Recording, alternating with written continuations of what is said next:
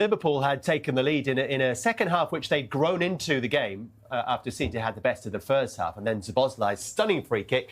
You wondered if that might be taking Liverpool on the path to victory. First of all, we're going to have a look at the foul that led to the free kick, which is 30-plus yards out. Let's have a look at this. City weren't happy with this at the time. Was there much in that? Soft, isn't it?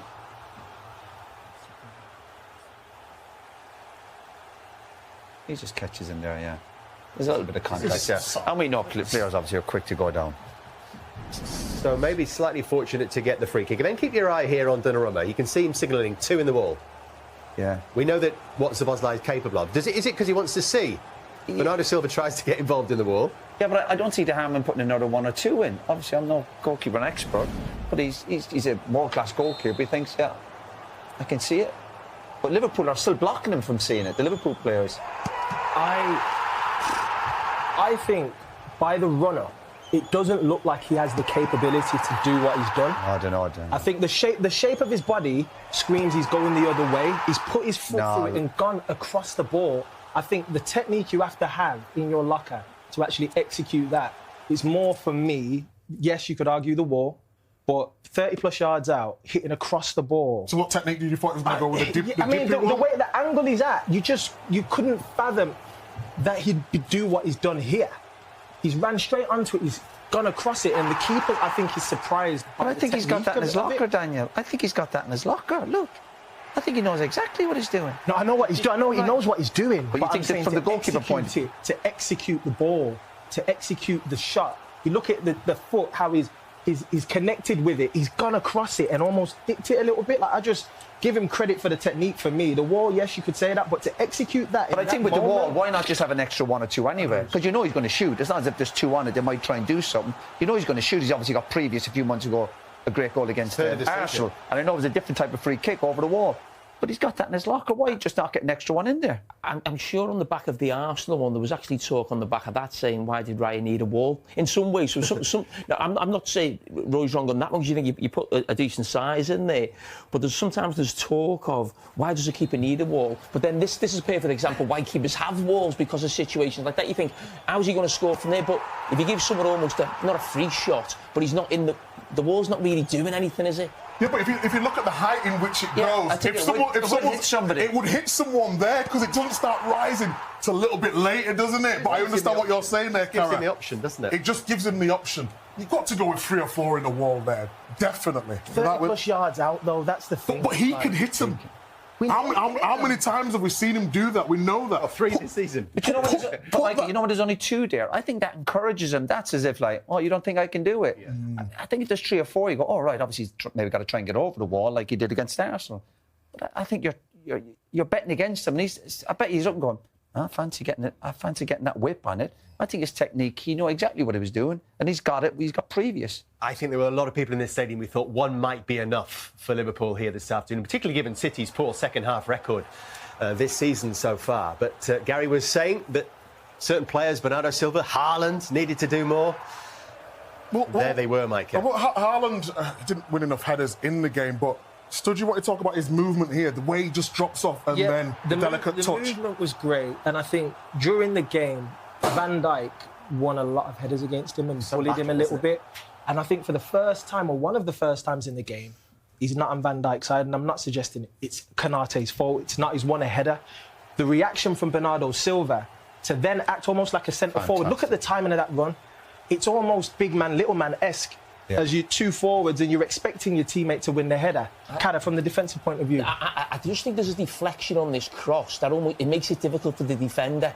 Because when you're coming towards the ball like Haaland is, that deflection, whether he read it just a bit, but there was no way Konaté could ever win the header. He couldn't get there in time, and it was just... Listen, I wouldn't put too much blame on Liverpool. It was just a little bit of luck. It takes a deflection, he gets the header first. Could Van Dijk see the runner, but... It was only the 4th time in the game that Haaland had won a header, and you were saying, actually, while we were watching the game, that if you were in his position, he's having that real tussle with Van Dijk. Get yourself away from him. Get away, mate. Sometimes you have to say, all right, he's getting the better of me. Let me go and have a wander over there for 5 minutes. Let me see if I can cause this guy a problem. Because I do feel that psychologically he has a lot of respect for Virgil. You can see the way they're playing against each other. I think they shook hands at half-time and you're sort of thinking they have a lot of respect for each other. And I think sometimes you want to see a different picture. And he was seeing the same picture for the majority of the game, staying on Virgil's side, whether the manager told him to do that, that's potential that he did. But give it the team another picture, give the opposition another problem. And I think the one time he did it, he wins a header and there's a goal. It was the only time, just had it confirmed, the only time he contested an aerial duel with Konate in the entire game. And Jamie was saying that the deflection didn't help Konate out at all. What about the penalty? Into stoppage time, Jamie. Listen, you just cannot believe it. A goalkeeper of that quality makes that decision there. I mean, it's not like he's not going to be able to cross the ball. It's actually too far ahead of him. All he could probably do there is knock it out for a goal kick. Nunes, really, and it's just made a crazy decision. Listen, we see goalkeepers make that mistake. And when see from this wide angle, sorry, Jamie, the ball is still in play when the foul is committed, which they've told us is relevant to the award of the spot kick. It's just madness to find himself, make that decision. He doesn't make too many. Listen, what a goalkeeper he's been, but obviously it was a huge mistake. But I think it's one of them with Jimmy, with the goalkeeper sometimes. I know he's an experienced goalkeeper. It's almost, they get bored sometimes, even in a big game. You say to keeper something, mind your own business. That had almost nothing to do with him. He almost went looking for trouble. Crazy decision for an experienced goal. If a young goalkeeper done that, you'd be saying, all right, lack of experience or whatever, and naive.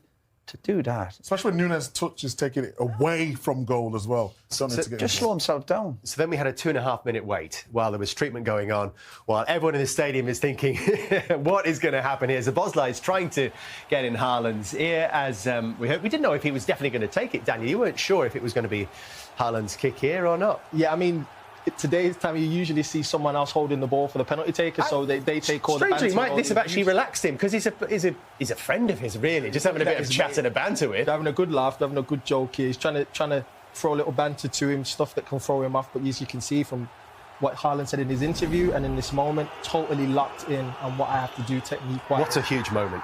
Yeah, and it was driven low.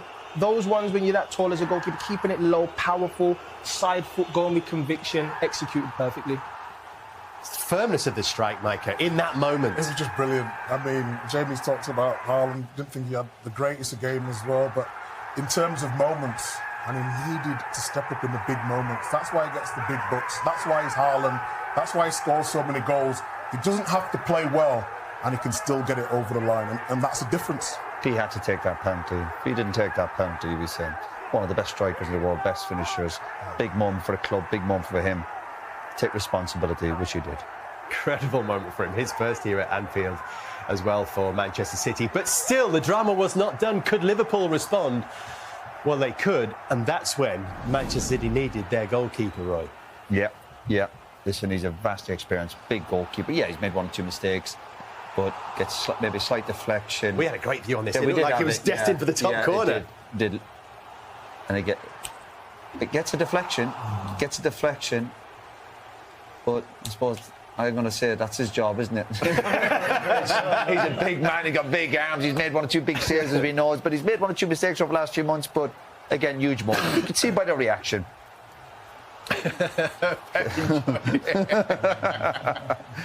Yeah. Great shot. It's worth seeing again, because it might well be a pivotal race when we get to the end of a pivotal moment, Jamie, when we get to the end of the season. Well, listen, at the start of the season, I didn't think there was any way Manchester City could win the league because of the goalkeeping situation. No one wins a Premier League without an absolutely great goalkeeper. And there's no doubt, listen, he's a Champions League winner, what he's done in his career with Italy, winning the Euros.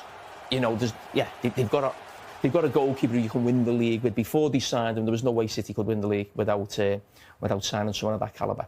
Brilliant performance at the perfect moment for Manchester City as well. But we still weren't done with the drama, because then Manchester City are going on the break because Alisson has decided he's going to maybe score the equalising goal, having conceded the penalty. So there he is, the man in green. Cherky from his own half actually thinks he might have scored here. But watch the tussle between Haaland and Szoboszlai. This is amazing, wasn't it? So the officials are saying they have no choice on this. You see the foul from Szoboszlai on Haaland outside the box, but then Haaland returns the favour by pulling back Szoboszlai, which cancels out the advantage. So they say they have no choice but to go back to the first infringement, which is Szoboszlai here on Haaland, going through to score. And that is denial of a goal-scoring opportunity. And it's just such a shame, isn't it? Because it was a moment that nobody really wanted. No, but I think, referees get a lot of stake in VAR, but they've applied the law. So what they're supposed to do, we want to see another goal from Shirky. Of course we do. But he's tugged him, so it is the right decision, no matter where you look at it. I mean, we want to see Shirky get that goal. I actually think Shirky could hold on a little bit more and then pass to Haaland. I think that was the initial problem. But then, Szoboszlai, is it going to be 3 games? Did you have that Well, I confirmed? think normally, our information is it's 1. Denial of a goal-scoring opportunity is normally 1. So that is our information right now. So that would be the Sunderland game that Jamie was talking about midweek. It was great. It just added to the drama at the end of it, and obviously had no effect on the result. If I'm Cherky, I'm fuming. But listen, I go back to it. It's a stupid decision by Szoboszlai. For me, you just let it carry on and the goal goes in, and I don't think anyone's complaining, but it's absolutely daft from him. Because he's got time to think as well, he's running back. Does the goalkeeper have to be up there, Jay? This is what Haaland thought at full time as well. Why did Cherky not pass to Come on, him? run after him. Run after him. Film him. Got booed all the time. Go film him. Go film him. Come on. He's there. Why did not Cherky pass to me? Well, there you go. Mike is right, isn't it? He had a quiet game because of the impact of the battle he was having with Virgil van Dijk, but he comes up with a key assist and the winning goal. Big game, and as we know, the top players, certainly it's just about moments. Sometimes you got a goal and an assist, and they'd be satisfied because that obviously affected the game and the result and the goals involved. And I'd have Haaland's had tough times here, and he's had tough times against Van Dijk, but he stuck at it and produced magic at the end. That's all you can ask for. Is still very much on and alive for Manchester City. But, Micah, seriously, how much can one result, one turnaround, change the complexion here? Could one victory here, when it looked like City might be beaten, catapult them into favouritism for the title? I won't say favouritism. I think they've got experience within it. I told you before we started today, against Spurs in the first half, excellent. Against Newcastle, I saw signs of them being able to come up with this sort of performance. And that's why I said it. City's fixtures looks quite favourable, I would say. City could go on a run for 10 games. That's how good let's they have can a look be. at this. Could they win all of these? They could do, because they've done it before. Of evidence we've seen in the past. I don't think they're the team of the past, but what they've showed today against Liverpool at Anfield, especially when you go 1 down, have you got the character to come back in the game? And that's exactly what they did, and that's why I went strong. I was watching them. Everyone, we talk about stats, and we love stats. You boys especially love the stats. But when I'm watching them, the combination, especially that's what I was talking about, Mamouche and Semenyo as wide forwards, it was exciting. They're playing good football, and that's why I thought they could do something today. Why are you laughing at him? I'm enjoying it. Full of energy, isn't it? But it was. But as much as it changes things for Manchester City, surely also if you're in the Arsenal dressing room right now, it completely changes the thought process for them as well. In games that you might thought, oh, we're relaxed now, we won 4 on the bounce, suddenly looking a bit harder, like Brentford on Thursday. They can't let anything on the outside. They're in the driver's seat. They're in control of their destiny. That's what you want as a football player. You want to be able to feel like as long as we keep doing what we need to do, we're going to win the title. So I don't care if you win. You can win as many games as you want. As long as I do my job, that's all that matters. And I think that's the perspective that Arsenal have to have.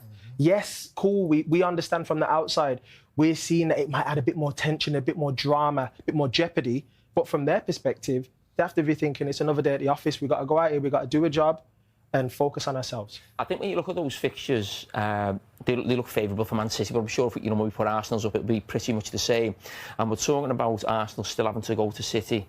I think the Carabao Cup final is a huge moment for both teams. And I think if Manchester City won that, psychological, because then a lot of talk would be, oh, man, Arsenal can't get over the line again, another trophy. Even if the sort of, if City could cut that by a point or two round about then and could beat them in the Carabao Cup final, I think psychologically that would be huge for sort of Manchester City in that run. And I think Arsenal are the best team. I think they've got the best squad. I still believe they'll go on and win the league. But I'm just thinking where sort of City can get a little, you know, a little chink at them. And for me, I think it's almost better for Man City that they're playing Arsenal than Chelsea in the final. You know, just for that reason, psychologically.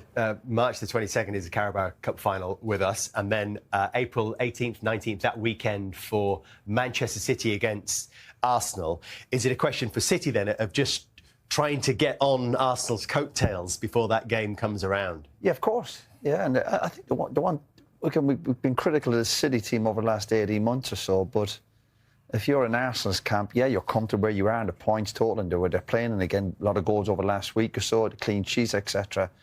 But you don't want to be looking over shoulder at Pep because they've got a history of hunting you down. That's the only. I still agree. I still believe Arsenal will win the league. But when you look over his shoulder, and today, when you see him, the Arsenal players would be at home. A lot of them would be watching the game, and the staff, and you see they're 1-0 down. City, you'd be going, there'll be an element to that, and you think, well, they might get a draw, and then to go on and win it, and you know, Pep. And I don't know, sometimes we do kind of write Pep off. We do go, has he still got that hunger, this City? Is it a rebuilding job? And he just mentioned they're still in contention to win a few trophies here. And they will try and hunt that Arsenal team down. Could it be a leaving gift, Micah? You said the club has a bright future? Well, yeah, I mean, with him in it, I think. We hope. Because it's been superb, hasn't it, Dave? It certainly has. Virgil van Dijk be talking about? Let's start with the positive. He still thinks this could be a very special season. Could you see that? Yes. I think the only way this becomes a special season is if Liverpool win the Champions League. I don't think winning the FA Cup is enough for a team who won the title the season before and then spent 450 million on new players. But Liverpool look a lot better in the Champions League than they do in the Premier League because the team is not fully equipped to go and win the Premier League right now. They can't handle the physicality that comes with the Premier League, but in the Champions League it's a different beast. And then once you get into the knockout stage, you get Anfield roaring on the front foot. Liverpool have a really good chance in the Champions League. Daniel, do you think former players, top players, have a responsibility to the current generation? Yeah, they do. I think I agree with him. What's the top player though? Can we? Well, if you don't think you won, then that's on you. I'm merely saying, I include myself in that. And I'm saying, for me, I think we do, because we've been the other side of it. We've experienced it. I experienced it as a player, and it don't feel good. What impact did it have on you? Criticism and outside noise? I mean, as you said, there's a difference between criticism, constructive criticism, and disrespect, and it depends on the level at which we believe, as the people on the other side, what we believe to be disrespectful, and how the player takes it is down to them. For me, I try to operate in a way of saying, like, how would I feel in this situation or in the moment? Because we've all been there, and I agree with him. We've all been there. We've all faced highs, lows in different moments within our careers, and it's important for us to give people the nuance, what it feels like to be in the dressing room, what it feels like to be when you're low, when you've had injuries, all of those things. Those are the perspectives that we all have shared throughout our careers. So I do agree with him. You know, we have a duty to the next generation, not just the current players, but the players after them as well. And how we go about that, everybody's different. So. Well, there's your man there. You criticised me when I was at Villa. At Villa, I had an absolute stinker. It was against Liverpool. I think we lost 6-0. And you said I wouldn't sign any of the Villa players. Did anyone sign you? No. No, there's a couple of things. But I think, you know, it was tongue-in-cheek. I think he's got a point. But I think because his standards have been so high and then they fell off, then people are going to criticise. I don't think we intentionally try to disrespect. I never do anyway. I never go personal. But for where Liverpool were last season, winning the league, to where they are now, we try to be constructive. And nobody likes to be criticised. But talking about when he mentioned the word top players, but the really good players are usually their biggest critics anyway. You know, you criticise yourself for your performances. And we were praising Liverpool all last season. Liverpool outstanding, absolutely brilliant. But when this time of the season, and when you're 17 points worse off than the league leaders, then you're going to be criticised. I think you have to suck it up. Yeah, I think there's always worry if it gets personally. I can see players getting upset.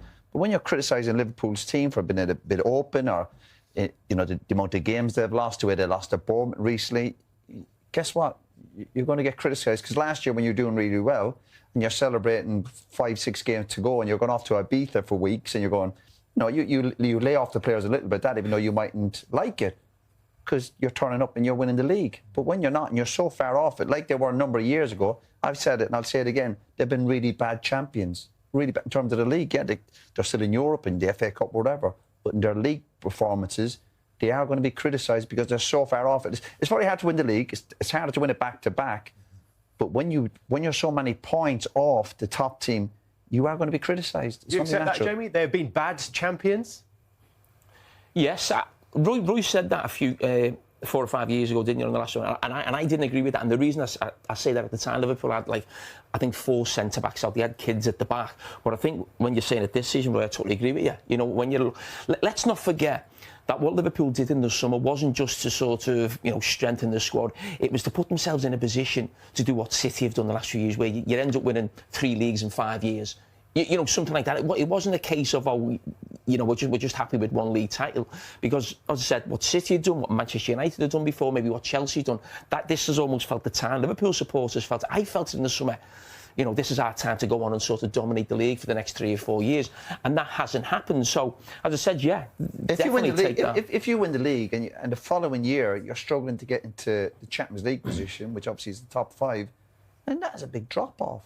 That is on the players. There'll obviously be, we argued a few weeks ago, there'll obviously stuff gone on and you're waiting for new players to settle in. There could be injuries. But that's all part of the challenge of being a big football club. And when we do Liverpool games, Liverpool one of the biggest clubs in the world. So part of their challenge is to deal with them challenges. And they've not done it very well. So is that criticism justified right now, Daniel? Which criticism?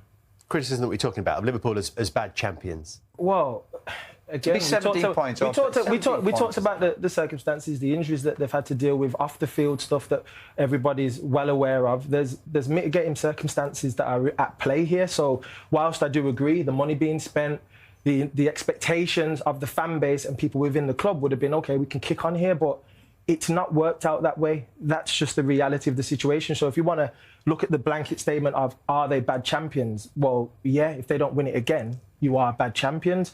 The thing for me in terms of the criticism, I think there's a difference again between criticising the team and to what Virgil was talking about being personal. Those are things like get rid of players. No, but hold on. But getting rid of players and he's not good enough for this and things like that. That's not. I don't know if that's our call to. I don't know if that's what bad champion if they're fighting for second or third spot and they're putting Arsenal under huge pressure week in week out. But to be 17 points off, that's a huge drop off. That's not a little drop off. Listen, it could be worse by the end of the season. That's my issue. I know it's hard to win a league title. It's harder to win it back-to-back. But when you're so far off it, that's my issue. Not that they're not winning the league, but to be so far off it. Second place is first last, though, isn't it? At the end, right? At the end, is we could talk about, unless you win the league the next year, to me, you're a bad champion. It doesn't matter if you finish second, you don't win it. Come on. We can reflect a little bit more with lots of time after the game today, and maybe Liverpool can make very positive noises here by beating Manchester.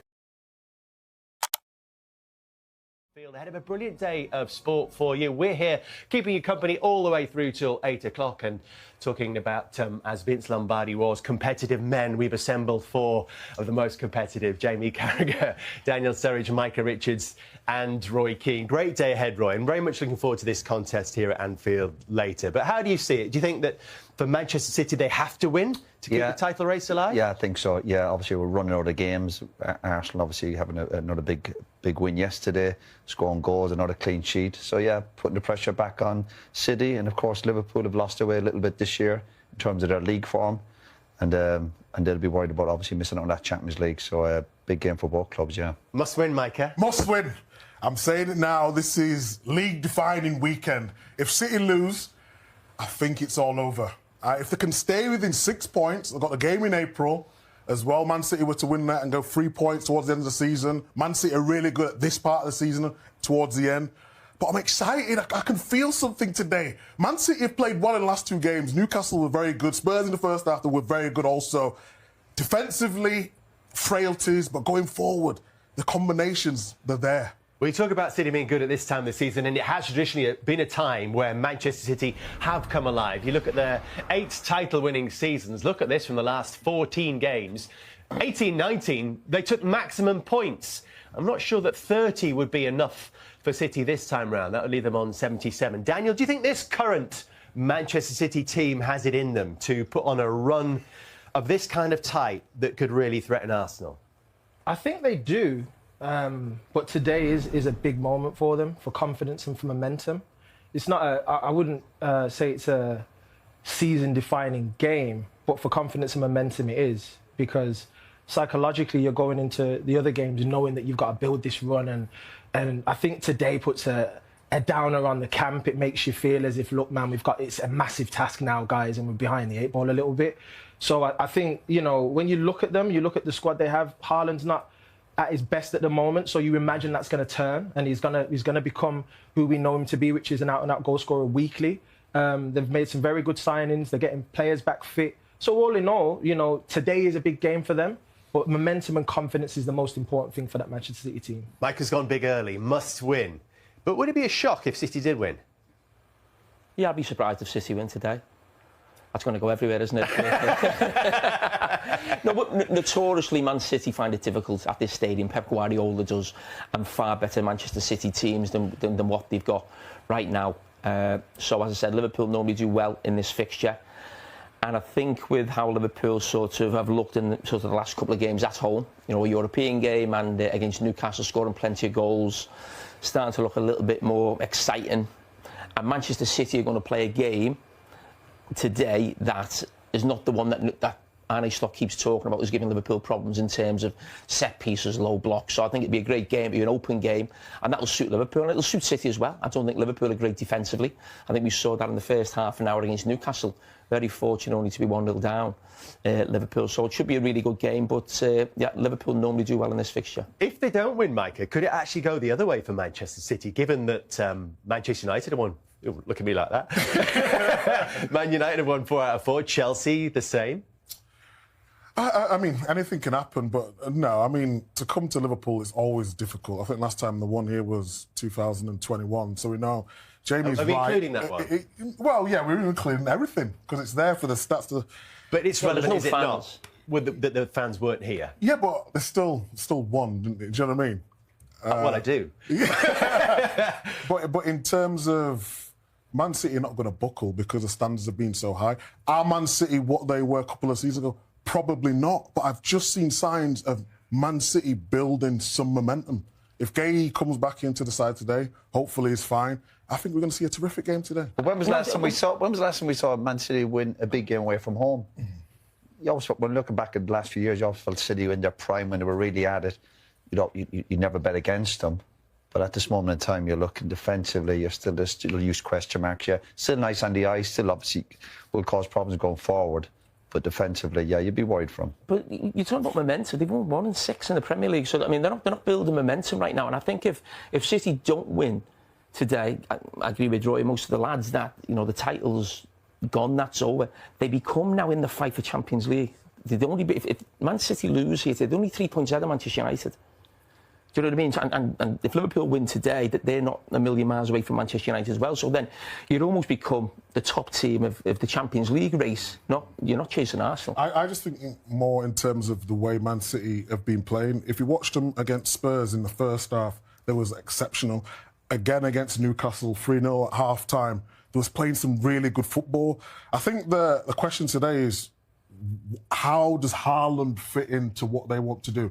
So historically, Man City win the ball back up high and very quickly. With Haaland, it doesn't seem to be working. When they played with Semenyo, and you did the game as well, and Mamouche, the difference in terms of them getting the ball back quickly and pressing high and the rotation, it was like watching Man City of old. Like I said, the conundrum... So would you put Haaland on the bench? No, I'm just saying in terms of when Haaland will be introduced into the game. If you want coming to Anfield and it's ferocious, maybe it is, you know, time to put Haaland and introduce it in the second half when the game opens up. I mean, it's obviously, I don't imagine Haaland to be on the bench personally. What I will say is, when you look at the signings they've made in Semenyo and Guehi, they've had joy playing against Liverpool as well as here at Anfield. So I think they're coming in with an edge to them, knowing that Liverpool are beatable. But look, it's a team game at the end of the day, but you'd expect that the players have to have big performances today if they want to get the job done here. Mike has turned up. He's gone big. Must win. Haaland on the bench.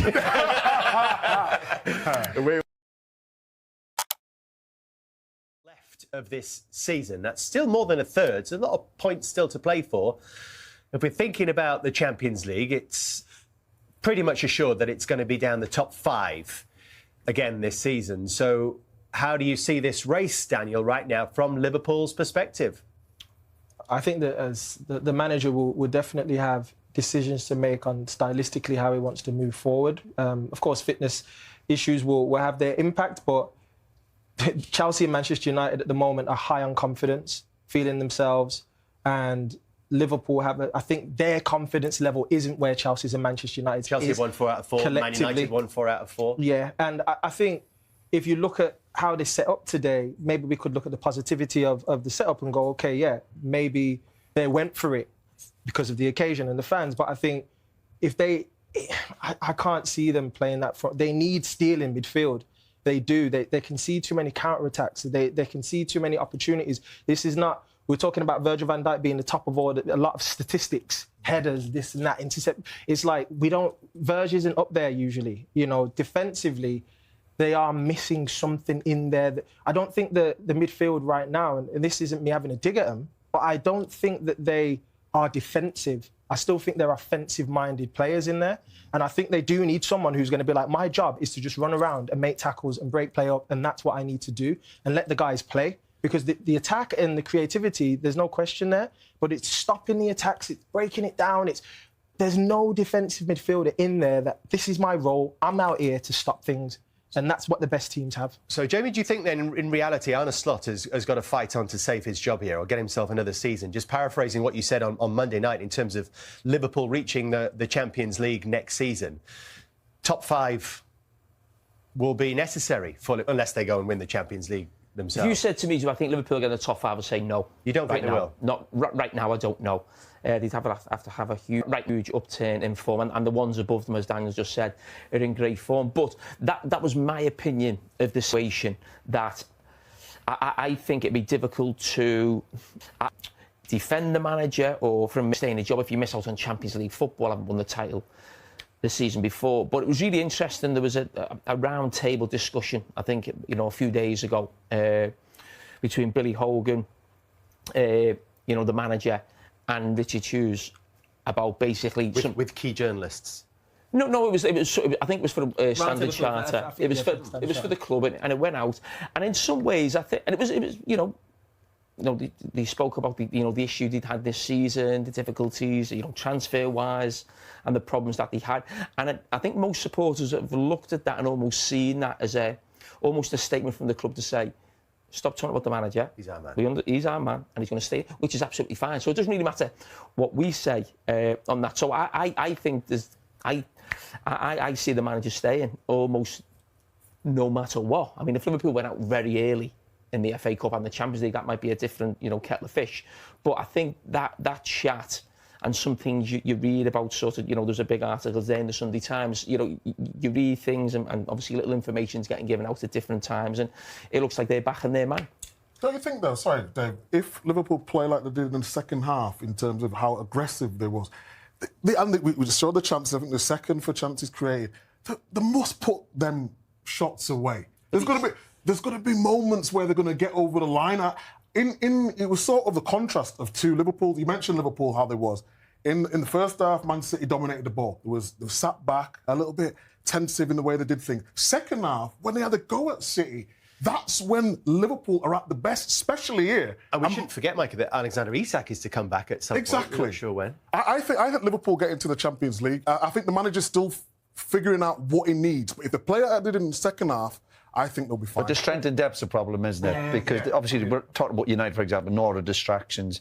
Liverpool have still cup competitions. And the manager said in his interview there when he didn't feel he had to make changes because the team were doing well, which they were. But when he did look over his shoulder, if he did want to make changes, the options weren't great. And that would catch him on. I think Liverpool have won 5 league games since September. So we're almost sort of how's he going to fix, or what team's he going to pick, or what's he going to do? continually sort of asking questions. Sunderland unbeaten at home still. That's Wednesday night. And then the next 3 are against teams who are currently in the bottom 4. But do you see hazards there, Daniel? Because they're games that Liverpool are expected to win. Any game in the Premier League is going to be difficult. So we can't, all opposition have their tools and things of that nature. Liverpool don't have a problem creating the chances like we've talked about. It's about taking them. The players that they've got up front are top players. We're used to seeing Mo score 15, 25, 30 goals. He's on, I think, 4 Premier League goals right now, so he's not at the level that he's been at. Ekitike's come in, he's done what he's done. He's got his 10 goals. Gakpo, he's not been as consistent as he has in the past. Isak's out, and I think collectively Wirtz is pitching in, but I wouldn't say he's a goal scorer, like you're gonna rely on him to score goals consistently. So I think all in all, when you look at the attack, you got Rio on the bench, a young player, and a few other guys. They've got to step up. These are top level players we're talking about, guys that the chances that are being put on the plate for them, you would expect them to score them. Maybe it's collective confidence too. Yeah, the confidence would certainly come into it. When you mentioned earlier, Jamie, about the late goals they're conceding, that'd be a reflection of the squad.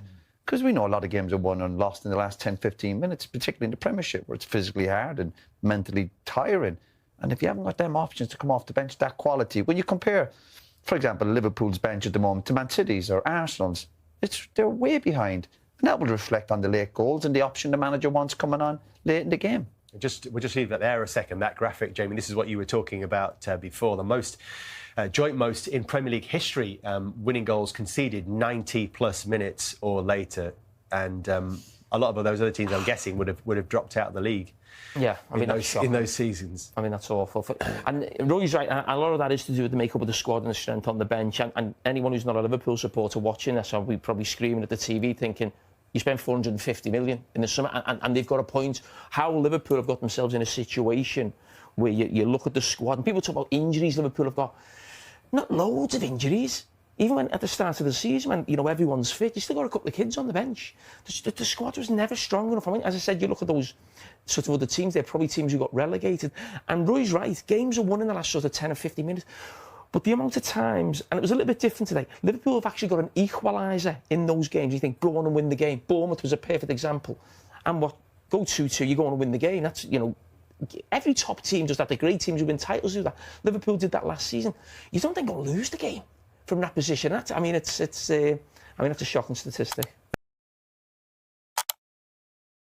We'll get to Szoboszlai's extraordinary free kick, the 2 turnaround goals, the incredible save from Donnarumma and the goal that never was, and the red card. That is all to come with us here. But first, what does it all mean? Roy, what does it mean? Huge result. Big lift for City. Obviously, we know the record here is not great. To be a goal down.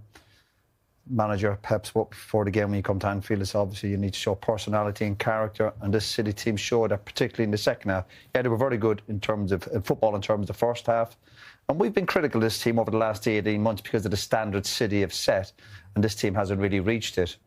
But it did today in the second half to show that desire, quality. The first goal was good. They got gifted the second goal, obviously, and it is more than 3 points today, I think. I think psychologically a big lift and a bit of a hammer blow for Arsenal, even though it's still a nice little lead. We're front to see Arsenal going a goal down, see City going a goal down. You think it's a long way back with their record.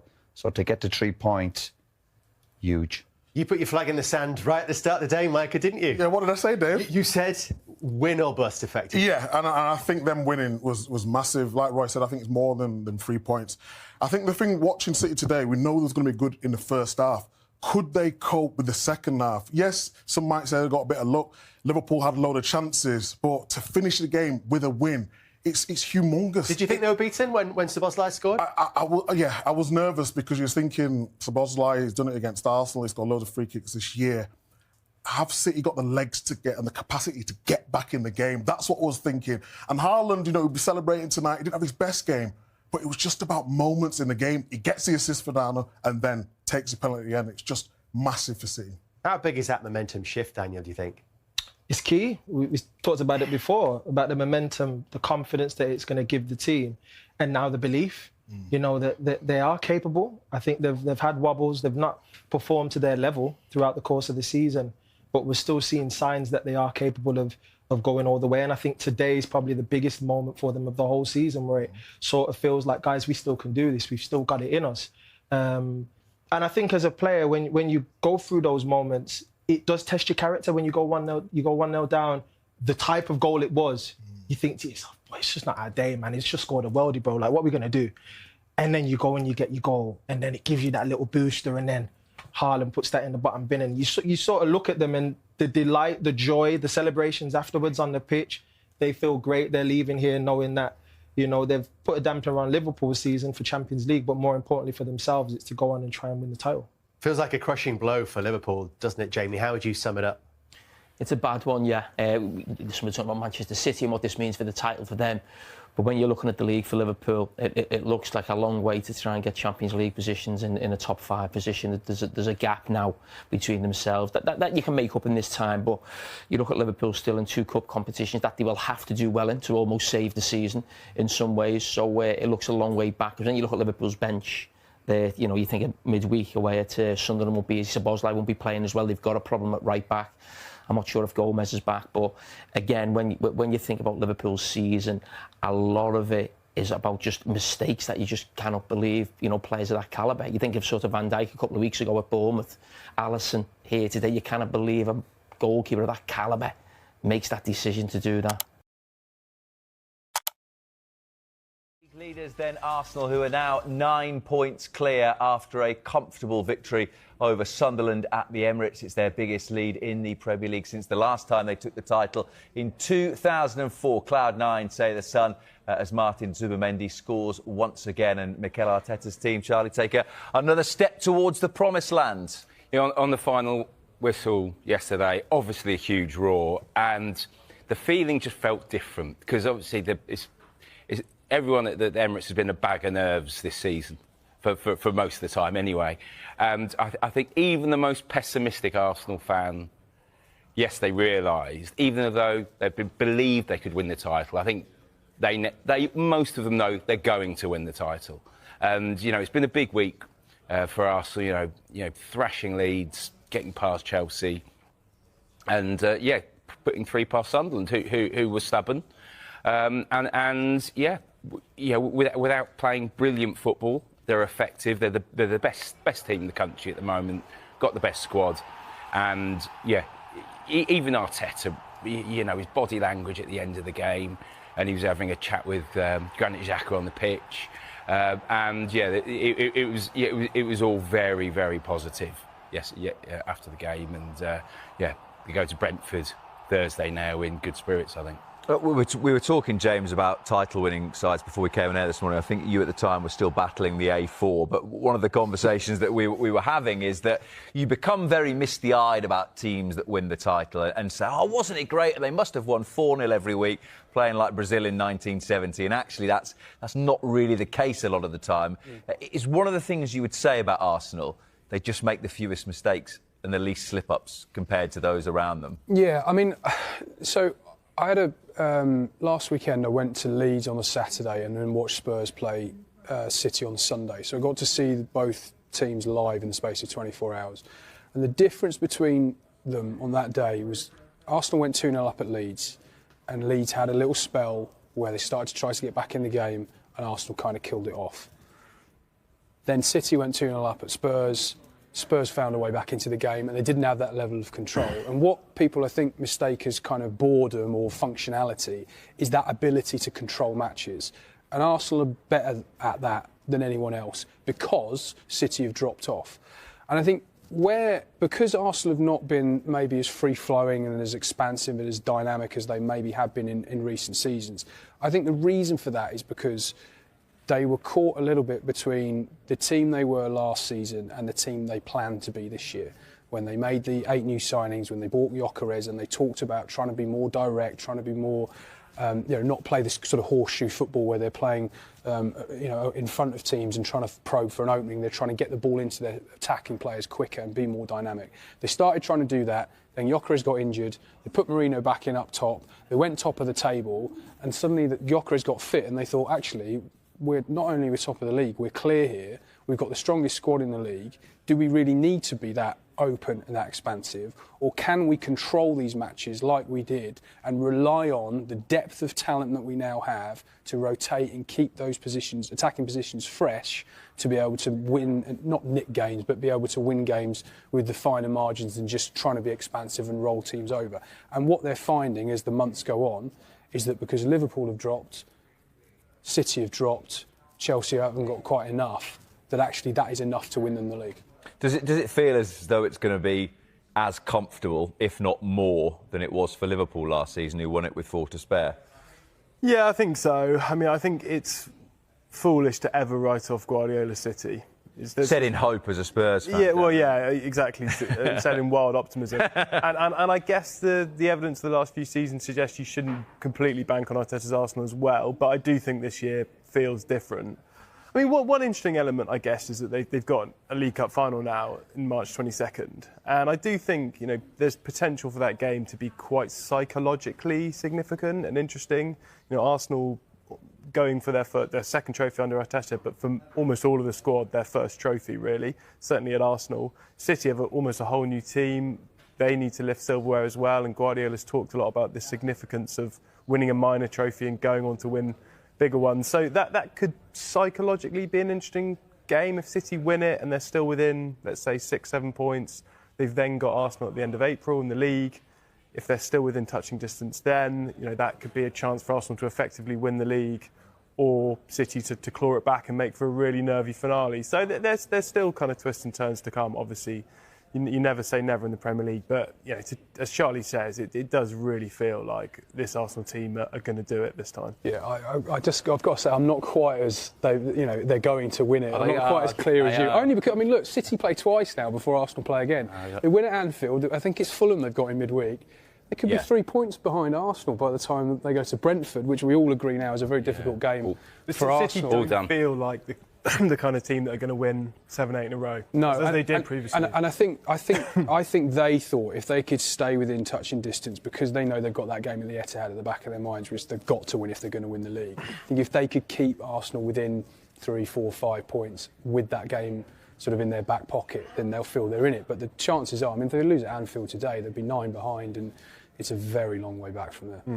You spoke to Victor Gyökeres yesterday. That interview will come out, I think, in tomorrow's papers. So without wanting to crash embargoes, what was his sort of mood? It's an interesting one. James was sort of speaking earlier about things not being binary, and often it's been too easy. He's had 0 touches in the first half an hour of a game, and he may not be the next Harry Kane, but he might be a significant addition to help Arsenal over the line. I really do, and so I disagree with a lot of people over this, and he's got a lot of criticism, a lot of it deserved as well. But they brought him in, and he's something different. And not all his goals are pretty. He shinned it against Leeds. Yesterday, he's falling over on one leg and scored it with the other. But the second goal was obviously he was in the right place to get the pass from Martinelli. He's got 6 goals in 8. And again, we mentioned off air, I'm not trying to compare with Thierry Henry and Dennis Bergkamp now, but... You did say earlier you think he's better than both of them. You're going to explain why he's more useful than Thierry Henry and Dennis Bergkamp. But he's got 13 goals in his 32 games for Arsenal, and in 32 games Henry scored 12 and Bergkamp scored 11. Now, look, they've all arrived at Arsenal having had very different journeys. Obviously, Thierry had a bit of a disaster at Juventus, and he was playing as a winger. And obviously, Bergkamp came from Inter Milan. But it just shows you that there was some patience needed, and I'm still not saying that Victor Gyökeres is going to achieve anything like those two. But equally, he's got an important part to play in that team. And, those that want him to be on the subs bench, they got that yesterday, and Suzu started, and... he didn't have a great performance. Gyökeres will score in all competitions, not the Premier League, 23, 24 goals this season. Steam coming off a few computers in the social media department there. Well, Charlie Wyatt calls him better than Henry. We're going to back this up now, James. No. Gyökeres suffers, I think, from a perception problem, and that is partly Arsenal's making. Because, as I mentioned earlier, I was on tour with him in pre-season when he came out, when he signed. And all of the chat around his arrival was, he's the man. He's our number 9. Finally, we've got a striker. He is going to be, you know, he took the 14 shirt, he took Henry's shirt. He didn't have to take that. 10 was free at the time. You know, and all the talk was, this is the man. Now, he's not the man at the moment. He may never be the man, but that's okay because he's a good option. And what we're seeing at the moment is somebody, yesterday I think was a prime example of where he is. Come off the bench when the game is stretched and you've got play. You know, when we talk about that direct football I was mentioning earlier, look at the goal. Oh, all right, it's a counter-attack goal right at the end of the game, but that's the kind of goal he wants to score. Breakaway football, simple, straight running, passes, finish. Nothing too complicated. That's where he wants to play his game. When you ask him to link the play, or you're playing against teams that defend in low blocks with heavy numbers, it's not for him, that. But he's a good option in a good team. He's not the talismanic generational striker that I think they wanted to paint him to be. Which was a mistake. Which was a bit of a mistake. And that's why I think he struggles from that perception issue. He could get 20 goals in the team that wins the title. What's wrong with that? And in terms of perception and kind of pressure, it was hard of him when Havertz and Jesus were injured, I think. Because then it was like, you're the main man. You know, you're the missing piece of the jigsaw. You're going to come in, be our number 9, score the goals. And now they're back. He doesn't have to start every game. The pressure's off to an extent, and I think that's going to suit him. Just a one-word answer from each of you then on that subject. If Arsenal get themselves to the Champions League final, who starts up front? Havertz. Gyökeres. Havertz. I thought we were going to say Jesus just for the sake of variety. We didn't. Let's talk City instead. Rory Smith's piece in The Observer has Guardiola really decided to leave. Reading the signs to divine the Spaniard's future has become a Premier League obsession. Where do you think they are, Manchester City, Dan, in their regeneration, which seemed to start last January? It does feel, in terms of Guardiola, as if it's coming to an end. There's plenty of whispers about that. There was speculation he could go last summer. I think, even in terms of the way he's, speaking out about subjects beyond football, people have made the point that he looks like a manager who's wanting to use his platform while he's still got it. I think, City have made positive steps toward building a new team. And as I touched on, it's almost a completely new squad. And guys like Semenyo, Mamouche, Gueye, they haven't won anything significant with City. So he has refreshed the side. They are still in transition to an extent, so it's perhaps no surprise that they're not hitting the levels they managed over the last few years. It'll be a tremendously difficult act to follow. Like, I wouldn't want to be the manager coming in after Guardiola. I'd probably want to be the manager after that. But I do think they've, made some good steps toward building a new team, which I think is, a lot of top managers will tell you that's the hardest thing to do. You can build one great team, but building another is, is significantly harder. And City look like they're on the way to doing that. Yeah, I could certainly see this being his last year. He's going to want to win something. If it's beyond him in the league, they've got the League Cup, still in the Champions League, FA Cup. So it's there for them. Part of the great aspect of Guardiola's tenure was that rivalry with Jurgen Klopp in the real peak eras of his time at Liverpool. Johnny Northcroft's piece in the Sunday Times today, Charlie. Slot's biggest problem at Liverpool, he's just not Klopp. When you listen, it strikes you that the biggest problem is he's simply not Klopp. He's quite far from Klopp. He plays Pep ball, not the antidote to Pep ball. His nature is to be measured and analytical, impassive in the dugout. He wouldn't turn up to a press conference in a leather jacket. I'm not sure which of three of you would turn up to a press conference in a leather jacket. But you are, I'm going to say, with respect, the most senior amongst us, Charlie, that you can maybe remember parts of the transition from Shankly to Paisley and there may be similarities which Johnny also touches on in this piece. Yeah, I am indeed old enough to remember Liverpool in the 70s. That's the other way of putting it, yeah. Find your walking stick. Yeah. I think my second ever game was Liverpool winning 5-3 at Norwich. And I remember the Paisley team and Johnny's made the point, that when Paisley took over from Shankly, it was met with sort of a shrug of the shoulders and the media weren't really behind, Paisley's football or just the appointment. But he's obviously quite rightly remembered as an absolute true great. But it also brings us on to, the argument about, people remember winning teams and then you can rewrite history about how entertaining they are, which is why Arteta won't care where they are at the moment because, Liverpool in that era being, dominating Europe as well as England at times weren't that exciting to watch, and they got criticised for the back pass, and that rule was changed in '92. But yeah, Paisley was a great, and yeah, that's the problem that Slot's got. I thought his comments in the week were curious when he started sort of talking about wanting to be known for, good football, more important than winning. Because, last season he won the title by making, a change. And that was, they were a little bit more cautious. Still a brilliant team and deserved to win, but it wasn't quite the heavy metal Klopp football, was it? And so Slot deserved, got a lot of praise for that. So I thought his comments this week were odd and sort of a man under a bit of pressure, I think. Are you surprised at how sticky it has looked at times this season, or because of the overhaul? I think when we were talking about Salah earlier, we touched on the loss of Trent. We must never forget how mentally they'll all have been affected by the passing of Diogo Jota, but other players like Luis Diaz leaving the team, and some of those that have come in have taken time to settle, and Florian Wirtz is probably the prime example. Yeah, well, look, I think what we're seeing this season with Liverpool is what we thought we'd see last season with Liverpool, which is new manager comes in, how is he going to change it? There's a bit of uncertainty, they're not used to his methods. How is he going to take the team forward? And of course, the genius of what he did last season was, he as Charlie said, he tweaked the team. He didn't overhaul the team.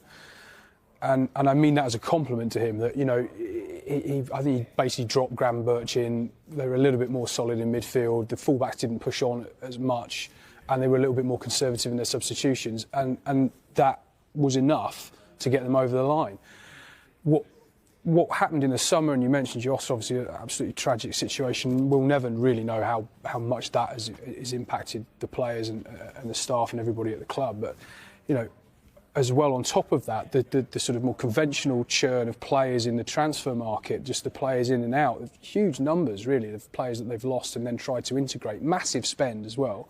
Everybody thinks, 450 million, brilliant, they've won the window. Right, well then you have to go and make a team out of that.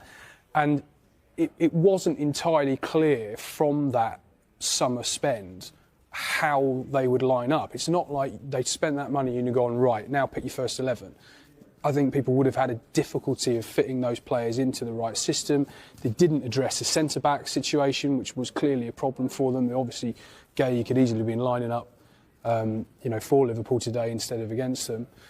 And that was a hole that they left in the team. And you sort of think, well, actually, maybe they've slightly imbalanced the side with the summer spend that they've had. So, I'm surprised that Arne Slot's getting as much criticism from supporters as he is. I suppose it shouldn't really be in this day and age, but I think there just needs to be a bit more recognition of just the level of change that has gone on in that club in the last 12 months, and on top of the fact that he is currently, as we sit here now, the Premier League champion, and that should carry some weight. The one success of the summer recruitment has been Ugo Ekitike, and there's been some glowing endorsement from Michael Owen on Ekitike. It's a good piece as well from Paul Hayward in The Observer about him.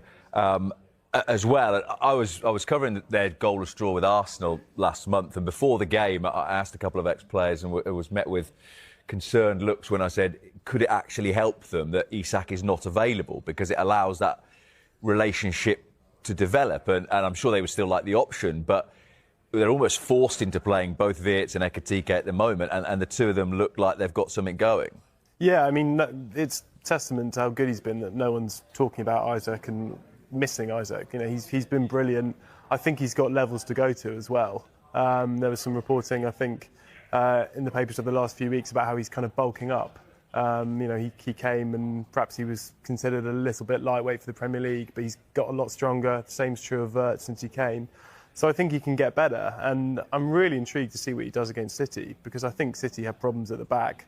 Diaz was on the bench midweek in the League Cup, so he might be back in the side. Gay will be eligible again, so he should be back in the side. But they've obviously got some issues at the back, and I think Ekitike could, if he's at his best, bully them and perhaps deliver that kind of real statement performance in the Premier League. So, yeah, he's been brilliant, and I think so far he's given all the business they did.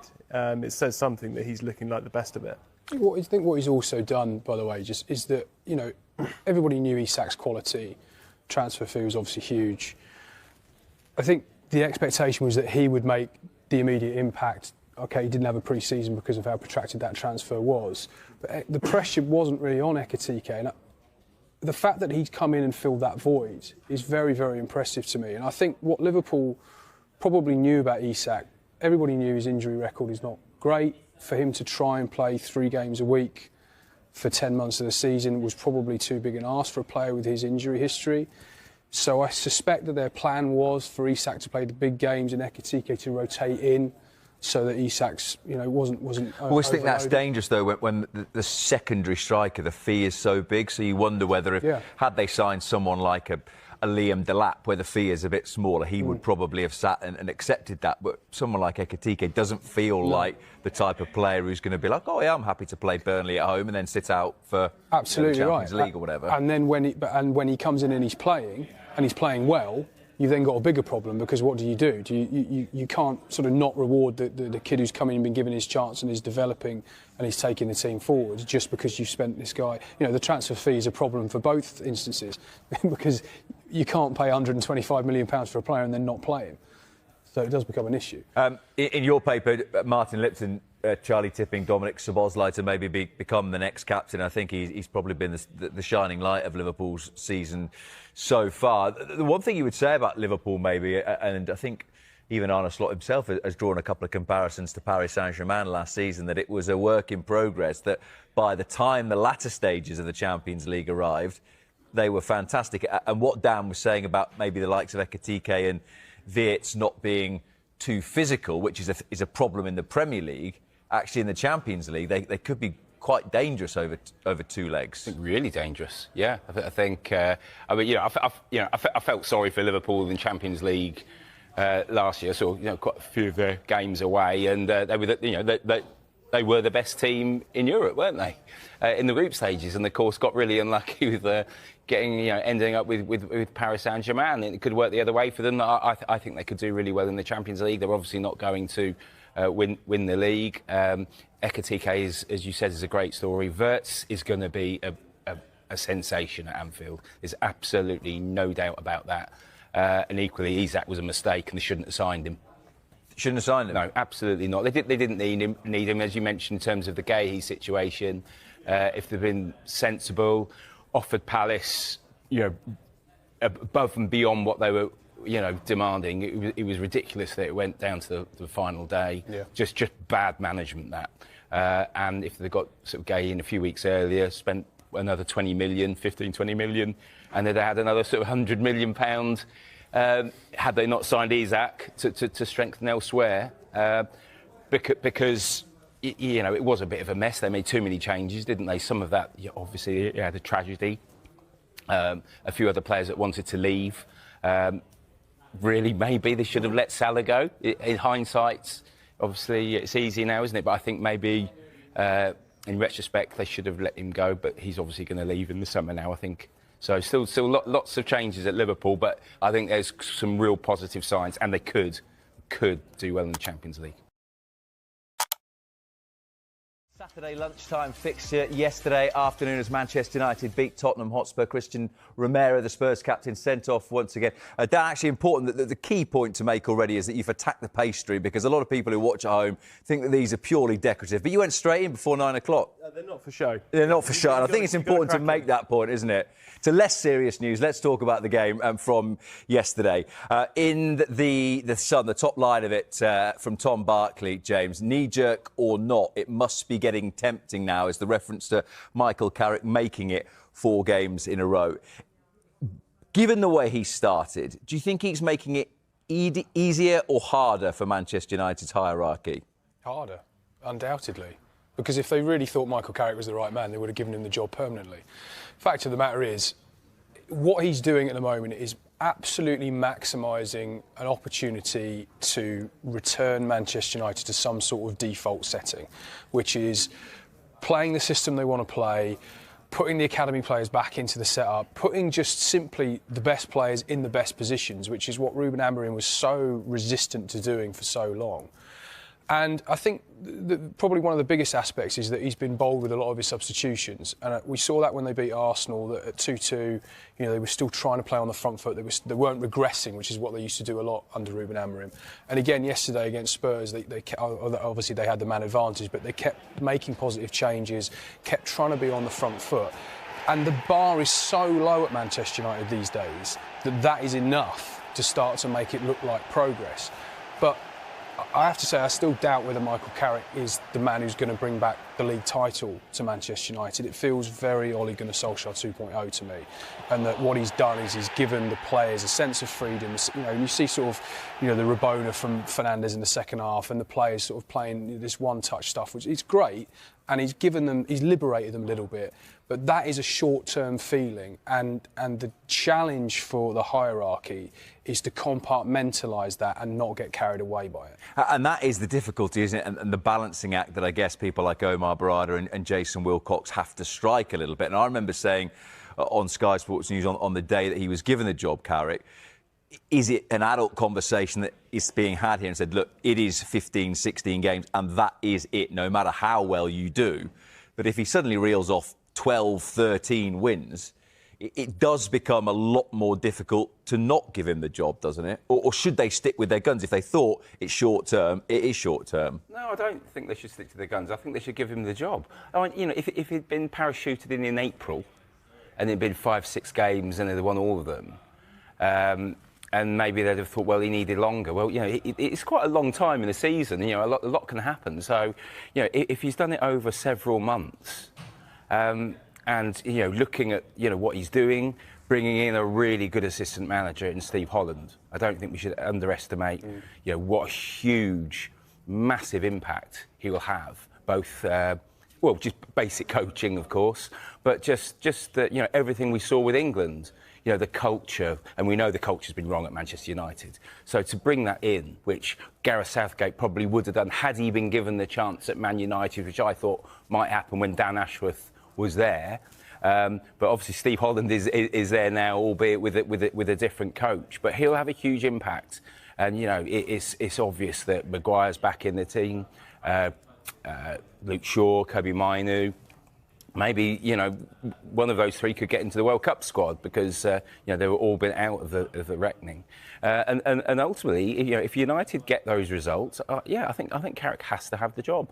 It's interesting that James was talking about it being Ole Gunnar Solskjaer 2.0 and the quotes from Bruno Fernandes says Michael has won everything here. He knows what it means to the fans, he knows what it means to the club and knows how much you need to win here. I think that adds something special to the team. And the criticism was when, firstly, it was Darren Fletcher, then it became Michael Carrick, that this is just the Manchester United routine, that any time something goes vaguely wrong, you think, well, someone who knows Fergie slightly, just give him the job for a bit and it will go back to the good old days. Yeah, I noticed Roy Keane saying he wouldn't give him the job even if he won every game between his appointment and the end of the season, which I think speaks to this anxiety that it's going to be Solskjaer 2.0, to James's point, that they've been here, they've kind of done this and it didn't work. I noticed United didn't give him the interim tag. They didn't say Michael Carrick's the interim manager or head coach. They said he's the manager until the end of the season. So they've left themselves some wiggle room there perhaps to make that appointment and just extend his contract if it goes really well. I think we have to reserve judgment because he has been a breath of fresh air. It is new manager bouncy, I think. He's freed up the players. He's played people like Fernandes in their proper position. So no wonder Fernandes is giving him a ringing endorsement. He's back at number 10. He's put faith in academy players. He's brought players back in. So he's done a lot of simple things to dramatically improve the side.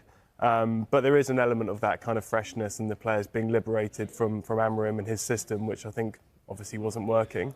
So let's see how it goes. But they've got a 40-game season. I think they should be targeting second. They've got the time on the training pitch that we talked about with Amorim a lot, but I think Carrick will probably use that better than Amorim was doing and would have done. So look, let's see how it goes. And I think, to Charlie's point, if they keep winning, it'll be very hard not to give them the job. Is the counter argument to that what he's actually doing is returning Manchester United to the mean? That if we all did our 1 to 20s at the start of the season, you probably would have said somewhere between 3rd and 6th is where they would be. Well, let's not forget that near the end of Amorim's time at United, he went to a back four briefly, and they actually looked all right. And then he went back to the 3. And I like Michael Carrick, and I want him to do well. I'm glad he's doing well. But he's not the man long-term for Manchester United. As in someone who can deliver a title? If Manchester United want to get back to winning titles, they've got to look to a bigger name than Michael Carrick. What you're seeing now is a product of a team that is being well coached, and Charlie's absolutely right. Steve Holland is the best appointment they could have made in that coaching staff, really, alongside Carrick. He's, there's a clarity of thought. There's an important kind of distinction there with the culture of what you can see now versus what you can see before. And look, Michael Carrick knows the club, United DNA, all that sort of stuff. It is a factor. But this is a short-term bounce. This is a club that's been through this process before with Ole Gunnar Solskjaer. They know how this plays out. They will reach a ceiling with him, and it won't get any higher than that. They've also been through big name managers before, though, and it hasn't worked. Yeah, but this is why I don't necessarily see the argument of like a sort of a Carlo Ancelotti coming in as sort of figurehead, unless you've got that is a team that needs to be coached, and it also is a team that needs to sort its recruitment out. And they also are playing one game a week at the moment. They're going to play 40 games this season, the fewest they've played in decades. They've got a single purpose at the moment, and that really, Michael Carrick that's what I meant at the start, is by maximising this opportunity. They have a single purpose, one competition, one game a week, one focus. And Michael Carrick is absolutely getting the best out of United at the moment in that environment. When you go back to 3 games a week, to trying to win silverware, and the margins get tighter at the top end of the game, that's where you want someone with that pedigree to get United back. But I just feel Carrick is the perfect moment for now, but not for the future. But in terms of, we're all sort of, looking at is history repeating itself with Solskjaer, aren't we? Equally, you could look at Arteta, and he's been brought in at Arsenal. He's not managed before. Obviously assistant to Guardiola, or just because he was Pep Guardiola's assistant doesn't mean that he was going to be a great manager. We didn't really know. So he's more inexperienced than Carrick. And obviously Arteta didn't have the experience of Steve Holland. And he's obviously been given a lot of money, but he's been given time, and he's going to win a title. So, there is a sort of a counter-argument to the Solskjaer comparison, isn't it? That if he is good enough, and obviously we've yet to find out Carrick, but I think his lack of experience doesn't bother me when there are more sort of inexperienced managers being given time at big clubs. I guess there is also the counter argument that just because there have been big name managers there before that haven't worked, that's not to say that if they went and now they're planning properly and thinking that there is this moment now where Michael Carrick takes it to the end of the season, he gets them into the Champions League as he perhaps should with the squad he's got, but really the focus is on getting someone like a Thomas Tuchel or a Ancelotti or whoever it might be, because everyone knows that there could be this huge market for elite managers once the World Cup is done. Yeah, I mean, the first thing I say is, like, United finished, 15th or 16th last season? 15th. So, the suggestion that their kind of rightful place in the pecking order is sort of 3rd or 4th, I think, that's probably a sort of antiquated view. Like, that would be a massive improvement for him to get them up there. Albeit they spent a lot of money in the summer. So I think that would be a good finishing position for them if they can get back in the Champions League. I think there are inherent risks with like any managerial appointment, and you look at the managerial market right now and it's not great. I think it will improve after the World Cup. As you say, Tuchel, possibly Pochettino, possibly Ancelotti, people like that could come on the market. But United won't be the only club in for a new manager in the summer. There's a lot of talk about Pep Guardiola's position at Manchester City, Slot at Liverpool, Thomas Frank at Tottenham, maybe even Eddie Howe at Newcastle as well. So there are kind of no guarantees. As I said, I think we've got to wait and see kind of how Carrick continues to operate, how it goes. But so far, so good. Let's say the opposite to so far, so good, Dan, and move on to Spurs. Martin Samuel's piece puts juice down, ready to make serious points about Tottenham. Romero isn't a rebel or a hero. He's a liability who should go. Martin goes on to say, Romero isn't the outspoken champion of the resistance at Tottenham. He isn't a rebel or a hero. He's a liability. This was the 6th sending off of his Tottenham career, a dereliction of duty for the club captain, as he is now. He had a lot to say during the week. Can you get away with saying quite so much if your own performances aren't up to scratch? At the moment, he's a nightmare on and off the pitch, I think. And I would kind of separate the two things. I think I have mixed feelings about him calling out the club, as he's consistently done and as he did just after the transfer deadline. I think that's not a great look for a captain, obviously, but there is an accountability problem at Tottenham. It's not just at Tottenham, it's across the Premier League. Executives, owners don't speak enough. It's very hard for us in the media to hold these people to account because they don't open themselves up to accountability, and it's difficult in other ways for supporters to hold them to account. So if someone like Romero, who's got clout and status among the fan base and is a World Cup winner, feels that standards are slipping, then I don't have a huge problem with him coming out and saying that. The problem is, and Martin Samuel makes this point, when Harry Kane was calling out standards, he was holding himself to impeccably high standards. You know, he was brilliant on the pitch.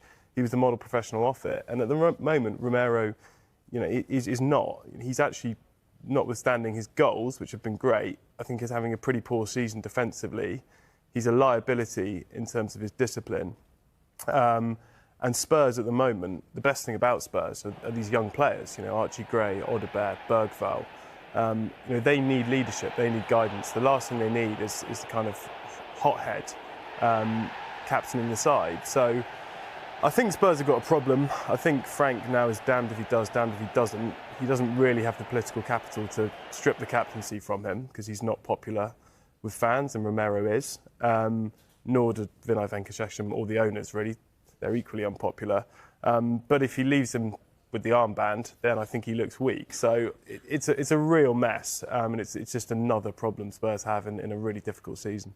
Just on what Dan was saying there about the reason for Christian Romero doing it, and it's sort of being seen as, oh, he's taking a stance because he feels standards are slipping. It's the counter-argument to that.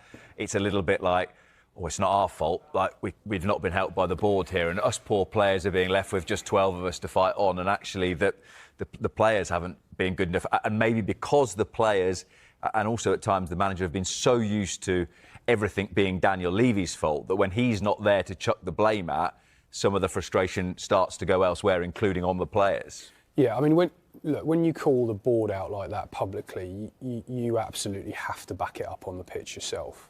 And Romero's not doing that. I wonder, and I don't know this, but I wonder whether there have been certain promises made to him that he feels haven't been kept.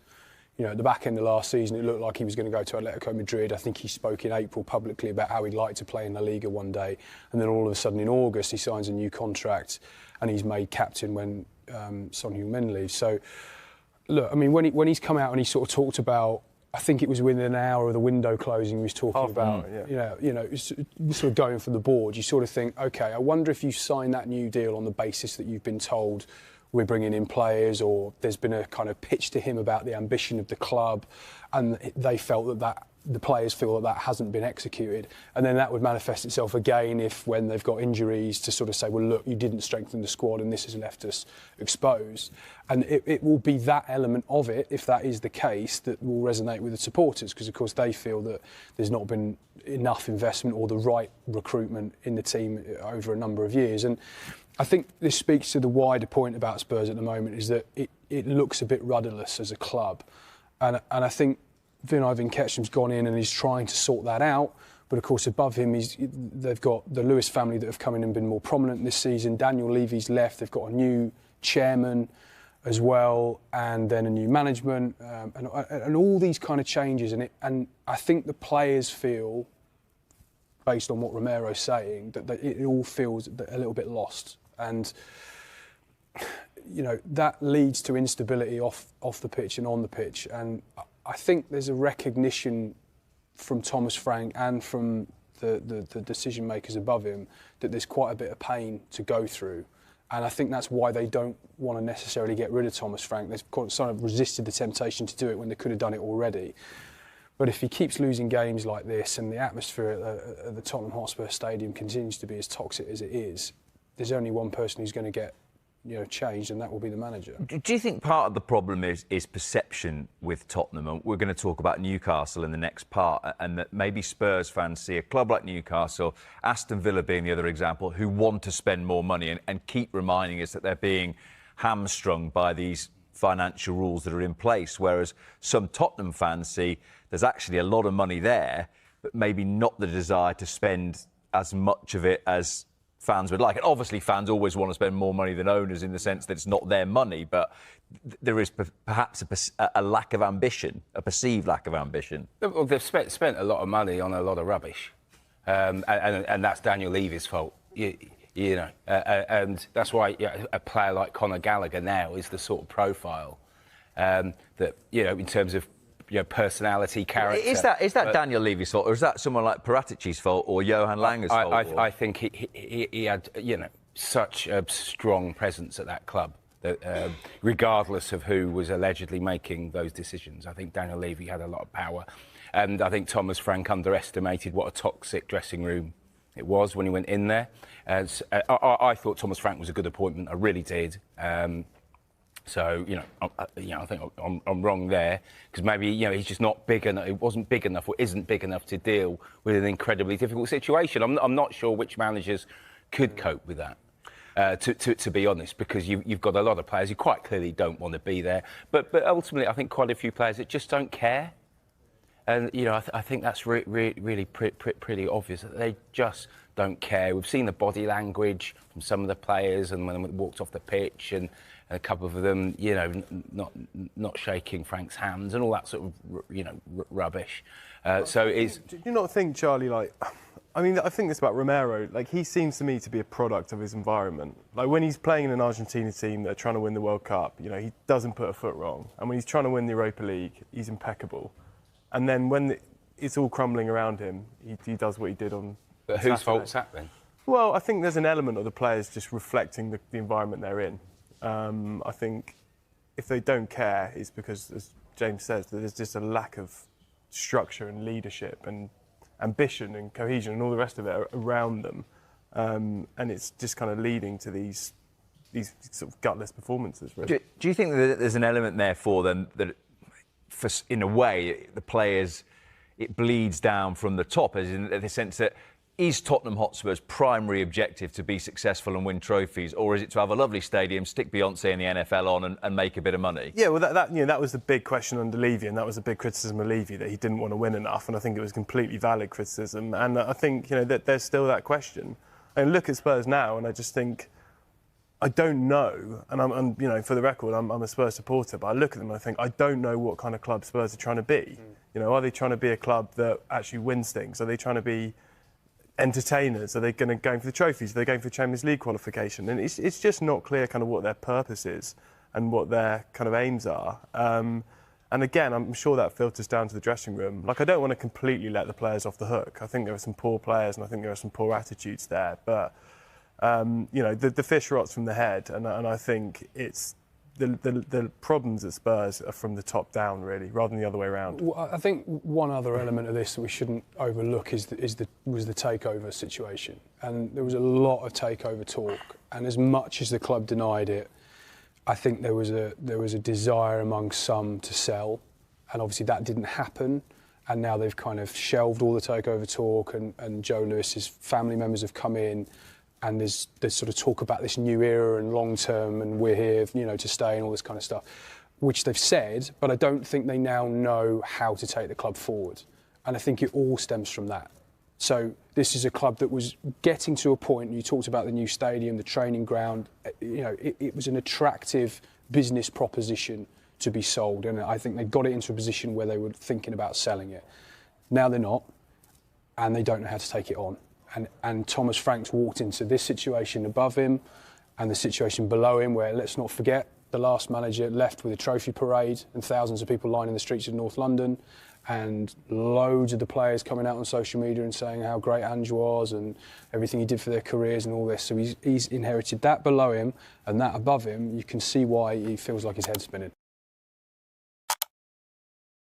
So much for joining us today. First of all, huge congratulations on reaching yet another final. Just how much are you enjoying, and what are you enjoying about this season in particular? Well, it's not a flat season. There are bumpings, good and ones, but it's normally defined today the seasons. Up next, Anfield at the weekend. You don't have much of a chance to reflect on that before straight to the next game. I wanted to go at this more from a tactical viewpoint, because I think when you watch Liverpool and Manchester City over the years, they've always brought some of the most interesting tactical battles. If we go back to your early days, Klopp, Guardiola, that battle, what do you remember from those early matches facing some of those Liverpool sides? So tough, so difficult for both sides, and it was so tight seasons and competitions, but it was I would say really good in many things, and I think both teams helped to the Premier League be a better place. So that I don't have any doubt. So both were proactive, both tried to make the fans and the football enjoyable, and I think we did it. What was it tactically that made them really good matchups when you think about how those teams played? We could say 2 hours talking, many things happened. So everyone has his own style. But reflecting that, both teams, you remember, Firmino, Salah, Mané, and Henderson's and Fabinho's, and the prime from Robertson and Alexander-Arnold, Van Dijk's, Kevin's and David Silva's and Fernandinho's and Agüero's, and have been companies and have been an unbelievable generation of players on both sides and making incredible teams.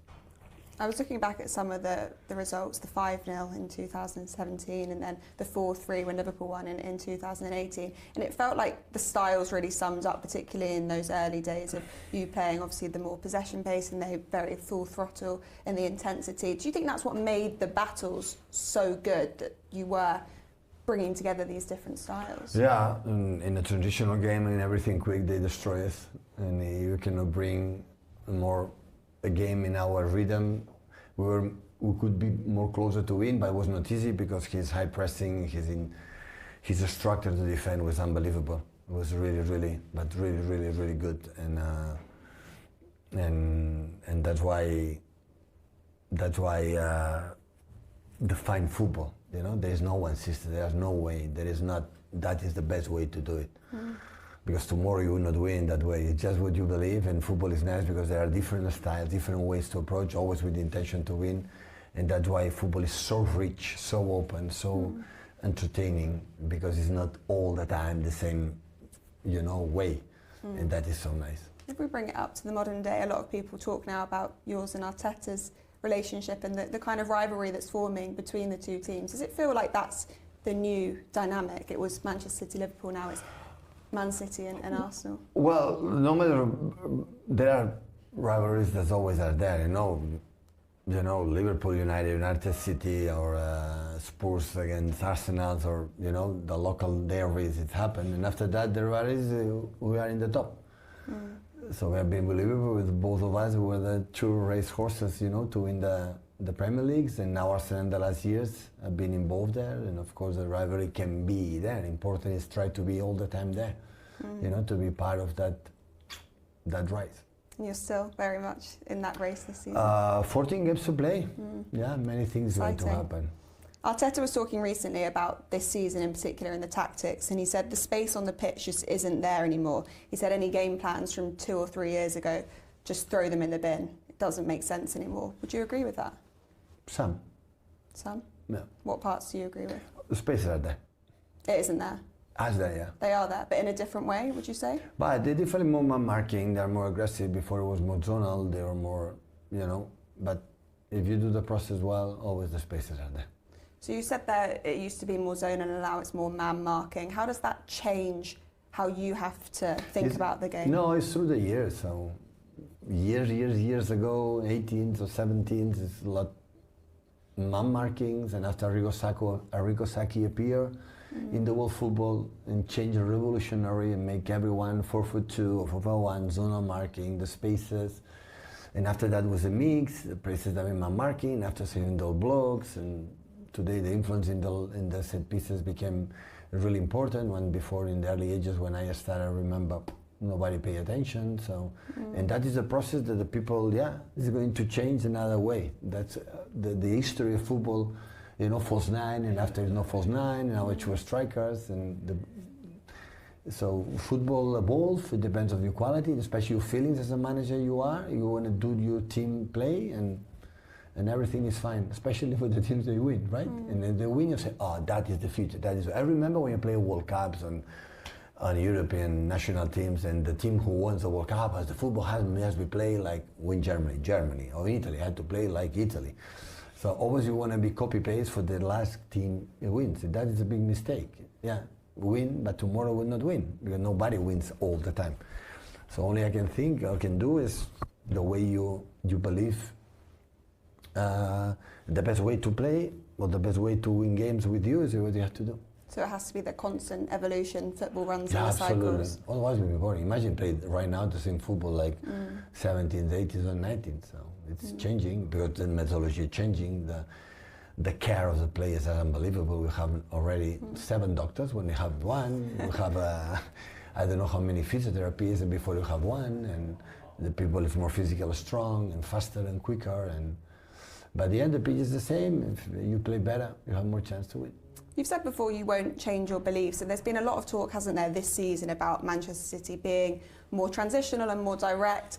But would you say that the basis is still the exact same? You're just exploiting that space more because of what you mentioned there, the man-to-man marking? Listen, when a team plays man marking, that means man marking is up of the pitch, and you break that line, you have to attack quick. So it's just the response to what's happening in the league at the moment? Absolutely, you have to respond to the way they defend. If they play high, you have to attack quicker. If they defend block lower, you have to defend more patient. So, is this the biggest shift you've seen in your time in the Premier League, do you think? I would say yeah. For the first season, man marking was not much. Aggressive always have been in the Premier League, yeah. But yeah, most of the teams now have courage to go for you and do it. But always there are antidote for that, always. Any system has its antidote. They are not unbeatable. Because even the system has the human beings has a problem in their minds, and in the football players, and problems with the managers maybe, and they are not as stable that was maybe a month ago. So every time shift, the same player that 4 years ago is not the same right now, in a good, in a bad way. So that's why that players make an influence in the performance of the team. So that's why it's not so simple that they play man marking or deep, everything is one way or the other way. No, many things change. So a lot of it is dependent on how they defend. You said recently, tell me how my opponent is going to defend and I'll decide how I'm going to attack. So is that more true this season than ever? You're having to respond to those challenges? No, the way they're going to attack is the way to defend, of course, a little bit, and your quality of your teams, the shape you're going to attack. But after, if you dribble one opponent, it's the system. If you don't dribble, the system is over. So at the end, defense, if the cross is good, the system is good, and the cross is bad, you have to change. So, and of course, the way to defend, you can do man marking. It depends how they move, and it's on marking. It depends, in your position. Has it changed the type of players that you want to go for, that you want to bring into your team, particularly in terms of ball carriers? I love the team I have, because the club decide to bring that players. So I give my opinion, but at the end it's the club who decide how to bring the players. All have been like that. But do you think, for example, how we look at a good winger nowadays is different to maybe a few years or a few seasons ago? But the wingers, no. The wingers normally is fast, dribbles and score goals in the far post, and maybe the physicality of the wingers are stronger. So it's more physical now. I don't know, but with Leroy Sané, to put an example, this type of wingers, there are more of that right now, I would say. And are you enjoying the challenge? Are you enjoying the new challenges that every year this league brings? Because you're such an established manager, aren't you? You've won everything in the game. Is this what keeps you going and keeps you ticking? Yeah, I like still to be here. I like the challenge to challenge the opponents and try to arrive in the last stages being the best. Yeah, I like it. Those are things that keep you up at night, thinking about the solutions and how different teams are that's why I am here. We are here. I don't know the other managers, speak for myself. And of course, if one opponent faces this kind of thing, what can we do to do it? Yeah, definitely. I spoke to Haaland recently about his favourite Premier League goals, and he points out the one Brighton when Ederson put the ball straight in. It was really direct. And he said actually about that, not the perfect Pep goal, but it shows how Pep can adapt. Would you agree with that? But this example where I say it, Brighton was man-to-man in that moment, right? And we have the quality of the Ederson for the long passes, why you cannot do it? If you don't have Ederson, maybe you cannot do it. If you don't have Erling, you cannot do it. So it depends. If the opponents depend 5 in the back in the bench, you don't have to do it. So at the end, it's not about, you know, we have to adapt the quality of the players and the example I said to you right now, and especially how the opponents defend. Do you like seeing that kind of goal? Or you don't really care as long as the ball goes in the back of the net? Yeah. No, of course I like it. Yeah. Of course. Yeah. But it feels like a positive shift then for this year in particular. You're enjoying No, I not agree with you. No? No, because we did it with Aguero against Huddersfield years ago. The ball against Huddersfield for Ederson with Aguero. And it's the same. When the moment I say, the ball possession, slow, boring games, and the other one, always you can do it because there are moments when they defend that you can do it. So you can learn about what's coming next in football by looking back. Is that what you're saying? Yeah, listen, the vintage things are always the best. Thank you very much. You're very Appreciate welcome. Out of the 30 minutes well. I think it was a good away performance, very even against a Man United team in flow and playing with confidence. So happy with that. Of course, the red card changed the momentum. Very proud of the players in general, but proud of them the last 60 plus 10 injury minutes. How they show resilience, stayed in the game, didn't crumble, kept fighting. And still created some moments where we could, maybe have created that goal. Then, of course, it's when we then did the 3 positive subs with 15-20 minutes to go, he scored straight after. The red card is a red card. I watched it now back 5 times. Kuti clearly tried to go for the ball. Unfortunately, just moved before, and then there's a red card. Problem for him, obviously. I think this is his 4th suspension this season. 4 games for losing for as well. How do you kind of take any recklessness out of this game while keeping the aggression? I think it's, if you look at how many red cards he has had, it's not like he had that many throughout his career. And, you play with passion and you play with aggression, and there's a fine line when you do that. He's got the most in the Premier League since he arrived at the club. At the club? Yeah, but not in Premier League. Of Premier League players, isn't it? Of Premier League players? Okay, I didn't know that. Yeah. Can I ask just about Destiny Doggies, any word on what that is? Is it hamstring? We will assess him tomorrow. So, of course, I will probably see you guys in, 2 days' time or less. Then we'll know more. We'll assess him tomorrow. Thomas, Christian's red card obviously comes a few days after what happened after the transfer window. Is there any regret in making him captain? No, there's not. And also, he was also sorry for the incident. He said, apologized to his teammates in the changing room. No, I think he's one of our most important players, and I think when he performed top, he's driving the team. At the back, please. Thomas, just on this, he's not helping the team at the moment. If he gets sent off for 28 minutes at Old Trafford, the greatest respect, not helping the team, not helping you, especially with some of the disgraceful comments. It's his 2nd red card, I think, in 10 games for you. Just for the team's sake, and actually for the players' sake, why don't it be better not to make him captain, just to sort of take that focus and let someone else who maybe keep a bit calmer where they are back? Yeah, I think it's fair to say I don't think I have any intention to get a red card after 28 minutes. So, what, sorry? Maybe that makes it worse if he doesn't know what he's doing. I think that's your perception. Yeah. So you're not going to consider at least maybe taking the armband from him? No. Jake? Hi, Thomas. Just with red cards, injuries piling up, etc. How do you sort of keep the team motivated and tell them that the corner is going to turn eventually? Yeah, I think what I'm very happy with the players and what they're showing. I think they actually show a lot of resilience, because it's very, very tough to get out there every week and don't get enough of the good results. But I think, of course, we can't run away from that. We haven't won enough in the Premier League.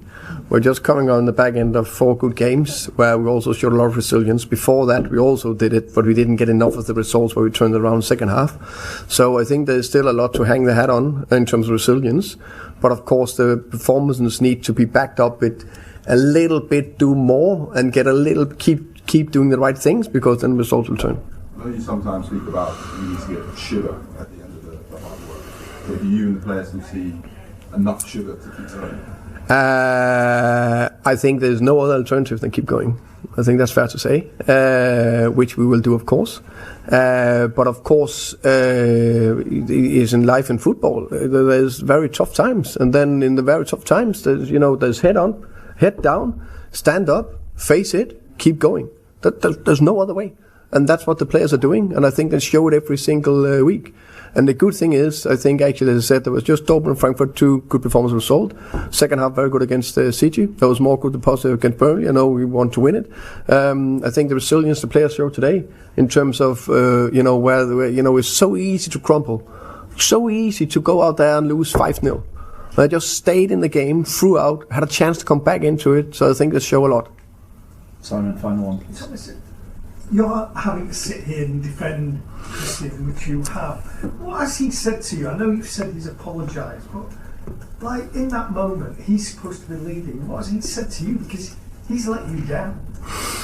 We hasn't spoken specific about the situation, because he apologised to the players, and there's to us, to the players, to the team in there. And that's enough for me for now. Then there's how can you say? That's it. Nothing more to do now.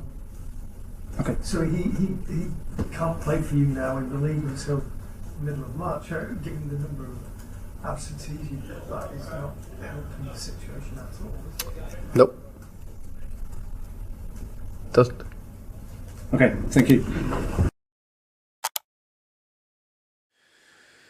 It was hard work for us out there today. It was the type of game that we probably thought it would be. 2 physical teams going at each other. And at 2-2, I thought we were in the ascendancy and we'd go on and win the game. But yeah, the third goal was a bad one from our viewpoint. Does that make it more frustrating? You get ahead and then you get level, you're unable to take it on? Yeah, definitely. I think it's been a feature of some of our performances this season. When we've been leading, we haven't really gone with the conviction to put the game to bed.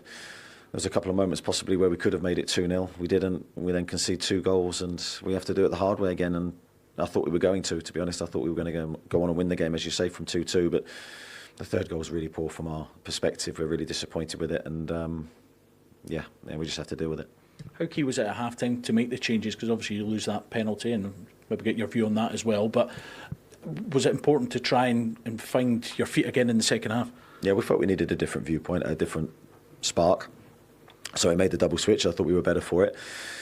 I felt we had a bit more attacking threat. And yeah, bar the goals, difficult to say, but bar the goals, I don't think we defended too badly in the game. But they were always in it with their transitions. I thought Ouattara played very well, and Thiago's a threat physically.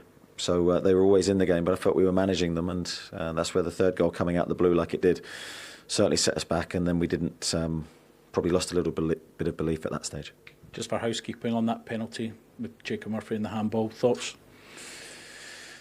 Yeah, I have seen it. I think it's one of those. He's not raised his arm. I don't think it's too far away from his body. I think it's harsh on him, but I think if I was the other way round, I'd be wanting the penalty as well. So I think it's one of those that could have gone either way. It's gone against us. We spoke before the game about trying to get that complete performance. Does that add to the frustration where, again, there was elements today which were good, but it's putting together the 90 minutes?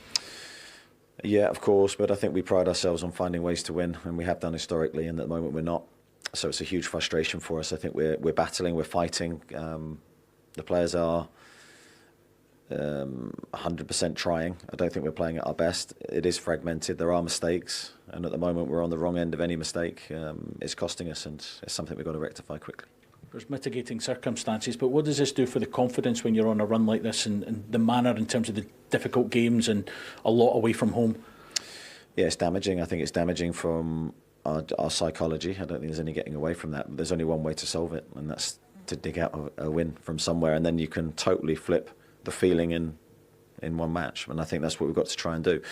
Away from home, the bigger the challenge, we've got to try and rise to it. course, the fans then get a bit frustrated. What do you say to them to make sure they're all behind you and the rest of the team when you're on a run like this? I thought the crowd, considering today, I thought we're really, really good. We haven't performed as we want to consistently this season. I think they've backed us and supported us and tried to stay with us. I think they tried to stay with us today. I've got no issue with anything that they delivered for us. It's up to us to deliver better. It is another tough run as well now. What is going to be key now going into a lot of away games? Character, resilience, spirit, fight. All those key characteristics are what we need at the moment. Do you feel that the team's got it just now, or is it a case of you trying to help them refine that?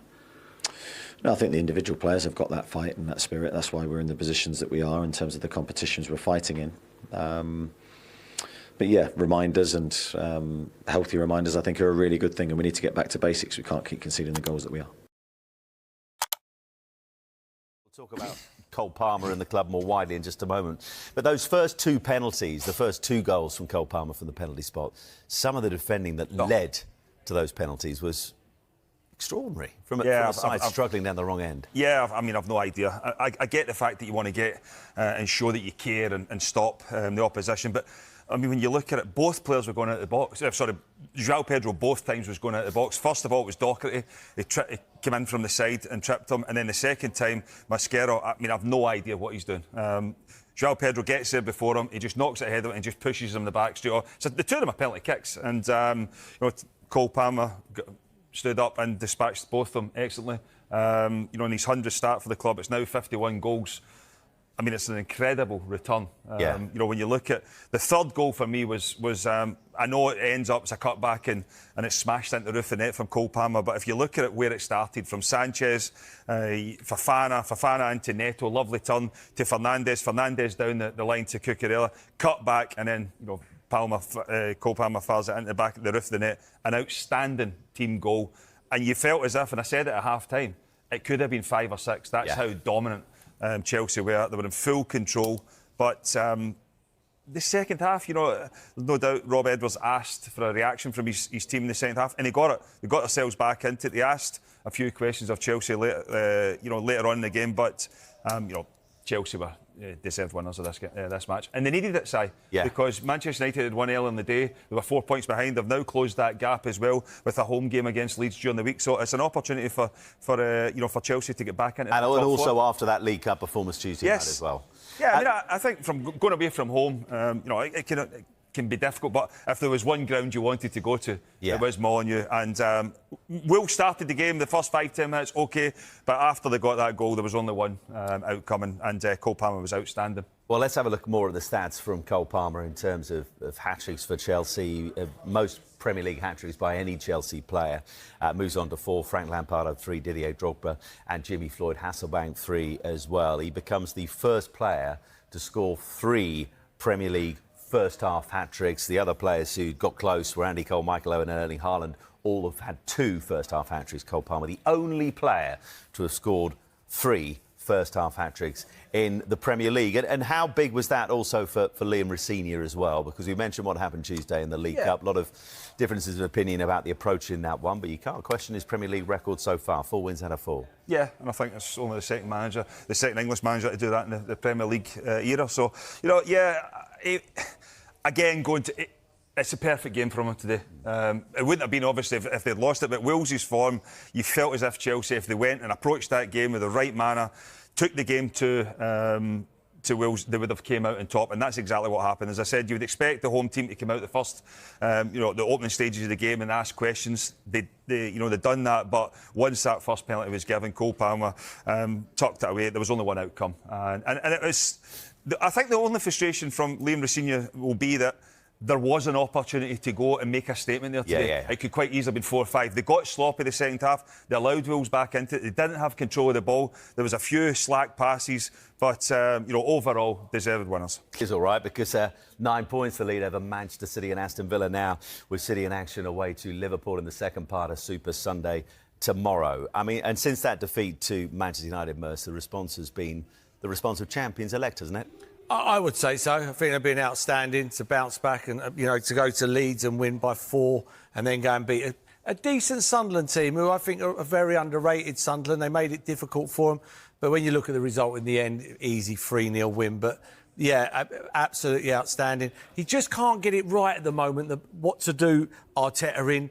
If he plays Jesus like he did against Man United, he struggled, you know, and then all of a sudden the week after he plays Gyökeres, he struggles, Jesus comes on, and this time Jesus plays, struggles, and then Gyökeres comes on and scores. It's a real hard one what to do at the moment, because whoever starts doesn't really perform. It's the one that comes on as a sub, because both of the players as themselves, they're very hard working. You know, they grind down centre halves, and when all of a sudden when the other one comes on with 20 minutes to go, the centre halves are tired and they're beaten up. Do you know what I mean? We'll talk about Gyökeres in just a moment, but let's just talk about that man there, Martin Zubimendi. He got his 6th goal, the opening goal of the afternoon. It was such a wonderfully taken goal, wasn't it? Because it looks like it's going wide, bit of swaz, and in it comes. Yeah, I think he's a brilliant footballer. Plays as a 6, and, you know, he's an outstanding player. It just rolls across him. He hits it with the outside of his foot with a bit on it. And when you look at it from behind where he hits it, you think this is just going to hit the post and come out, and it just catches the post, inside of the post, and goes in. Yeah, very good foot. I mean, he plays for Spain. I mean, he ain't going to be that bad, is he? Do you know what I mean? So, yeah, for me, real top player. I thought Declan Rice again was outstanding. I mean, outstanding. When people go, oh, I can't play this many games, I can't play that many games, he is week in, week out, every single week, bang, bang, same performances.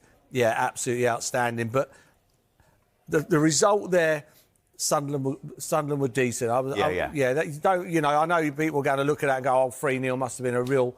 Sunderland give a go. They give it a go. And, you know, I had a couple of opportunities during the game, but didn't take them. If you don't take them, good night. Yes.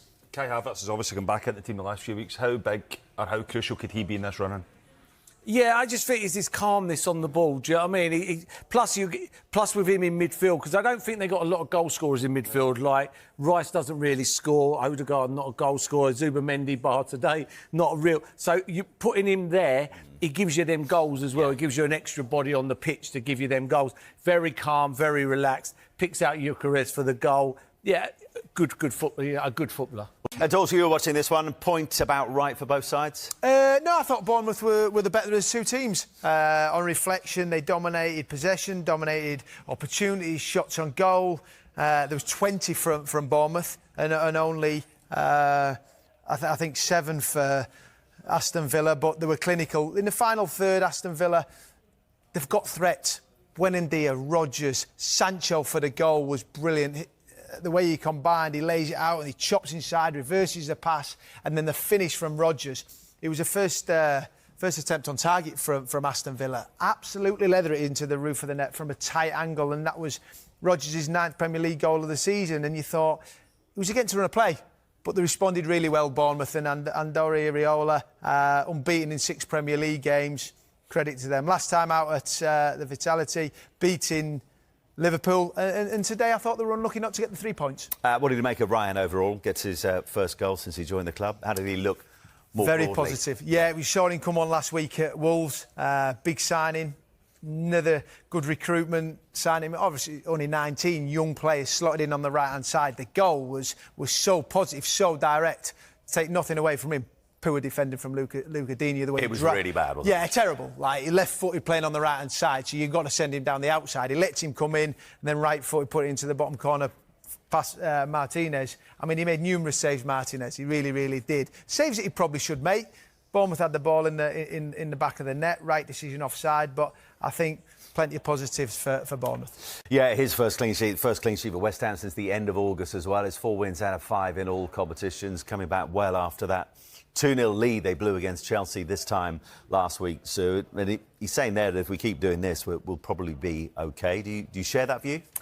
Yeah, well, they're certainly the team that's got that momentum, aren't they? The 3 wins in 4, and like you say, that first half performance against Chelsea, they were very good. They'd obviously be disappointed that they let that slip, but the first half, some of the moves going forward were brilliant, you know, really slick passing, good interchanging of positions. Bowen was excellent, Somerville was excellent, Castillo Castellanos was excellent as well. Just very fluid in attack. And I think what we've said with West Ham is they are good going forward. It's just about defensively, can they be solid? So that's another bonus that they've gone and kept a clean sheet, because that was a big call, leaving Areola, I can't get my teeth in, can I? Leaving Areola out and bringing in Hermansen. But to go and get a clean sheet, Disasi as well, not had much game time. He went straight in there. They looked solid at the back, and Burnley, they sort of huffed and puffed and they were getting themselves into decent positions. But I thought West Ham as a whole were decent off the ball, defended well, and obviously had that quality. So, yeah, Nuno will be really pleased with the form at the moment. And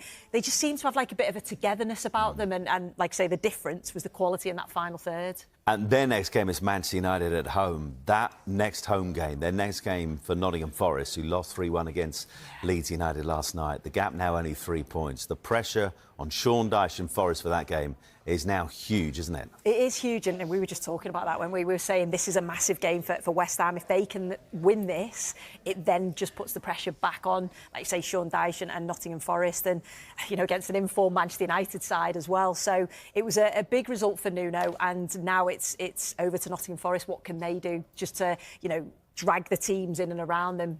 So, yeah, a massive win for them. And the thing is, Dawes, because we talk about Arsenal going first in terms of the title race ahead of Man City, but in terms of those midweek games, it's West Ham who go first at home to Manchester United. So if they can somehow stop the Carrick juggernaut, they could put even more pressure on Nottingham Forest the next night. Yeah, definitely. I mean, Tuesday night, London Stadium now will have some belief. 3 wins out of 4 in the Premier League for Nuno. And that's flipped it on its head from what we saw there earlier. Oh, my word. I mean, it wasn't too long ago I was stood downstairs watching West Ham Forest, and Forest going 7 points clear. And I think there was 18 games left at that moment in time.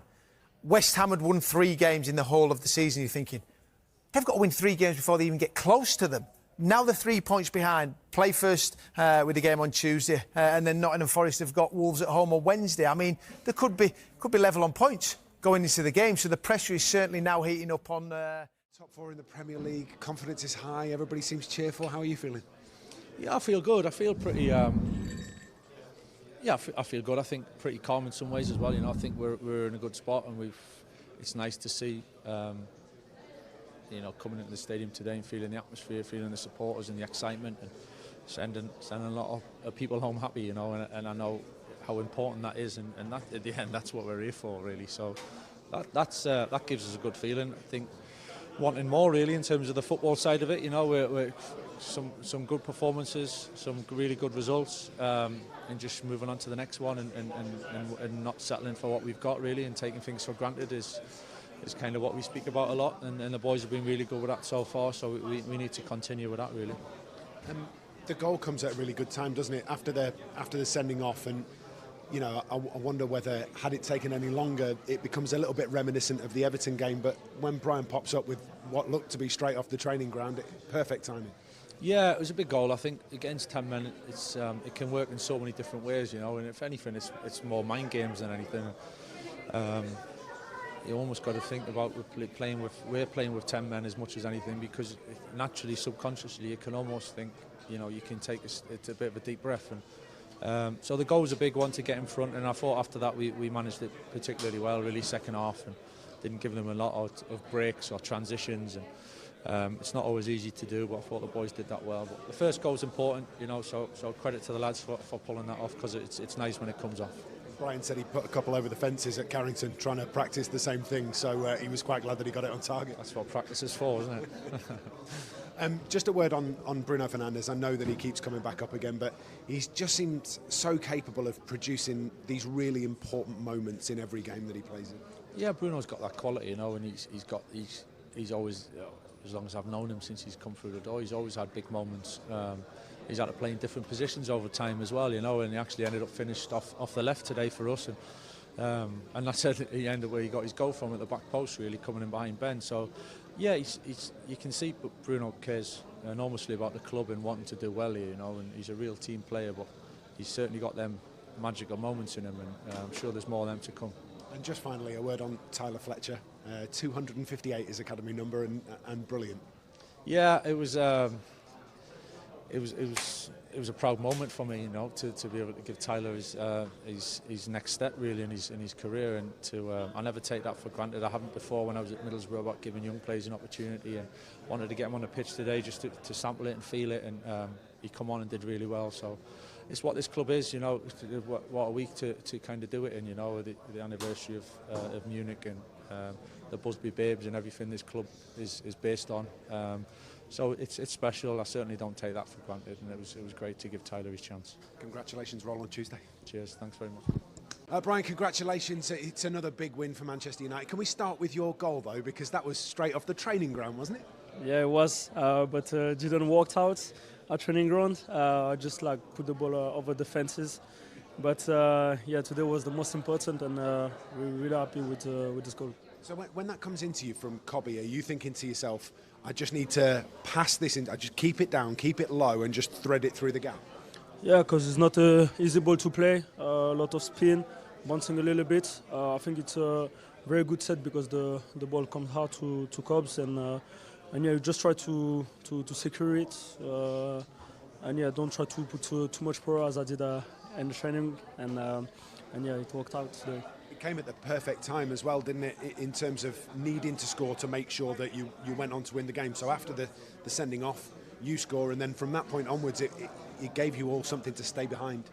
Yeah, obviously, it's not really easy to score when they're 10 men, and yeah, scoring on a set piece just cleared out the game, and obviously there was defending well, and we've been scoring the second one, who was secured the win, so it was a good game. Talk to me about what the feeling is like at the moment, because obviously that's 4 consecutive wins in the Premier League. Everybody's cheerful, everybody's happy. What's it like being in that dressing room at the moment? Yeah, obviously it's fantastic, especially winning here. It's just great. Fans are unbelievable.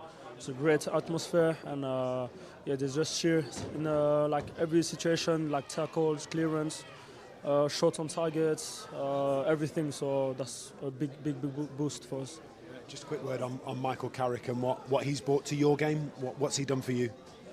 No, obviously he talked with me a lot. Just try to give me advices, and yeah, now we just still work as a team and make the effort for each other. Right, so Mateus has got the surfer. Have you got a celebration coming for us that's for you? Yeah, I need to think about a new one now, because mine have been seen many times now, so we're going to find a new one. Love that, Brian, thank you. Thank you.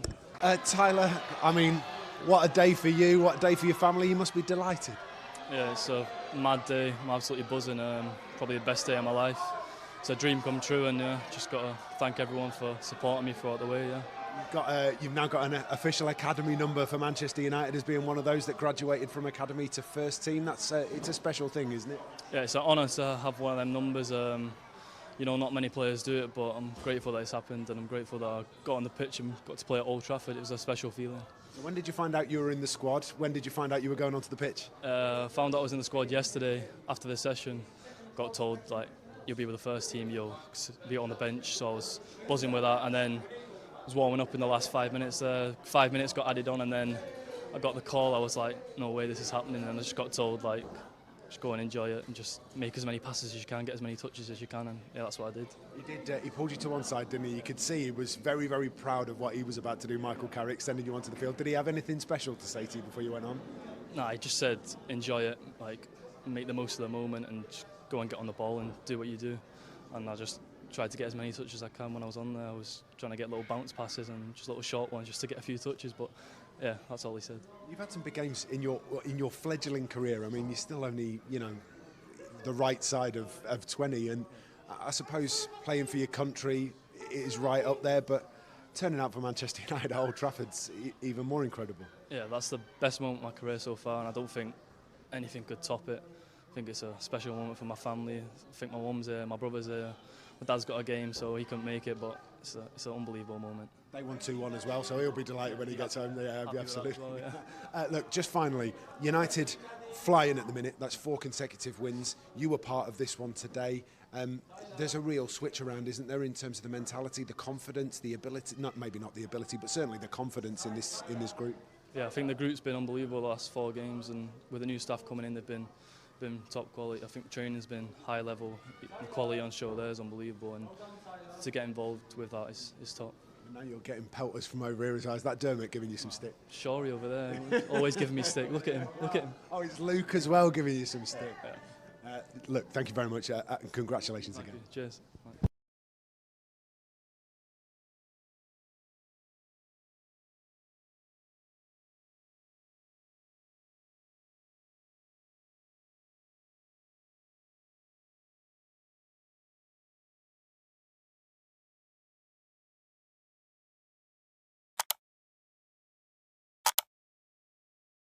Sent off, Manchester United couldn't break them down.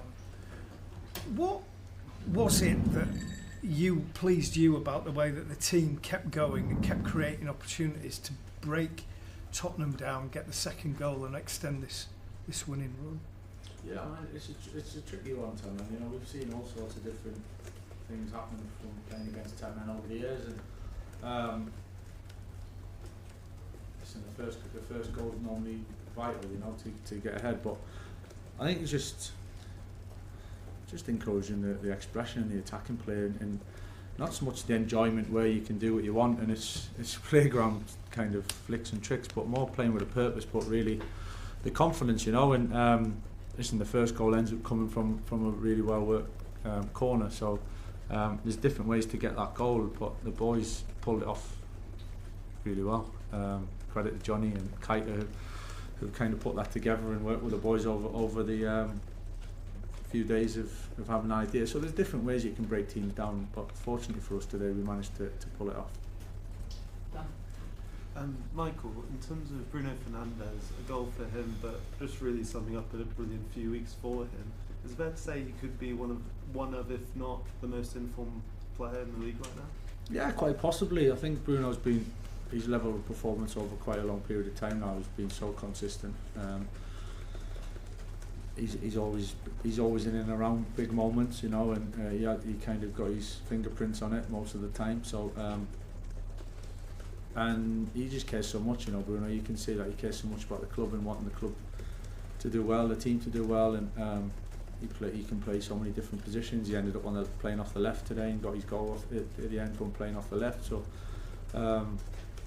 he just got them quality in the big moments to that composure and can make the difference for us. And it's nothing new. Hopefully it continues. I'm sure he'll have big moments between now and the end of the season as well. And it's the first time the team have won 4 Premier League wins in a row since February 2024. Just in this run, what's pleased you the most in such a short space of time since you and the backroom staff have come? Yeah, I think the connection with everyone probably is as plain as anything. Listen, we all know that what goes on the pitch is ultimately really important, but in results and performances. But I think the feeling, the kind of the emotion, the connection with players, the staff, with the coaches, with the supporters, it feels good, you know, and all pulling in it. And we've had to win games in different ways over the recent weeks and show that spirit. And so seeing the stadium and in that way, and everyone leaving in such a good place, that gives me a lot of satisfaction, you know, as much as the type of football and the technical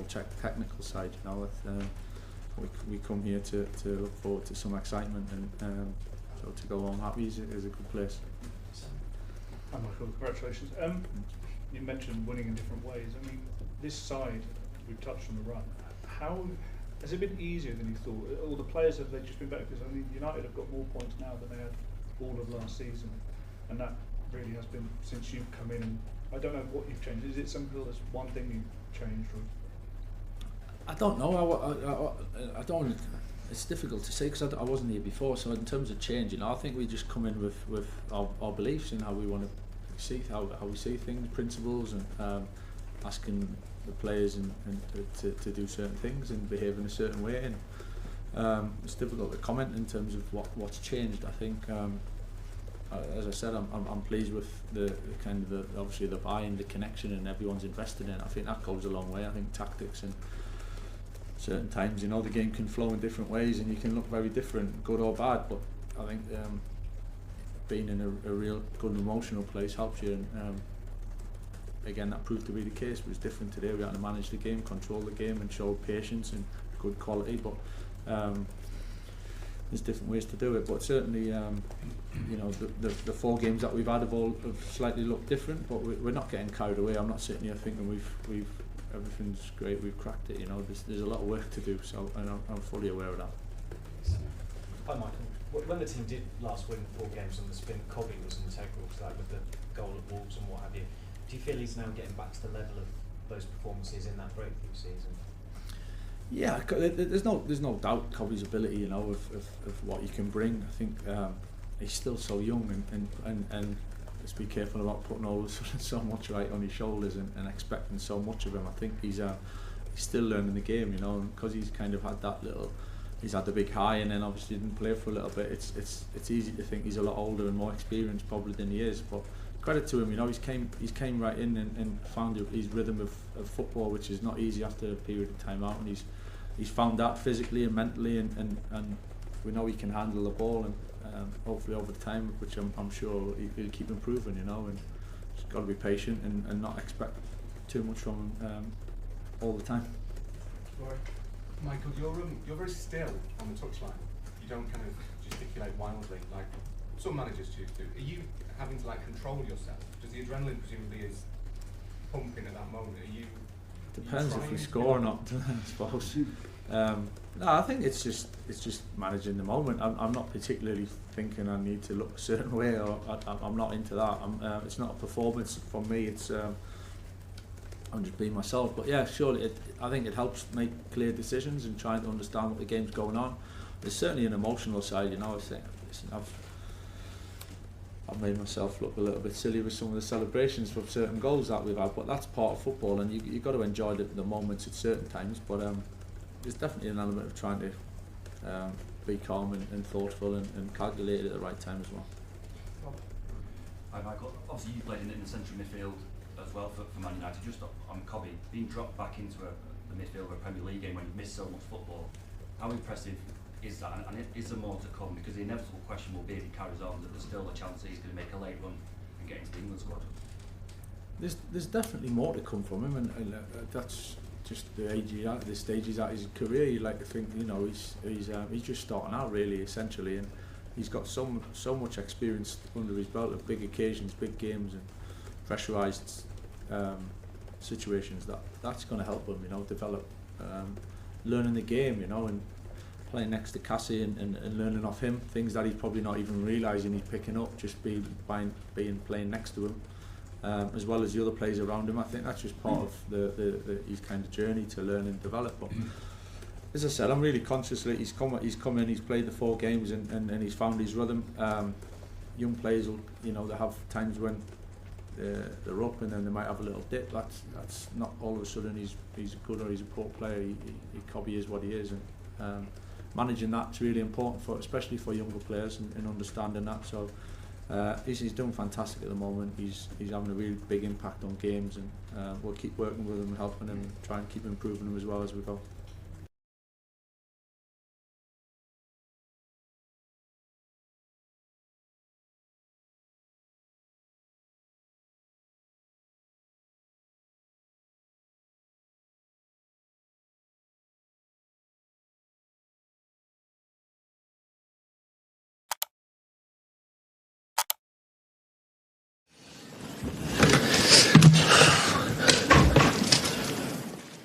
Good afternoon, everyone. Hope you're well. We'll take a show of hands for questions, please. Microphones on either side of the room. We'll set an embargo partway through for 10:30 p.m. on Saturday evening. We'll start with PLP, please. Thank you. Hi, Pep. Just a quick check on the squad. Is Bernardo back for the game on Sunday? Don't know yet. Tomorrow training. Sure.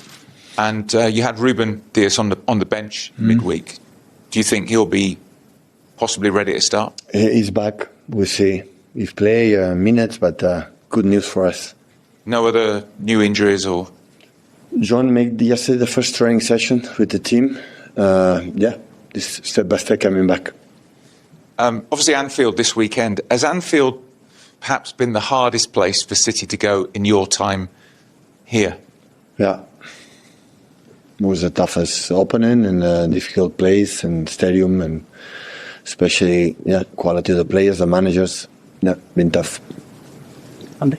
Hi, Pep. Have you been surprised at all that Liverpool have not hit the standards they hit last season? Remain an exceptional team. Top class manager, exceptional team, no doubts. The moments are the moments, the seasons are the seasons. So I think you reveal the squad, and you don't reveal the squad for one season, for many, many years. So always remains a good team. And just away from the game, it's now 3 years since the charges were brought against the club. How frustrated are you that there's still no outcome in this? It's not in my hands. Waiting the resolution.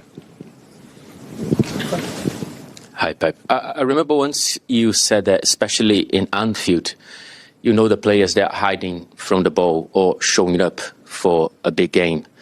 Do you think that, considering that you have so many players that haven't experienced that, is trying to put on the team the biggest number of experienced players that you have available? No, I have an idea. Still, I didn't the lineup and try to see how they played lately. What do you have to do? Adjust something, but not this Anfield. In all big stages and big games, always need big personalities. As I said many times, it's not about the skills. All the players in the first division, the Premier Leagues, and the big leagues in the top clubs, the skills are there. I never know one player that is not good enough to play in the big clubs. It's how you behave. I'm not saying play good or bad. How you are. I am who you are as a player. I do it here in big stadiums at home, in the last stages in every competition, European competitions, that define the good players, that as much you have, define the good teams. Is it more on the minds? No, on the mind. Of course, the mind control the bodies and your thoughts control everything, but not just about that. Sure. Hi, Pep. On Tuesday, you spoke so openly and passionately about the images from war zones around the world and how much hurt that causes you. You've had widespread praise for that. Widespread praise. You've been praised for your words, but there's also been criticism where there's been calls for you to focus on football and be careful with your language. Which language I use? The what you spoke about on Tuesday about the conflicts and the images, the hurt that causes. To be honest, I didn't say nothing special. I don't feel that. I think why cannot express what I feel just because I'm a manager. So I'm not agree, but I respect absolutely all opinions. So what I said basically is how many conflicts there are right now all around the globe, around the world. How many? Asking how many? Yeah, lots, plenty. A lot, right? Condemn all of them. All of them. Innocent people is killed. I condemn all of them. I don't put that selection is more important than the other one, or this country is more than the other one. No. If you don't understand my message, it's fine. I cannot say otherwise. So when there are calls for you to just focus on football because you're a football manager, you'll still... Okay, you focus being in journalism as well. You cannot talk about economics because you are not a journalist, especially if it's in economics, right? It's as if in football. Don't talk about that. Don't talk about that. Don't talk about that. Yeah, that's why. They won't remain silent. That is what the world wants, right? Be silent, don't say anything. I think it's completely the opposite. But anyway, so where it is. Hi, Pep. Arne Slot said this week that the biggest thing you can win is playing nice football, and ultimately that's worth more than trophies in the long term. You obviously are a manager who has won a lot of trophies. Your teams have played some objectively nice football. How do you assess the balance between the two in terms of importance for you as a manager? If you want to be manager, it's better to win trophies. Otherwise, you don't have chance to play nice football. I think everything is related because as much you win, you play good, and everyone has. The most important, Arne knows, is defend what you believe, your style, convince your players to try to do it in the way you believe is the best for the players to have, the players in your soul you believe. I think this is the most important thing. Can I ask you about your team selection, particularly up front for the big game at Anfield? Obviously, in the week, Semenyo and Marmoush played very well as a pairing and obviously troubled Newcastle greatly. They've looked very bright. Erling Haaland was rested in midweek. Does he automatically come back in? What do you have to consider when thinking about your team selection in terms of the forward positions? Erling is the best striker in the world. So he plays? I don't know. We'll say tomorrow. Always I say Erling is the best. Thank you. You're very welcome. Hi, Pep. You've won everything here in 10 years. You've reached you've won the Carabao Cup 4 times, sorry. But the way you celebrated reaching the final Wednesday, it was almost as if it was the first final you reached as a manager. Do you think you'll ever lose that will to win, that joy in winning, reaching finals, even after all this time as a manager? Maybe I'm getting old, and I had the feeling the reach finals is always more difficult. I had the feeling it's more difficult and more difficult and more difficult. And I know I take it for granted for many years, and I know how difficult it is. And, I will live until 22nd, I think, is the March, the final against Arsenal. I said, we are going to play another final. In that period, I'm going to live with the joy that I'm going to play another final, because it's so difficult in modern sports, in any competitions, in any sports, I'm sorry to tell, in any competition in football, but in tennis and golf and whatever, and basketball, reach finals and reach trophies, you have to sweating a lot. So that's why I know the opponent. They have 1-1 against James, so Newcastle remains an unbelievable team. The pace, the transition. When the second half time, I remember I was sitting and saw Wissam Murphy and Alang. I said, no, they're so fast, you will see, and that will prove it. So I know how difficult they are. They play an incredible first time in Anfield. But Anfield having a special. They have incredible chance at Newcastle in 2 actions, the transitions, the quality they have, Etike or Wirtz, or the other one, they come back, but they draw in Paris Saint-Germain away in the Champions League. So it's an exceptional team. So that's why I'm really pleased to, in semi-finals, reach the final. And that's why should not celebrate? I'm learning from my period, don't celebrate just if we win or be incredible depressed if I don't lose. The nice is in the process. You're in semi-finals, you play good, I reach the final. That for that moment, no? We are in this business. Because you're approaching sort of 20 years as a manager now, reaching finals every single year. You've reached Champions League finals. I think people would maybe say a Carabao Cup final is not the same as a Champions League final. So where does that desire, that will, where's it come from? All respect for the Carabao Cup. Definitely, Carabao Cup is not the Champions League final. Yeah, definitely.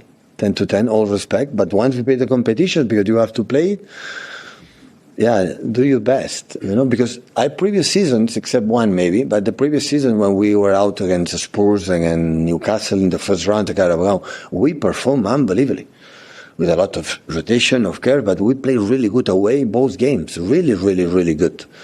That is what demands a team like that. The only year like you were, it was a little bit like season. Like we are not, that all other 9 seasons, including this one, we were a team like we could recognize what we want to be. Yeah. Hi, Pep. When you look at the Premier League from our side of the fence, it looks to me as though it's getting harder now to win games. It looks like it's harder for Liverpool. Obviously, we've seen that. Arsenal are finding a different way to win than previously, and it looks from the outside like it's a little bit harder for you to win as well. This is the evolution of the way other teams are being coached, etc. Do you feel that? I think it's not just about us. But do you find it harder to win than before?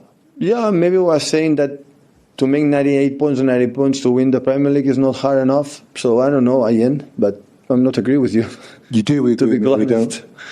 So to win 100 points and 98 points and 96 or 95 points to win the Liverpool for Jurgen Klopp, or go to, at that moment, for, United for Ole, or for Jose, or Chelsea's for Tuchel, or for Conte, or for... I'm not saying it was not easy. The people believe how to do it a lot is for, it is granted, I remember the previous season in November, why you play the Premier League? It's been done for Man City. So I don't believe that. So of course it's tough. Every season is tough. The managers are better. The players, the teams invest a lot. Not just, sorry to tell you, not just Manchester City insist on spend net or net spend. I don't know the correct number, the appropriate semantically to say that. Just take a look. All the teams, reinforce to be better. And of course, every season is getting more difficult. But I think not just for us, for all the teams. In Madrid back in December, when you beat Madrid, in the press conference afterwards, you said that your team was going to have to get to a higher level than that if they were to win things this season. No. And I said to you, do you think they can? And you said yes. We're 2 months on from that now. Do you see that improvement? Not yet. Do you see it? A top, no. Sorry? Top level, high level, no. You know? No. We have moments, real moments, but not enough consistency to be there. But still we are there. So 14 games in the Premier League is an eternity, from my experience. It's a lot. And everything can happen. In the other position, we are better than last season. Last season, we finished 23 in the Champions League. We are 8. Last season, first round Carabao Cup, we were in the final. The FA Cup was still there. And last season in the Premier League, we are miles away from Liverpool. So we'll see what happens until the end. Because as I said, in the Spurs, just 3 players for the old generation, all era, all your people, it was 3 players. And the other ones, even Gio have experience, even their players have experience. There are a lot of things that we talk about. They are new in the new Premier League, in newer stages. Indeed, I would love to make tac, 1 meeting, 2 meetings, everything click. No. Sometimes you need more time. And finally, there is obviously going to be talk. There is talk about whether you will stay beyond the end of this season. I know you're not going to tell us what you are thinking. Do the people at this football club know what you are going to do at the end of this season? Have you told them what you're going to do? No, because I have 1 more year contract. So you'll see that year out then? The question of that is it 1 month or 2 months ago that you were not here. I tell you again, so it's the same answer I answered 2 months ago. Hi Pep, just on Mark Gahey, did you think any more about whether you will appeal to the playing in the final? No. I'm not going to statement because I was happy, but I know it's going to the rules are the rules, and I understand. I see the same. Understand why Antoine can play and Mark I don't play. There's a rule, but it's okay. Can be agree and disagree, that is not the point. It's like I said, you can be agree, we play good or bad, this is not the point. No play, we'll play another one.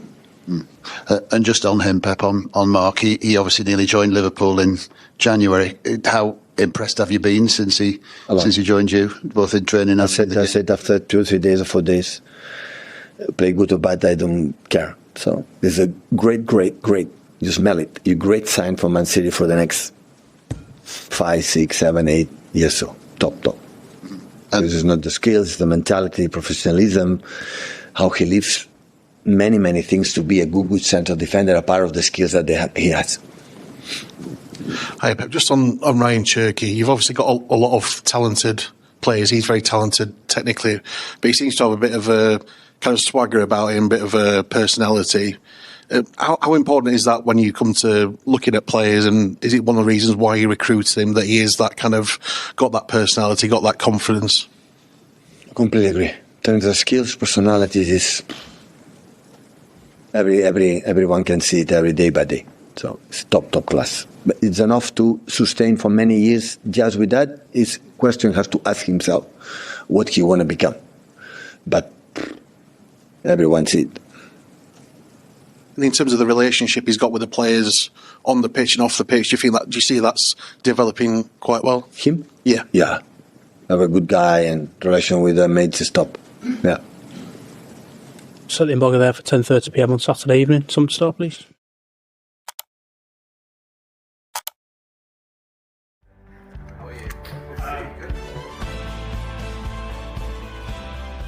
Good to see you again. 3 years since I last. 3 years? Yeah? 3 years, Wow. yeah. Since I last spoke to you. How are you feeling? You're playing every single week. Are you having to prepare differently, recover differently? Not really. I think my preparation and like pre-match, post-match, I think is still consistent and still the same, and I think it shows in the amount of games I can still play.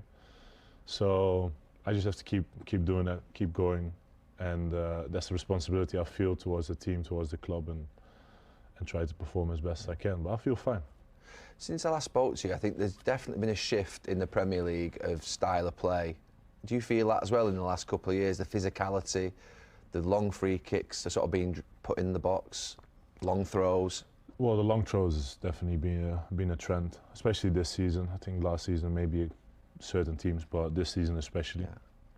I think because the game now is so micro dose, or how you want to call it, that everything's getting highlighted, everything is like so much in focus. It gets spoken about a lot more. I think back in your time, back in the days, it was. No, I know it isn't. But it was already very direct, physical. A lot of set pieces as well, long balls and headers. So I don't know if it's really that big of a change, but what is definitely a change this season is the long throw-ins, and obviously nowadays everyone has set piece coaches, and so there's just a little bit more focus on it. But I won't say in the game there's big differences in my opinion. But yeah, who am I? Well, you're playing it. Do you like the long throws? Are you a fan of it, or do you think? Like attacking or defending? Yeah, both. I mean, in terms of are they difficult to deal with? Obviously, yeah, definitely creates chaos. But if you defend the long throw-in, you need everyone to be taking a responsibility in order to try and clear it. And there's an opportunity, obviously, on the counter then as well. Offensively, I think it definitely can be a weapon if you have the right thrower. If you look at Brentford, for example, when we played them. I think their right back had a throw and he can throw from one side to the other almost, and that could definitely be a weapon. But I prefer to score goals in football. But listen, you can score goals in any way as long as you score goals. So yeah. You mentioned about clearing it there. You're number one in the Premier League this season for clearing the ball out of your box, both aerially and on the ground. Ordinarily, you're about number 11 in the Premier League. Is it a positive and a negative, really, that you are number one in the Premier League right now? You've made more clearances as of now than you have done in any season for Liverpool so far in the full season. Yeah, I totally understand what you mean. I think if you look at all of our games so far this season, we have been having very good games, very poor games as a team. We have been good defensively as a team, not good defensively in terms of being sometimes too open, sometimes too exposed. So you have to obviously deal with what comes your way. That's a matter of fact. And when you have to defend and you have to clear it, you have to do that. But it says a lot at the moment that we are in a transition, trying to find the right balance in order to defend well as a team. And we're getting there. It's a process because it just takes time, it's absolutely normal.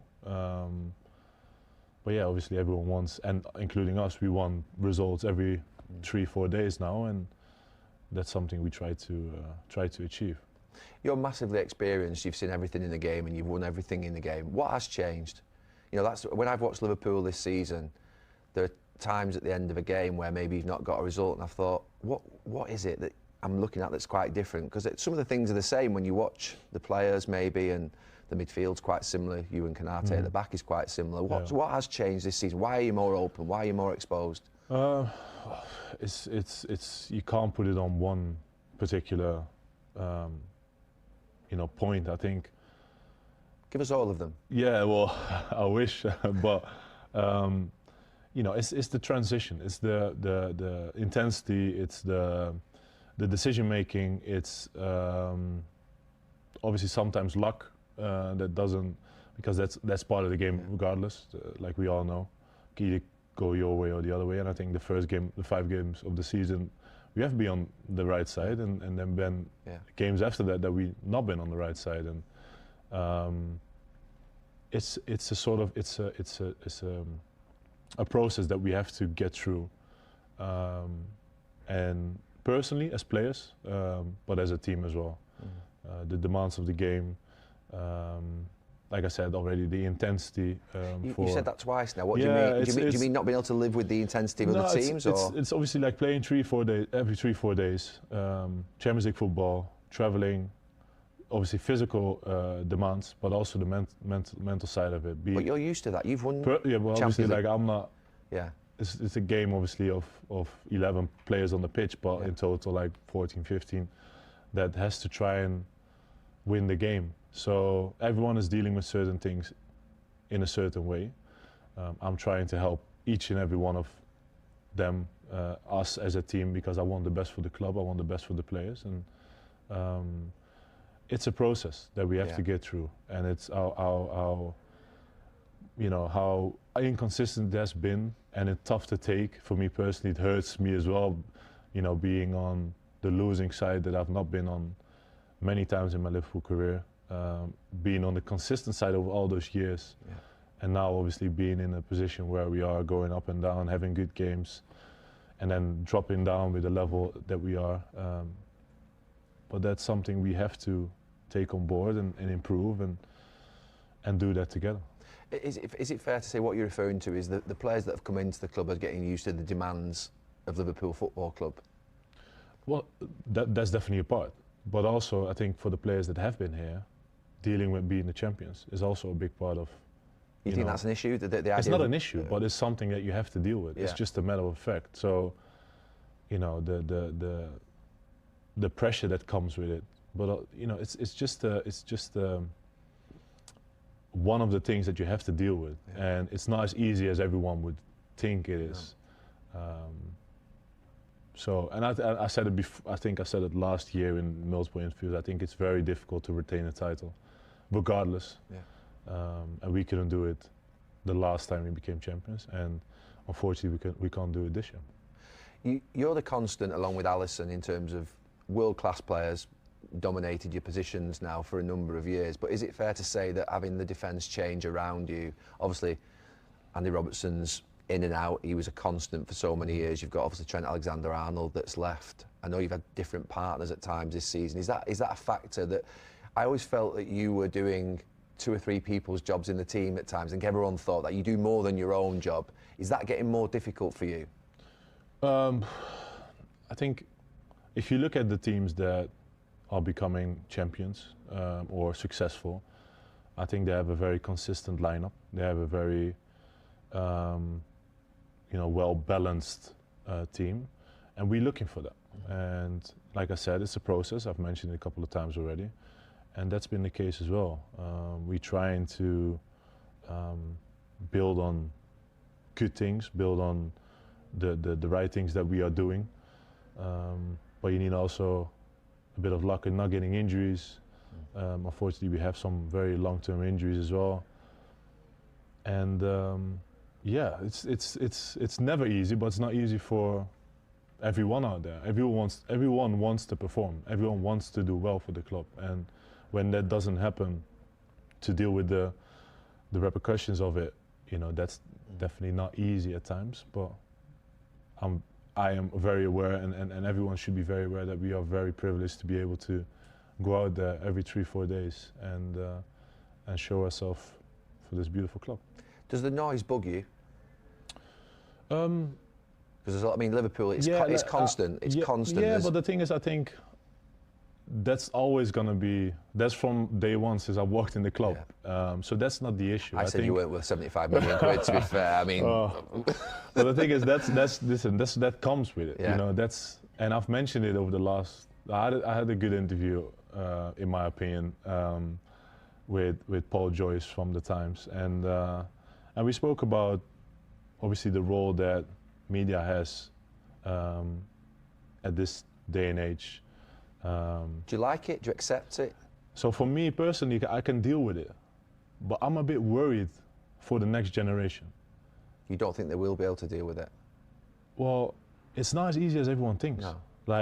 Talk to us specifically about that. You're talking about the constant noise, social media, podcasts, punditry, everything. I feel I can say whatever I want in this case, but I feel like.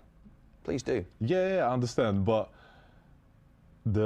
I feel like the ex-top players have a responsibility to the new generation, in my opinion. So, you know, criticism is absolutely, you know, normal and part of the game, and I think it should stay there. But sometimes criticism go into also being clickbait, you know, saying things to, you know, to provoke things or to, and then without thinking about the repercussion for a mental side of players, and especially the younger generation who are obviously constantly on social media. And you can say, oh yeah, you shouldn't be on social media.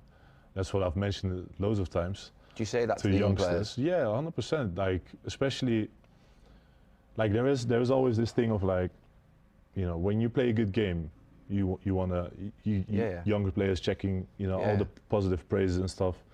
And when you have a lesser good game and you're getting bullied all over social media or you're getting bad criticism, it can really affect you. And I see that with certain players in the past and obviously currently as well, because it's just not easy. We can all say like, listen, yeah, you should just deal with it.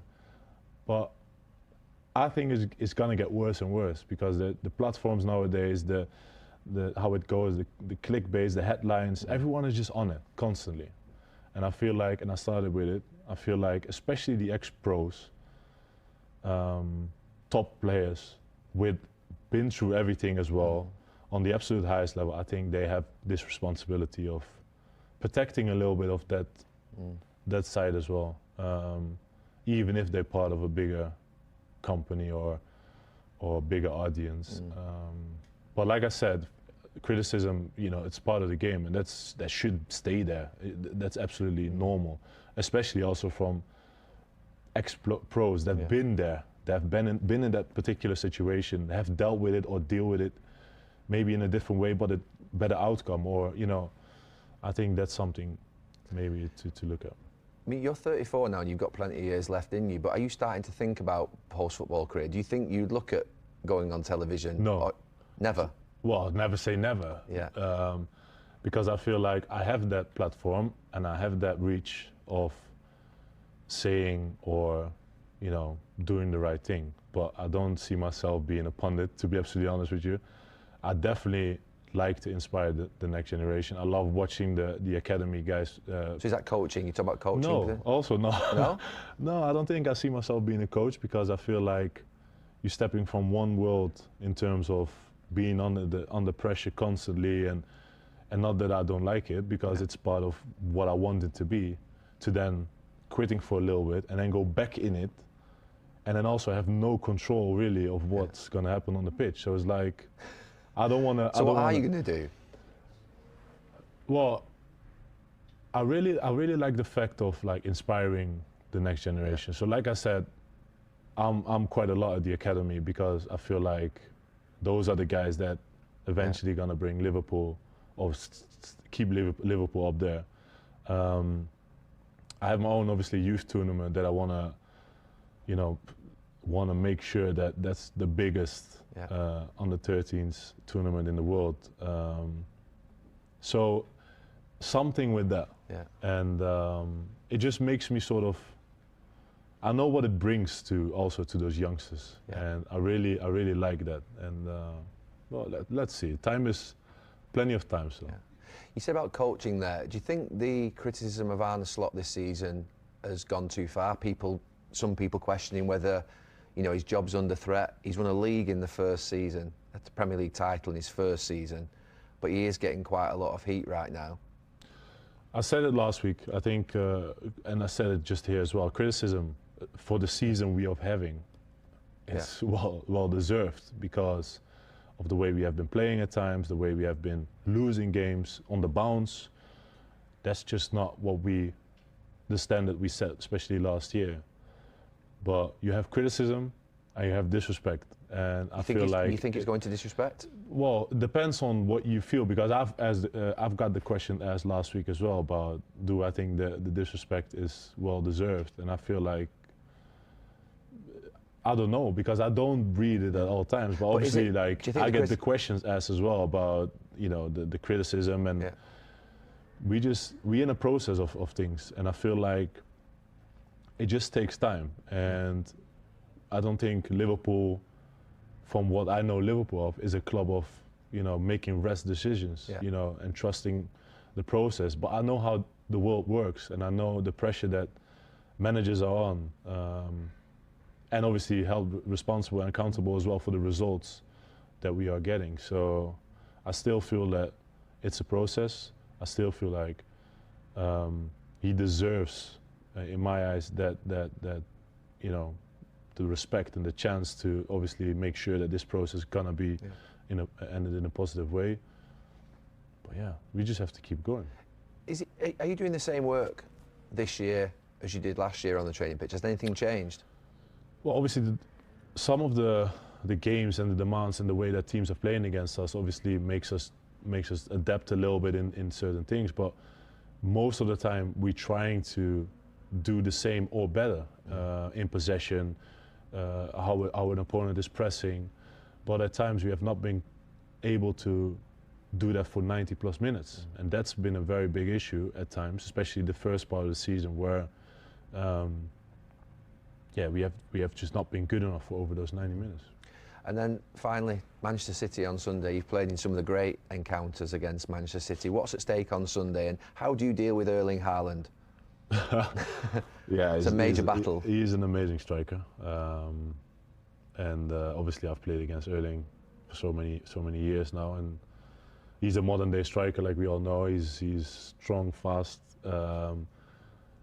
obviously a goal scorer, a born goal scorer, and it will be tough. But the thing is, I think the game over there was very tough. Obviously, it could be a totally different game if we take it back. But in the end, the second half, you know, we lost, well deserved there. And but Sunday is another opportunity, a game that's always been difficult, been a very good atmosphere. And I think it's something to look forward to, and I'm really, will be good to be there again with each other. Is Champions League football a must? 100%, because I want to play Champions League football, but everyone else wants to play that as well. So we're working very hard to make sure that we do that. But I still feel that this season could still be special. We're in the Champions League, we're in the FA Cup still. Obviously a big game against Brighton next week. And the Champions League, we'll see what happens. But I still feel that this season could be special.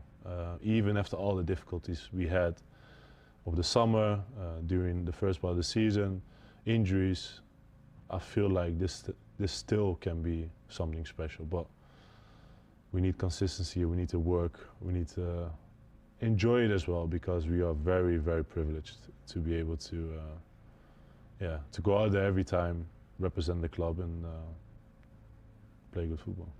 Virgil, great to speak to you. Yes. Thank you so much. You're very welcome. Well done. Thank you so much. Pre-match, what did you make of it? And now you know what Rossini was upset about. What are your thoughts on it now? Again, I think it's just one of those things that happen in every single game. It happens all the time. What does? As in, when plays in your half, or a manager having a go? When the goalkeeping coach from the other side will come and stand in your half, in the opposition half, and the goalkeeper's kicking long balls. That's just what happens. But I can understand his frustrations, that's for sure, because he's like saying, you know, what did you think when my team are warming up? What did you think when you were warming up and the opposition? Yeah, that's what I'm saying. I didn't like it. I didn't like it, especially for me personally. Like, I used to do a lot of quick feet drills around kind of where the halfway line is before I go in. So, and I see balls coming over near me, you know, because not every kick's going to be accurate. So they're going to be flying over your head. Sometimes they've like whistled past me. It's frustrating. You look back and you say, what are you doing?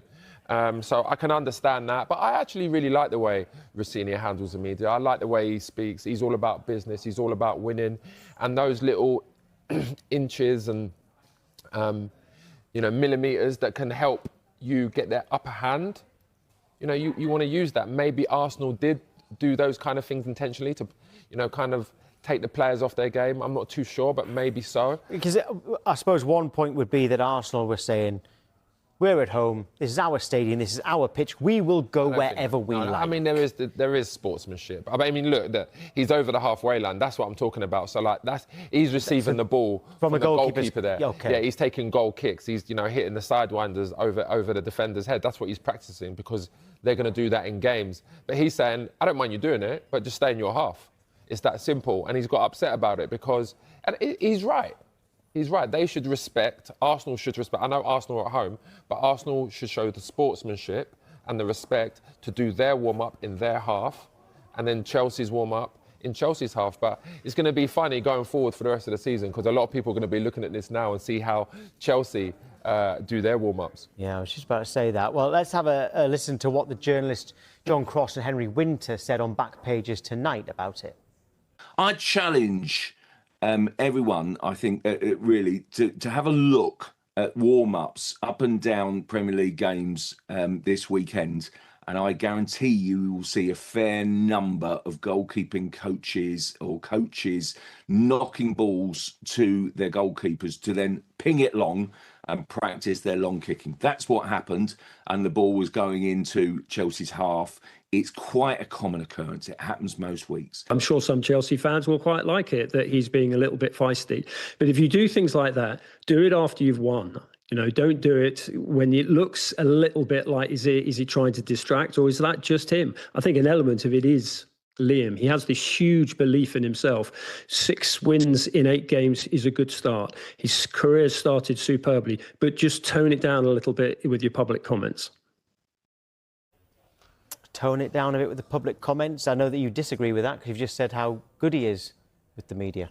No, I mean, he's been asked a question, right? If he's been asked a question, he's answering the question. And he's answered it honestly, which is what we want. Exactly. We want people to answer it honestly. That's what I don't like it when I hear managers sit on the fence saying, "Oh, we'll see this," and I prefer you to just be straight to the point. That's why I said I like what Rini Senior is doing. He's being very honest, very blunt, telling people the way it is, answering the question the way it's been asked. And I think it's good. And he does have a very valid point because it is frustrating. I've been in that situation.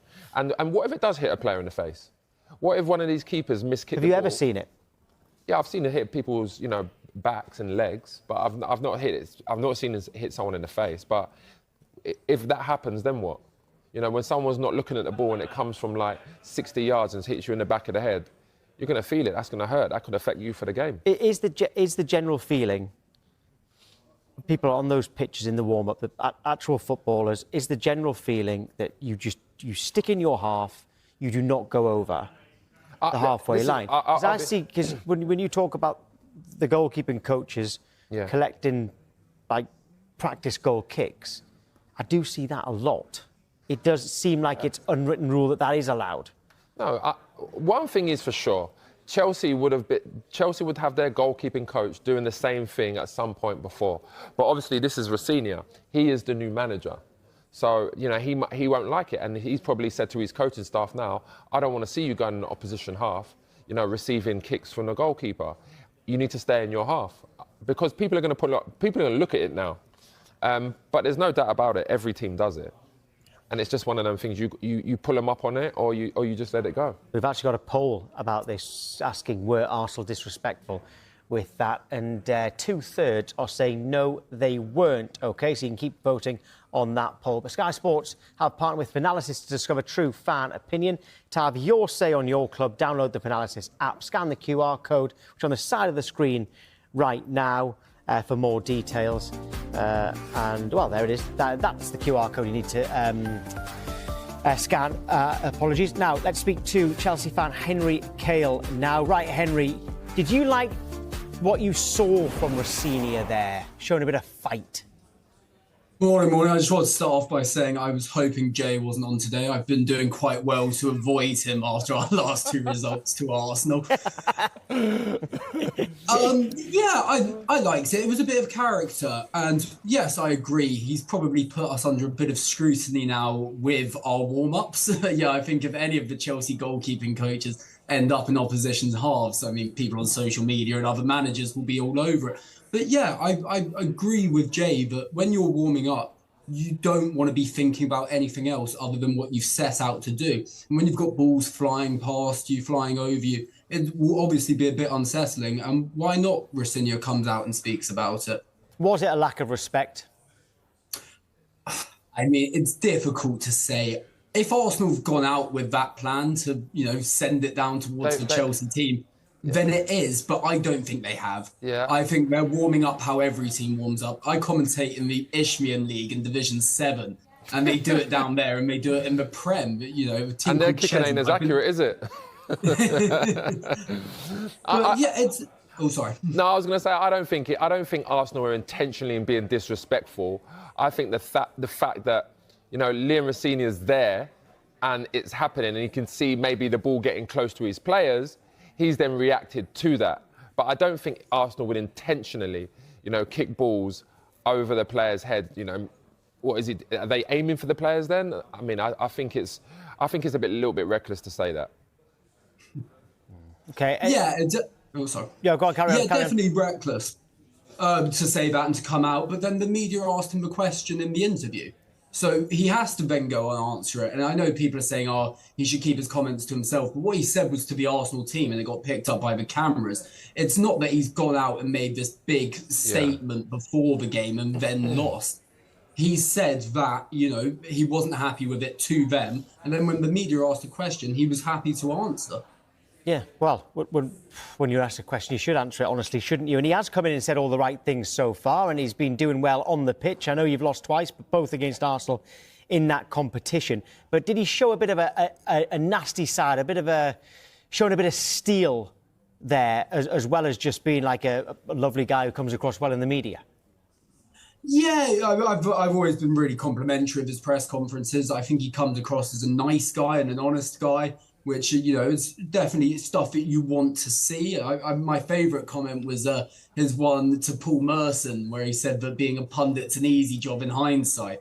I'm not saying your job's easy, Jay, but, Rosinha thinks it is. But yes, this time it was a bit of grit and it was a bit of steel, and it just showed a different side to him. And I think what Chelsea like to have as managers is characters. And it's nice to see a bit of character with Rosinha. I actually liked his comments on the way he approached the game. Obviously, people were saying, he didn't go out and go straight at Arsenal. But I think he was right in saying that if I go straight at Arsenal and then they go and score 2 early goals, the tie's over. Well, it happened the next night. No, but City. Yeah, I mean, and that's why I like what Rosinha said. So he stuck to his tactics. He wanted to bring the players on to try and make a difference. It didn't happen in that game, but I like the way he stuck up for his tactics. He owned it. He took accountability. And, like he said, he was happy with what his players done, but they just couldn't get the result. Yeah, I mean, I think the actual issue was when Esteban and Palmer came on, it didn't have that impact we were expecting. Yeah. We were expecting those two, talismans to come on and really have a run at an Arsenal team who didn't do much against us in 60 minutes. And it didn't work on this occasion. But I understand the tactics. I think, yet again, in hindsight, a load of players and pundits and fans are coming out and saying, that it was a whimper and we didn't deserve to go through. And to be fair, we didn't. It didn't quite work out. But I understand what he did. We're not the same Chelsea of past that could go and turn over Arsenal at the Emirates. I don't think it was a whimper. One thing I genuinely, this is my personal point of view, I don't like it when you bring players like Palmer and Esteval on the pitch, because a game like that is really hard to get up to the speed of the game. So I think players like Palmer, like Esteval, they probably should have started. Okay, I understand you were rotating, you might want to rest, think about the game coming up on the weekend. But ultimately, I think that was a really, really important game, to try and win something early on in the season. But again, I want to see the best players playing. And I'm sure Palmer probably wanted to start. Esteval probably wanted to start. It's disappointing that you see them come on and then they are a little bit blunt because they can't get up to the speed of the game like the Arsenal players were. Is being a pundit easy? Not when I'm working with you. I make it easy. I make you look good. Henry, I bet you commentating on the Isthmian League is not easy. Thanks very much for coming on today. Thank you. Thank you very much, lads. In the morning's newspapers, and joining us are the Mirror's chief football writer John Cross and sports broadcaster and writer Henry Winter. Welcome along to you both, chaps. We'll hear from you shortly after we've run through the back pages as we have them so far, starting off with John's paper, The Mirror, which splash on the Chelsea head coach, Liam Rosenior, saying that Arsenal lacked respect. Liam's blast after issues with Way Gunners warmed up, and they carried the news of Ben Stokes, who suffered a facial injury caused by a cricket ball. Stokes cut and bowled, it says there. Onto the Express, who also lead with Liam Rosenior. Their headline says, Liam let rip at Space Invaders. Rosenior admits he lost his cool over Arsenal coach's lack of respect. They also carry the unusual story from the Winter Olympics. You may have heard our sports news correspondent Geraint Hughes explained a little bit earlier on. Ski jumpers face acid test, and Ben's hit by a ball in socket. Yeah, that Ben Stokes injury, and yeah, that picture that he posted on social media. The Star also lead with, yes, Liam Rosenior. All I'm asking for is a little respect in capital letters. Arsenal warm-up act just not right, says Rosenior. They also carry the story that Manchester United are in talks about playing mid-season friendlies abroad to fill their light fixture schedule. And the Times lead with Rosenior hitting out at Arsenal. They have an image of Louis Bielbiarri, who scored 2 tries in France's statement win over Ireland in Paris on the opening night of the Six Nations. Yeah, Thursday night rugby.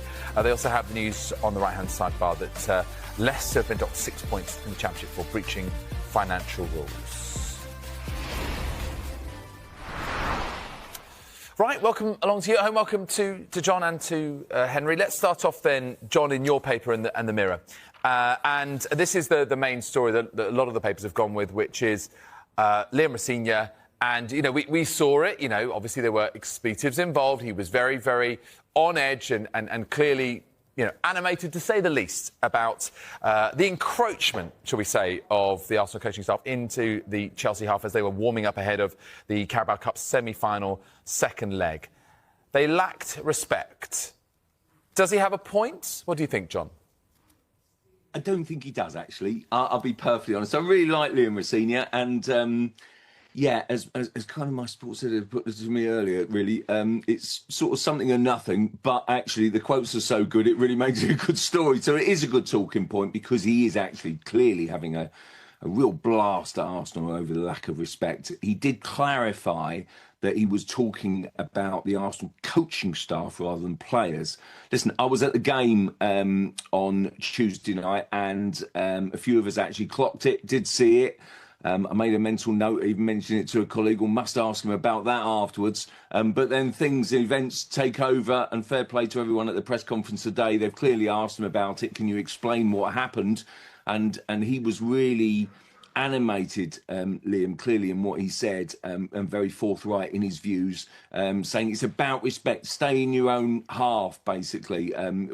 We stay in our own half. It's about kind of respecting the others and sort of almost staying in your lane, if you like. I challenge everyone, I think, really, to have a look at warm-ups up and down Premier League games this weekend. And I guarantee you will see a fair number of goalkeeping coaches or coaches knocking balls to their goalkeepers to then ping it long and practice their long kicking. That's what happened, and the ball was going into Chelsea's half. It's quite a common occurrence. It happens most weeks. But what really interests me about this is Liam Rosenior, who I like a lot. I think he's making a really positive, strong impression at Chelsea. He likes to get himself whipped up before games. That's part of his, I think, his coaching mantra, if you like. And I think he's kind of seized on this, if you like, really, to kind of show his passion and his desire and his determination, hoping it might rub off on his players in the performance. And he's kind of seized on this and really to show his sort of kind of power and strength, if you like. I don't think there's too much wrong in really what has gone on. I do think, you know, sort of aiming these respect comments creates a very strong, powerful headline. It will certainly kind of, I'm sure that Mikel Arteta will be asked about it at his press conference on Friday, and it'll be good sort of kind of knockabout soap opera stuff, and perhaps increase a little bit of bad blood between the clubs before then next meeting, which isn't too far away. But look, it's an interesting story, and it did catch the eye, and I can totally understand why it commands and demands many back pages and many back page column inches tomorrow. Yeah, do you know what? I just want to take on that point that you've mentioned towards the end of your answer there, John. Henry, how much is this about, what Liam Rosenior is painting as his own picture of what he is presenting outwardly, this authoritative figure that he wants to be considered as, because obviously he's still quite young in managerial terms and relatively inexperienced in managerial terms. Was this almost a more deliberate move than maybe it would originally have seemed? I think there are bigger things that could have been focused on. Gittins' injury, Garnacho's lack of form, Cole Palmer, I think he's fit for this weekend, which is good, but clearly his minutes are being managed. I think there are more significant issues around the Chelsea team than this. I mean, Cross is completely right. I mean, you look at any game and the goalkeeping coach is in the opposition half. He is pinging long balls. I think there is an element of etiquette. They check where the opposition are doing their quick feet or whatever they're doing, their little rondos, and doesn't go in the way there. But coming back to your question, I mean, these headlines are great. The Respect, Space Invaders, I particularly enjoyed. I think it's in the Express. But I think there is an element of a performative side to Liam Rosenior. He is quite upfront, but he's always been like this. Whenever you've interviewed him, and I've interviewed him at Derby and at Hull, and also at Strasbourg, the issue there is that he could say something and it wouldn't be back page headlines. And I can understand why the sports editors have picked up on this, because it is quite fun and we do like sort of adversarial elements between clubs. But he has to be a little bit careful with what he says. And this is not the first time that he's said something. He should be able to sort of see the head. He's very bright, as Crossy says. He's a very bright young coach, very bright individual. He should be able to see the headlines coming. And look, I'm sure some Chelsea fans will quite like it, that he's being a little bit feisty. But if you do things like that, do it after you've won. Don't do it when it looks a little bit like, is he trying to distract, or is that just him? I think an element of it is Liam. He has this huge belief in himself. 6 wins in 8 games is a good start. His career started superbly, but just tone it down a little bit with your public comments. Yeah, OK. And indeed, I mean, the only side that have beaten his Chelsea are Arsenal in the 2 legs of the Carabao Cup semis. Let's move on to a man who's also sort of like, let's say, putting it out there, and that's Tijani Reinders. And in the back of the Mirror, City on a mission for 4. But what Tijani Reinders is saying here, remember that, he's still a relatively recent recruit in terms of, Manchester City and the transfers they've done, wants to ruin the quadruple bid, but also keep alive Manchester City's, because they are still fighting in 4 competitions. But it's interesting because normally it's City who are on for the quad. And, what does this say, John? Is this desperation? Is this, a kind of desperate attempt at a psychological blow ahead of the Carabao Cup final, which, isn't for another 6 weeks or so? I think it's really significant, David. I do. I think that this final will give the winners so much confidence and belief. If that was Arsenal, you'd say, OK, we really believe we can kind of overtake City now. City have been such a menace, haven't they, for Arsenal, and kind of pinned them back and held them back. And Arsenal have now got a 6-point gap at the top. But honestly, anyone that writes off City in this title race, I think, is so naive at this point. Because, I mean, I watched that game the other night against Newcastle. And OK, they give you chances. They're maybe not as secure as they would like to be. But going forward, what a force. And I do think there's also this amazing opportunity, isn't there, that basically City and Arsenal, bearing in mind you've got the Premier League clash, you've got the Carabao Cup and potential Champions League meeting. They could meet 4 times in the space of very quick succession. What is it, sort of kind of 22, 24 days is amazing, and basically does set up this kind of real clash of the Titans, if you like. I love a glamorous final like this. I think the Carabao Cup has really been so exciting this season. The 2 semi-finals are absolutely perfect. I do think they were great games, and they set up this wonderful final between the best 2 teams in the country right now. The Premier League table shows you that. And I do think that City are very much in the market. There's so much talk, isn't there, about Guardiola's future? You know, does he stay beyond this season? I do think that's very much up in the air. And I do feel that City have got this hunger and this run-in that they always traditionally have. Well, Renders is absolutely spot on here. They will feel that they're very much in the mix. And not only can they mess up Arsenal's chances, but they can, you know, seize the opportunity and really go for it themselves, I think. Yeah, let's look at the back page of the Star. Reinders aims for Gunners. Warning Arsenal on a mission to ruin the quadruple dream. So very much, you know, these same kind of words being used. What do you read from that, Henry? Is it, as John says, you know, yes, we've got this hunger, or does it feel like this kind of, you know, it's an attempt to start this psychological war that's going to endure over potentially the next few months? I mean, he might just have been answering a question of, you know, do you want to win all the trophies? Which you flip that and it's actually saying that we don't want Arsenal to win the trophies. You wouldn't expect him to say anything else. He's a fairly sort of, not necessarily outspoken, but forthright individual, and he's answering the question. I think it's fantastic news for the Carabao Cup, the fact that we're previewing it almost sort of 5-6 weeks in advance. I mean, 15, 20 years ago, Crossy and I can remember when we were writing off, or certainly I was writing off the competition. I thought that it would absolutely disappear. But look, you've got, as Crossy says, two big glamorous teams absolutely fighting it out, and it's great news for the revenue going into the EFL, which is really important as well. So absolutely. But you know, what else is he going to say? He's going to say we want to compete for these things. But the Arsenal fans I speak to will be absolutely very happy with one trophy this season, as long as it's the Premier League. I mean, Crossy lives in the area. He knows a lot of the people at the club as well as the fans. If they finish with the Premier League trophy, having waited so long since the great Invincibles of 2004, that will be enough for Arsenal. But of course, this is a great trophy as well. Jose Mourinho, when he went into Chelsea, one of the first things he said is, let's win this because it gives you a bit of momentum as well, give a little bit of belief as well. But I think when Reinders and other people are talking about their own team's hunger, well, just talk to Declan Rice. I mean, I don't think Arsenal are short of hunger either. Yeah, and you're right. I mean, it is a proper glamorous final, John. And, you know, when it's Arsenal-Manchester City, I mean, of course, but last year we had, you know, last season, the stories of the long trophy droughts being ended. Newcastle in the in the Carabao Cup and Crystal Palace in the FA Cup. Speaking of Newcastle, let's go to the Sun. A ton of trouble.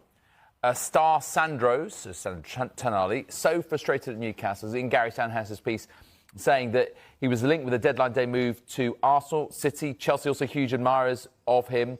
Obviously, that didn't result in anything this time around.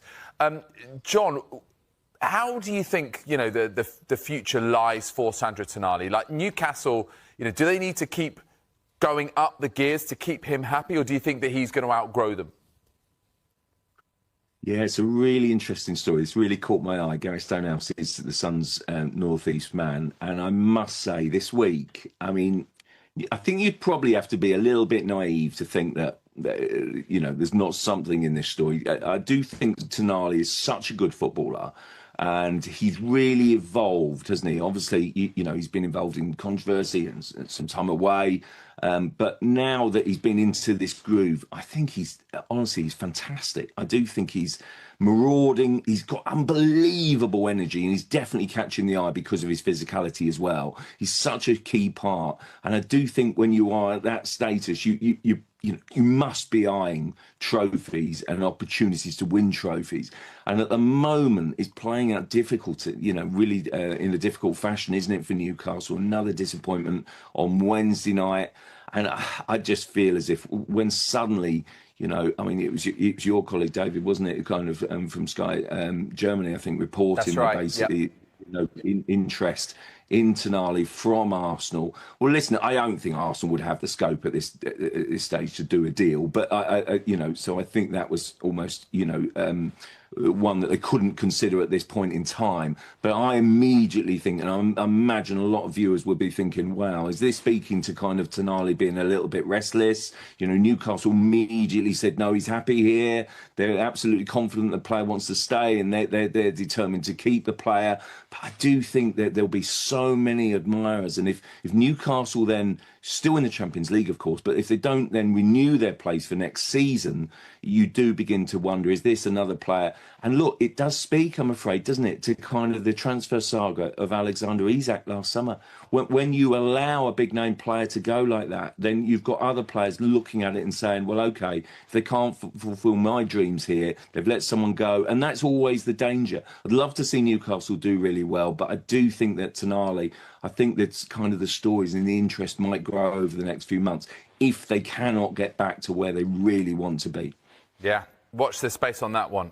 OK, thank you very much, gents. We're going to take a quick break. When we come back, we'll look at more of these sports stories in the morning's papers, including this in the Times. Leicester docked points. And in the Six Nations, Ireland's nightmare in Paris and injury fear for Faye Waboso. And this in the Mirror, Jan the man for United. Back in a couple of minutes. To Tottenham, you actually sat down with Thomas Frank in September, had a long chat with him ahead of their first Champions League game. I just wonder how you reflect on that chat, and I suppose it shows how life can change in a short space of time. You're now managing against him this weekend. Yeah, certainly could change. I really enjoyed it, actually. It was we got on really well. It was the first time I've met him really properly, and we had a good chat just about general football kind of things, and a little bit on processes and ideas a little bit, but he was really accommodating, actually, and I enjoyed it, so it'll be good to see him again. It's just over 19 and a half years ago since you signed for Manchester United from Tottenham. I know you, of course, played against them many a time, but you talk about your love for the club and how you fell in love with Manchester United. Can you pinpoint when that was after you made the move from London to Manchester, and maybe when that moment was for you? Yeah, it was pretty instant. I mean, I've got really fond memories of Tottenham and being at the club. You know, I was there for a short time, or what feels now like a short time when you look back, but really enjoyed it. Good team. Martin Jol was manager, and there was a lot of kind of things that I learned at the club in that short period of time. You know, but yeah, I've said it enough times. I think coming here was a jump, and a big jump at the time, and I certainly felt that pretty quickly. And then, yeah, I think once you step inside this place as a footballer, then it kind of it turns you, you know. And so pretty much from the first day, walking into the dressing room, meeting the manager, and from then on in, it was that was me. Yes. Having sat down with Thomas just that short time ago, what kind of challenge did Tottenham bring on Saturday? Well, they certainly bring a challenge. I think you can see, you know, especially the way they finished the game the other day, and they've had over a period of time players injured and ins and outs, and a lot of changes to the team, which makes things a lot more challenging, a lot more difficult from their perspective. But getting players back, and they've got good attackers, you know, really good attackers that look to stretch the back line and play forward and attack the box an awful lot. So it's something we certainly got to be aware of, you know, and slightly different game to maybe what we've played over recent weeks in some ways, but we're looking forward to it. You know, we're in a good place, and boys have worked well again this week. Again, feet on the ground. Let's not get carried away with what's gone on, but it's about what's next again. So big challenge ahead, but we're looking forward to it. And for yourself, obviously it's a great start, Michael, but has it even surprised you at how well it's gone to this point? To be honest, it was coming in at the very start, and then to get the game so quickly, it was kind of step by step, so I wasn't really looking too far ahead, and you know, obviously people were saying at the time of the first two games at that point were standout games, and expecting a tough start, and in some ways that maybe helped, and to get the whole group and focused and alive, if you like, you know, going into both games. But yeah, I didn't really look too far ahead, you know, and I couldn't allow myself to do that. But certainly over time, we kind of got a vague idea of what we want it to look like coming through the door. And certainly since we've been here, that becomes a lot clearer in what direction we want to go in. and how we want to play, but certainly the 3 wins have been fantastic in different ways. So we feel confident we've got a lot of growth in the team and the squad, but it's coming from a good place. Hi Michael. Matthias de Ligt and Mason Mount weren't pictured in training the other day. When are you expecting those two to be back available for you? Yeah, probably Mason sooner. He's not too far away really, so we're hopeful it won't be too long at all for Mace. Matta a little bit. He's working his way back. He's taking good steps and he's improving. And it's been really positive. A little bit too soon at the moment, but hopefully it won't be too long as well. Just wanted as well to ask, there's some gaps coming up in the schedule. There was talk earlier in the campaign about mid-season friendlies. I think Ruben Amorim, the predecessor, said United would have to do it due to missing out European football, the need for revenues and things like that. Is that something that you're aware that's going to be happening? Are plans afoot to go anywhere? Yeah, at this stage, it's nothing's confirmed, or we are aware of the schedule, and there is some kind of spaces, if you like, that we can use in different ways. So it's all up for discussion at the moment, but nothing's been decided, and it might happen, it might not. We'll just have to wait and see. Michael, in terms of the kind of future of the football club and looking beyond like the next game, when it comes to shaping the squad for next season, does the fact that there is uncertainty over the manager's position, is that going to be a hindrance? You've been a player, you know what it's like.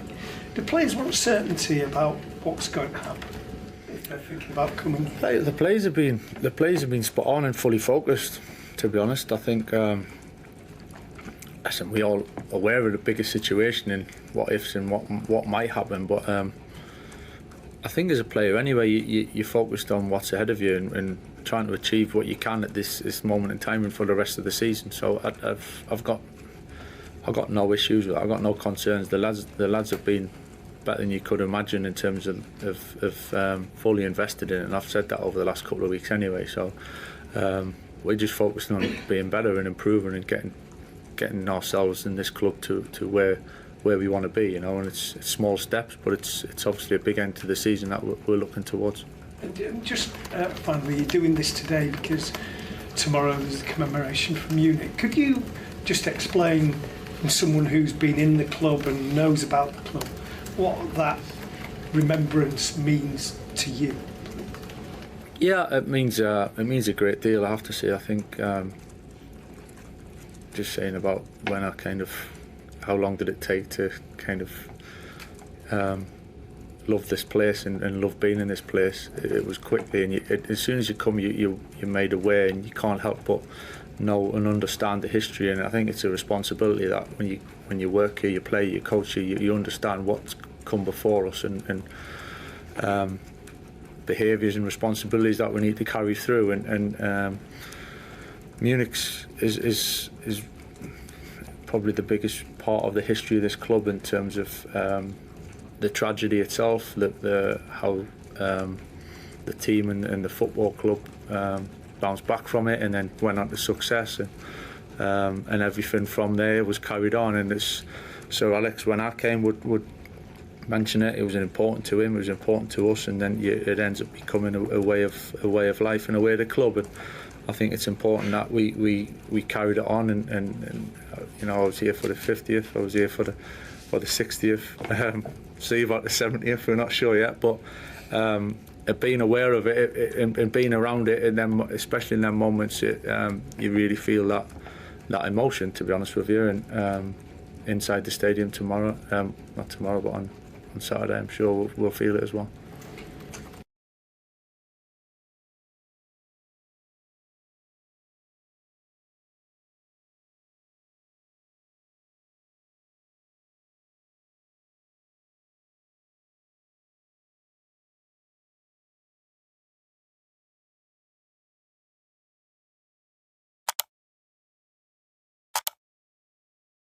Does Pep have a point? Listen, I think it's more frustration from Pep that he wants a player to play. He's at Man City, so they think, well, he should be able to be available for all the games. But I'm going to say no, because He's cup tied. Like, for it, you can't just play for one game and play in the final. Like I say, I think it just comes down to more frustration. I get the Semenyo one. He was in beforehand, but like you said to me off air beforehand, is the rules are actually clear and they're there. So he is unavailable. And Man City would have. You'd like to think they would have known that before signing him. Also. Yeah, the rules are clear. There are certain deadlines, so you can play for two clubs in the Carabao Cup. It's not like in the FA Cup, where if you play for one club, you're cup tied. In the Carabao Cup, you can play for a club. If you sign for another club before the summer transfer deadline, you can then play for the other club in the rest of the competition. But the second deadline is before the first leg of the semi-final, or transfer deadline, whichever comes earlier, or the first leg came earlier. So in fairness, Semenyo did sign and played, Guéhi didn't, and they are the rules. Do you like the rules, though? Would you be in favour of them changing? Yeah, changing just to be cup tied.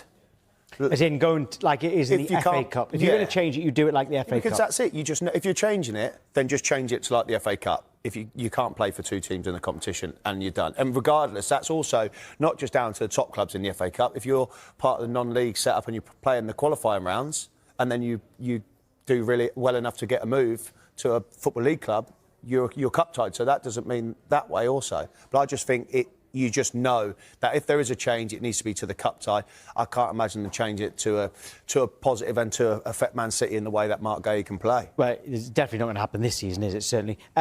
You mentioned there that you think he might be frustrated because he doesn't have Guéhi. How important will Guéhi be to City between now and the end of the season? And, of course, how important would he be if he was able to play in the final against Arsenal? Well, he's arguably the best centre-half for England. So he's going to be very important to Man City from now till the end of the season. Be super important for them in that game, in the cup final. Of course, you want your best players playing in that. City have had their injury problems. It's been well documented. Of course, yeah, especially in the defensive display. But any team that are missing a player like Mark Guéhi are going to find it a struggle. But not last night. How impressed were you with their performance? Yeah, impressed. You listen, you look at City and you think they've got players that can put in performances like that. I think the standout one was Haaland not playing, and you're thinking, right, Marmoush is not match fit, hasn't played enough minutes, and he goes and gets a brace. So there's a point in that where you're like, right, they've got the squad. We all know City have got a squad to fill certain voids, etc., etc. But also you have to give credit to them. But Newcastle didn't do enough to put them under any pressure, in my opinion. See, you were a striker. Yep. Marmoush has just scored 2 goals against Newcastle. So will he be thinking, well, surely... No, because the best striker in world football is playing in front of them. But he isn't on form. You still play the best striker in world football. Is Liverpool away on Sunday? I can't see any time that in the Premier League that Erling Haaland doesn't play for Man City. Like he is the flick of a light switch, he could just turn it on. Would you be surprised if he goes and gets a brace at the weekend, Erling Haaland? No, absolutely not. But from a striker's point of view, of course, now you get the 2. Now you don't want to stop-start. You want to keep playing now, and Marmoush would want to be playing and want to try and carry on that form that he showed last night. And it was perfect. Listen, also you need to take in. Dan Burn comes to make a tackle, it's a bounce back off him and goes in, thinking, oh, happy days, it's on for me now. And then Kieran Trippier goes to clear one, and he heads one in off the line and makes it 2. So it was a perfect scenario for Marmoush last night. In the final, it is Arsenal. Who do you think needs that victory more? I'm going to say Arsenal, right? And this is the reason why, because we all look at it now, and if Arsenal don't win the Carabao Cup, everyone will be thinking, oh, this could be a knock-on, this could be a domino effect. Are they going to wobble the league? Are they going to let go of that now? So I think if Arsenal go and win the Carabao Cup, I think they'll win the league anyway, but if Arsenal win the Carabao Cup, then it'll be on home and hose from there on in. Right. OK, well, Sky Sports are partnered with Finalysis to discover true fan opinions. Have your say on your club. Download the Finalysis app right now. Scan the QR code on your screen for more details. Let's speak live to Manchester City fan Matthew Kerr. Now, morning, Matthew. Right, Pep says that City will write to the EFL to appeal the decision of Mark Guéhi being ineligible for the final. Right, I can assure you he's not going to get anywhere with that. But as a fan, what do you make of the rule? Yeah, I mean, I agree with the rule because the rules are the rules. But ultimately, when you can have Semenyo walk into the semi-finals, have a huge impact in us getting to the final, you know, he's obviously scored, should have got his second goal in the first leg. Last night, he was unbelievable as well. And then you can't have the same for Guéhi. I find it a bit difficult to understand, really. Where did he draw the line? I understand they've got to draw the line somewhere. Matthew, they've drawn the line, so Semenyo could play before the first leg. So he can No, I play, so understand there's that. no rule. So I totally understand, but Semenyo's played before the first leg, and he's been effective in both legs and been effective since he's been at City. Mark Gay was signed after that, so he can't play. So effectively, there's the rule. There's nothing like surprising to it. Semenyo can play, Mark Gay can't. Yeah, I understand, but I think it should be the same for both of them. I think ultimately, I'm saying this, I'm a City fan, and I love Semenyo since he's come in, but I think if the rule is that Gahey can't play in the final, I think the rule should be that Semenyo shouldn't have been able to walk into the team at the semi-final stage. So do you agree with what Charlie said? If there's a rule change, you just make them cup-tied like it is in the FA Cup. Would you be more in favour of that? Yeah, I think that would make sense. You know, otherwise it's one thing for one thing for another. I don't think it doesn't really make too much sense for me. Right, fair enough. How much will you miss Gahey in the final? Yeah, a lot. I mean, luckily Ruben Diaz was on the bench last night, so hopefully we're going to see him maybe this weekend, and come the final, I imagine he'll be starting. So that'll be a massive boost. That'll make up for no Mark Gahey. But yeah, I mean, it's difficult. Nathan Ake, his legs are kind of gone at the minute. Kusanov's doing pretty well, but undoubtedly Mark Gahey being in that defence will give us much a better chance against Arsenal. And that's a pairing now, Matthew. Mark Gay and Ruben Diaz with his back fit. That's going to be the starting pairing for obviously whatever the remainder of the season looks like for City. If injuries stay that way, that's going to be the strong pairing for them too. Yeah, definitely. I mean, especially with Josko Gvardiol pretty much out for the season. I mean, them two, Ruben Diaz and Gvardiol, were unbelievable together. Probably the foundation of our success up to this point this season. And yeah, Gahey and Diaz, I'm looking forward to seeing them both playing next to each other, you know, proper defenders. So yeah, it should be good to see. And in general, what did you make of the performance last night? Yeah, I mean, it was that first half especially, it was kind of, you know, very mirroring our season so far, you know, doing fantastically in first halves, putting some goals up, and then the second half we drop off. I mean, we could afford to last night because of the goal cushion we had and whatnot. We were pretty much, the tie was done, wasn't it?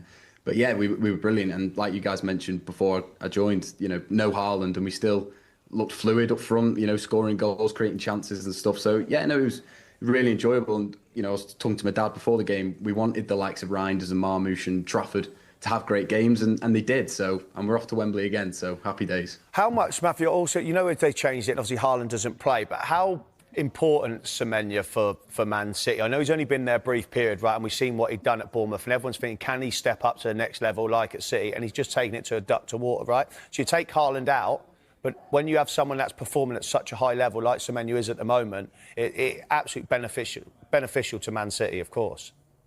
Yeah, it's massive. I mean, Pep's kind of tweaked the system of late. You know, the last few games he's kind of played like two up front with Semenyo or Marmoush or Haaland, whatever. And it kind of looks to me that Marmoush and Semenyo suits a lot more because the two can kind of interchange. They're comfortable on the wings as well. Whereas Haaland, when he came on last night, yeah, he had a few chances, but he doesn't look the most comfortable in that setup. It kind of needs to be built around him. So it'll be interesting to see, you know, how Pep adapts going forward. Does he bring Haaland back in and change it, or try and shoehorn him into this setup? No, but you absolutely, moment, Matthew. You're going to play Erling Haaland. Like, I get it. Like, you're going to play the system to suit Haaland. Yes, the rest of the players, and get the best out of them also. But to get the best out of Erling Haaland, you have the best striker, best number 9 in world football. So you have to find a way to get the best out of him.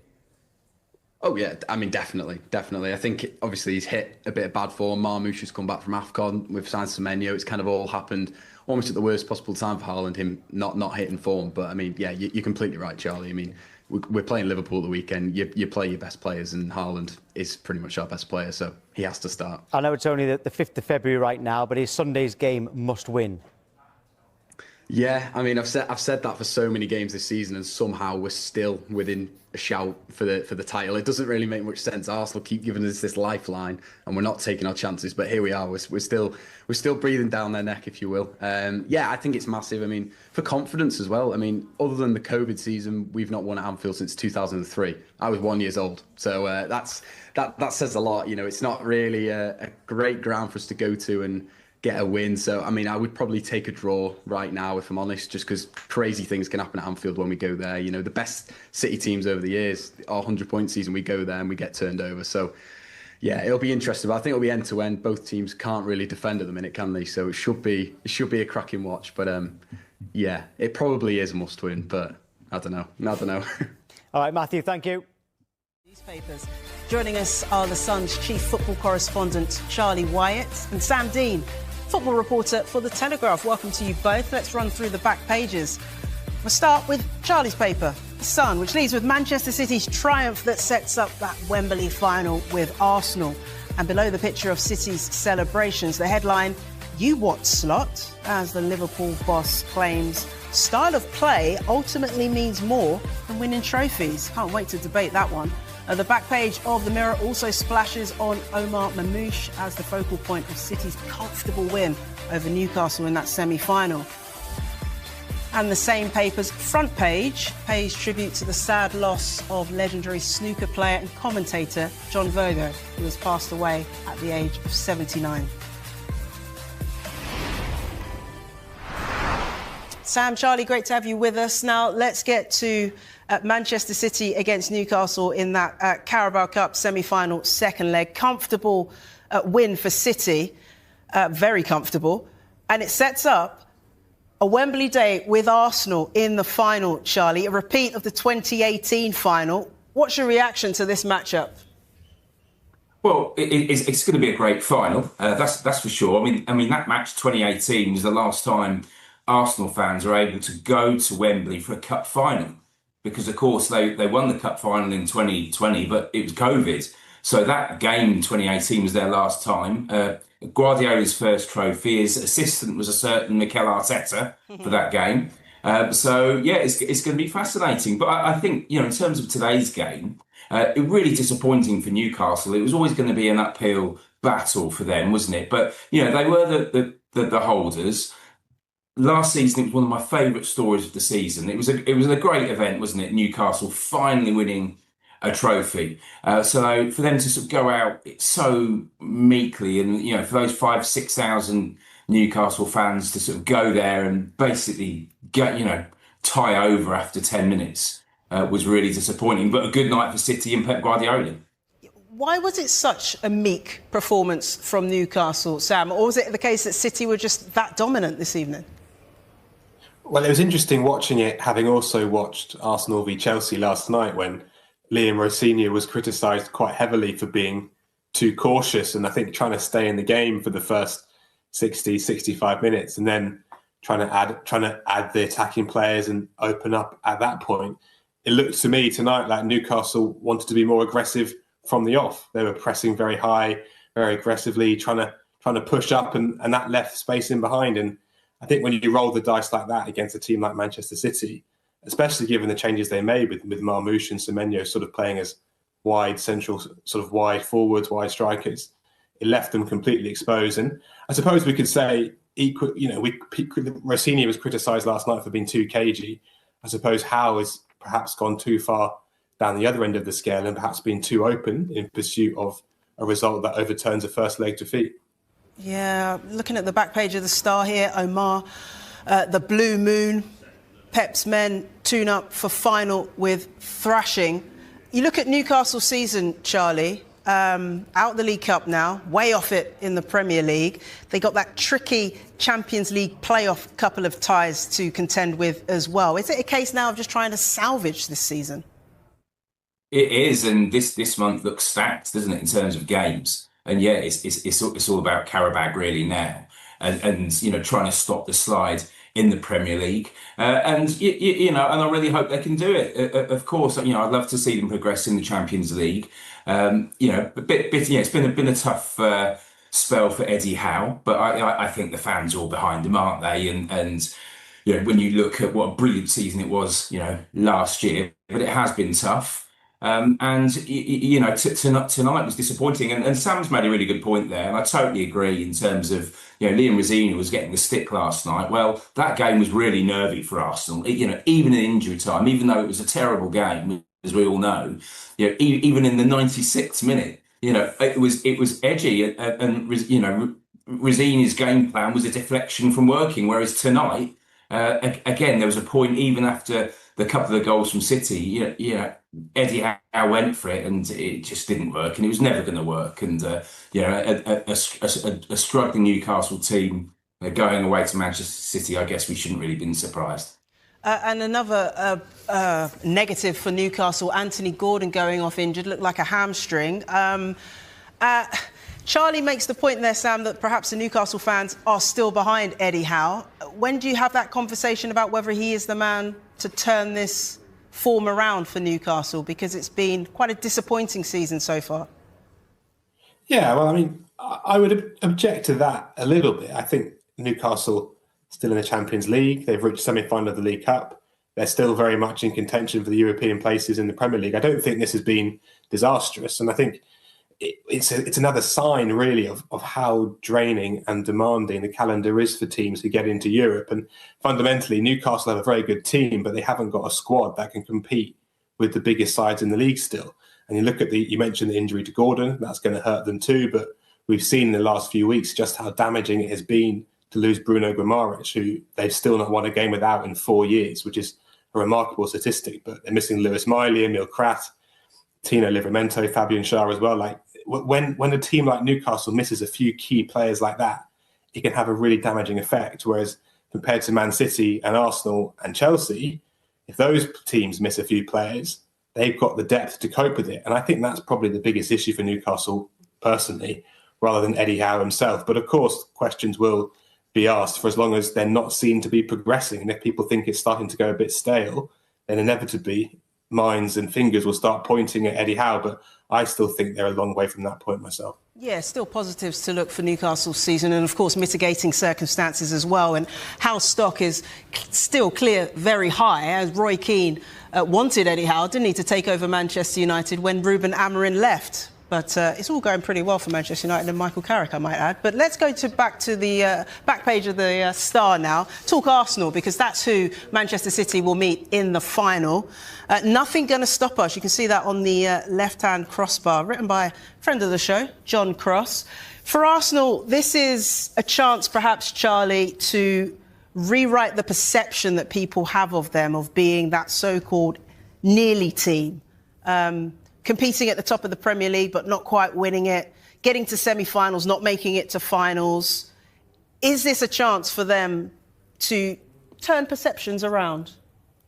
Oh, absolutely. It's a great chance. I mean, you know, the fact they've got past their first semi-final, after 4 defeats, they're in the final.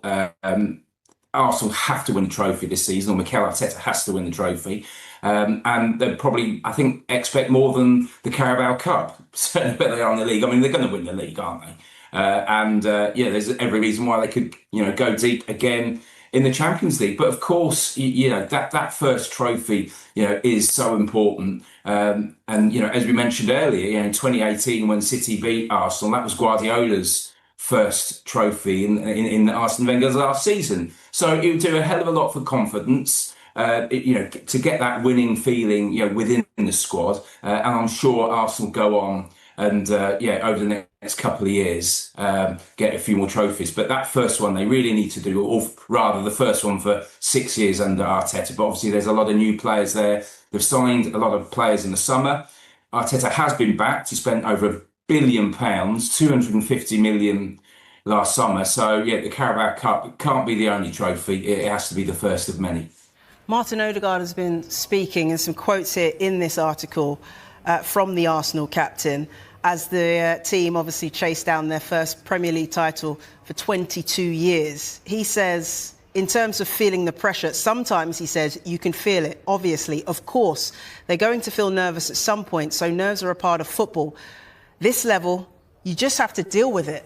And seemingly, so far, Sam, they are. But it's really only just going to ramp up, isn't it, as it gets closer and closer to the end of the Premier League season? Yeah, absolutely. And I think they know that. And I think that the challenge will be, I think a lot of the times will be the home games. I think that's been the case for a lot of the matches this season at home, when that desperation to win from the home crowd, which is totally understandable, but it kind of seeps onto the pitch and into the minds of the players, I think. And I think some of their more sort of clammy performances have come when the home crowd has become a bit nervous and a bit anxious. And sometimes I sit there and think, relax, this is a really good team. You've got a team in a great position in the Premier League, in 4 competitions, an amazing squad, the best squad in Europe, I would say. And there's no need for all this stress. But because of the history, 3 consecutive second-place finishes, that nervousness and that tension is always going to be there. And of course, Odegaard's going to mention that when asked about it today, and the nerves there and the fact that the players can feel that, because the players are not immune to that. Of course they feel it. The atmosphere makes a huge difference to how they perform and the way they operate. And I think a big challenge for Arsenal, as much as holding off Man City or whoever might challenge them at the top of the Premier League in the next few months, the challenge for them will be keeping their emotional cool as a club and as a fan base and sort of trusting in the process. I know that's a phrase that Arteta used to like and he's had some stick for, but I think in this case it really does apply that Arsenal are an exceptionally good team and they need to trust in that and their fans need to trust in that and let them go. And I think that's there was a good sign in that regard against Chelsea last night when I thought the atmosphere was very positive and a lot more enthusiastic than I think in previous home games over the past month or so. So perhaps a shift of the mood there following Arteta's comments when he sort of asked the fans to jump on the boat and enjoy the ride more than they have been so far. Yeah, there'll be sports psychologists listening to you, Sam, saying he's saying all the right things. Flip it, you know. They might see it as pressure, but should it actually be a privilege? But Charlie, looking ahead to that final, 7 weeks between them getting to the final and actually playing the final. It's a long layoff between the two sides facing each other. I mean, how might that play into either side's hands? How will they handle that long wait to actually playing at Wembley? Well, I mean, the interesting thing is that there's a chance that Manchester City could play Arsenal in the Champions League quarterfinals, and they've got to play each other. I think April 18th. So in theory, they could be playing each other 4 times in a month, which would be remarkable, wouldn't it? And yes, we'll see how that one goes. But look, I think there's a lot of games to play before the cup final. It will be a brilliant day. I'm absolutely sure of that. But particularly for Arsenal fans who will be desperate to get a ticket for that game, and Arsenal will fancy their chances. Of course they will, and the reason why I still think they're going to win the league. 3 things. First of all, we mentioned about the nerves, but they have had the experience of finishing second the last 3 seasons, so that should benefit them now. B, they're better, and C, Manchester City are not better, and Liverpool obviously fallen away completely. So this is Arsenal's season. I cannot believe they're going to choke. They really could be on the verge of doing something special, still going for 4 separate trophies in 4 competitions this season. OK, we'll leave it there for the moment. We'll take a quick break, and when we come back, we'll be looking at more of the sports stories in the morning's newspapers. I mentioned it at the beginning of the show, and we'll dive into Arne Slot's comments about style being more important than trophies in the long run. Does he have a point? Maybe. We'll discuss it in a couple of minutes. Stay with us. Humanity never ever we had the info in front of our eyes watching more clear than now. The genocide in Palestine, what happened in Ukraine, what happened in Russia, what happened all around the world, in Sudan and everywhere, what happened in front of us. You want to see it?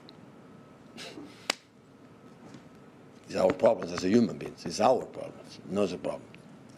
So at the end, it's images. It's not interpretation, play good, play bad, what happened here, there, you should play that player, the other player, and it's fine. When you talked about Palestine and Ukraine and Sudan and things like this, you obviously gave the big talk in Barcelona last week, which was received very well by a lot of people around the world. Why do these subjects matter so much to you, to the extent where you're very comfortable there is someone talking out? There is someone here. No, honestly, I appreciate it because in 10 years or last 2 years, it's the first time one journalist asked me about that. It looks like you are not allowed to do it for your work, I don't know. But there is someone who see the images what happening all around the world, about the wars around the world. You don't affect me? He is not question about who's right or wrong. Every politician, right, left, right wing, left wing, can, of course, have to. Everyone, the ideas can do it. That, but there is someone here that no effect will happen every single day. But today we see it. Before we could not see it. Today we see it is not something new. Touch something. It hurts me. For me, it hurts me. It would be the opposite side. It would hurt me. But when a people is dying, you know, you have to help him. The human being or the human being be alive or protect the life is the only thing that we have. And now it's not happening, but not just in this part of the world, in every part of the world. And what's happened right now, still right now, with all technologies, all the advances that we have, the humanity is better than ever in terms of possibilities. We can reach the moon, we can do everything. But still right now, we kill each other for what? For what? So, and I see the images, I'm sorry, it hurts. It hurts to me. That's why in every position I can help, speaking up to be a better society. No, I want to change anything, but I tried, I will be there. Yes, are Martin Hardy, the Northern sports correspondent for The Times and Sunday Times, and Nick Miller, football writer for The Athletic. Welcome to you both. Let's run you through the back pages that we do have. Although plenty of the papers still reaching us as they waited for the final whistle at the Emirates. Guardian, though, quick out the blocks this evening as they splash on the image of match winner Kai Havertz, finishing off his former club Chelsea. They also cover Pep Guardiola. He's been weighing in on politics and England men's latest T20 win ahead of the World Cup. The Daily Star has more on Pep Guardiola, supposedly aiming a jibe at Arteta over the lack of trophies that have followed his club's spending. And on the sidebar here, they cover the anguish felt by Dwight McNeil and his partner after that failed move on deadline day from Everton to Crystal Palace. Havertz and Arsenal lead the way on SkySports.com as well as Mikel Arteta gets a chance to land the first trophy of the domestic season. And his first in 6 years since that sole FA Cup triumph back in 2020 during the COVID pandemic. Nick, Martin, great to chat. It was a slow start to this one, wasn't it, in this semi-final second leg? But it's Arsenal that march on to Wembley. A significant milestone, would you say, Martin, considering they haven't been in a major competition final for 5.5, 6 years now? Yeah, I think if you saw the relief when Kai Havertz scored in the 97th minute, you saw the subs coming on the pitch, the players rushing to celebrate with Kai Havertz. The stadium had gone quiet for periods. I think Chelsea tactically played pretty well, but couldn't quite finish the plan that Liam Rossini has set for them. Arsenal are a team that have conceded, I think, 8 goals in 12 Premier League games at home. So it's a very difficult team to break down. The first leg, I thought the gulf between the two teams was much greater. Garnacho's goals perhaps flattered Chelsea a little bit. Tonight, there was some nerves. Arsenal didn't create a great deal. The counter-argument is they didn't have to. But, if anything, if Chelsea had created anything and sneaked that goal, we were heading to extra time. And I think that would have been a very nervy stadium. It is a long time, the fact that it's 2020 since Arsenal and Mikel Arteta have won something. We're now in 2026. Other clubs have had far greater success, and we probably will go on to the piece about Pep talking about how much Arsenal have spent searching for this bit of silverware.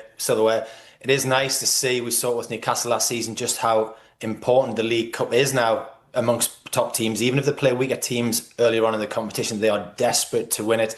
Arteta is desperate to get that bit of silverware. His team, the scoreline isn't perhaps a fair one because it's a 97th minute goal. We had 6 minutes of injury time.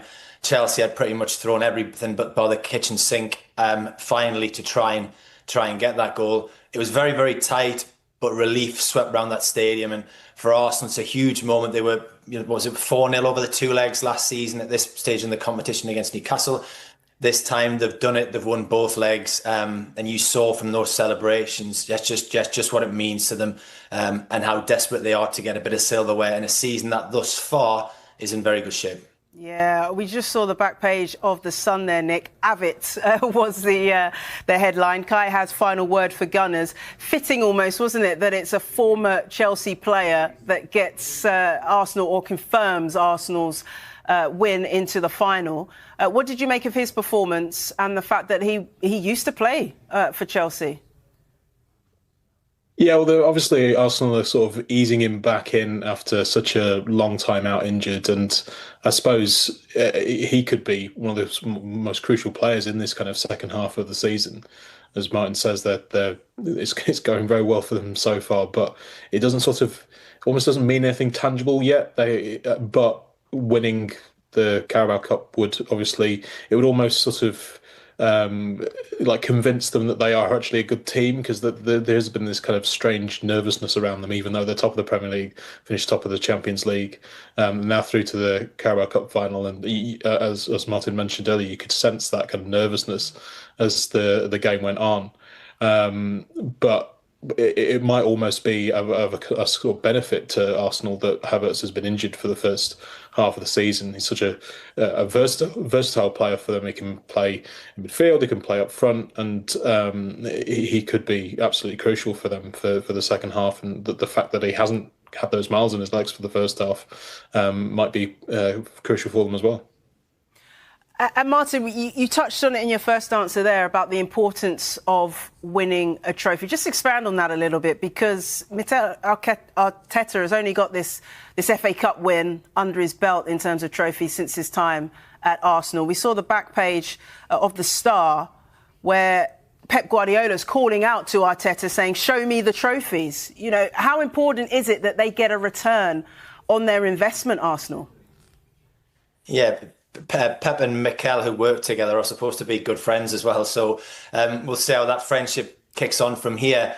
What you would say is that whenever you've read anything about Arteta when he was with Pep, or how diligent he is in his work at Arsenal, I think you are seeing almost a borderline fanatic to break that trophy drought. 2 or 3 years ago, the argument would probably be this Arsenal team were much more, for the purists, much more pleasant on the eye. But they couldn't get past the likes of Manchester City and Liverpool, who were so dominant at the time. There is a certain irony now that those two teams are weak and Arsenal have changed the way they play. But I think that single-minded determination from Arteta to become champions means he has explored every avenue possible to make this team even more difficult to beat. So that could mean it's a throw-in. It means it's free kicks. You may touch upon what Liam Rossini did tonight for Chelsea, which was interesting in terms of taking 3 of his players out of the Chelsea penalty area for an Arsenal corner, and Arsenal suddenly had to change their tactics. So it was nice to see somebody react to that situation. But in the main, it's been very successful, and Gabriel scored a lot of goals. It's, as I said, it's not necessarily for the purists, but it speaks of his desire to get rid of this monkey off his back in terms of not winning trophies, spending money. I think anybody, even if you're against Arsenal, would see they're getting more and more the look of a team that could be champions of England. And at the heart of that is him. You know, sometimes I think people get annoyed by just how close to the pitch he is at the side and how he's kicking every ball. And sometimes he's not far off making a tackle, I think, on a winger. But I think that speaks volumes of just how much this means to him and how much he has to get this team this season to win silverware. They've done brilliant in the Premier League so far, brilliant in the Champions League. They're pushing out on a lot of competitions. Kai Havertz and Gabriel Jesus returning means they may have the squad depth to try and keep pushing on all these fronts.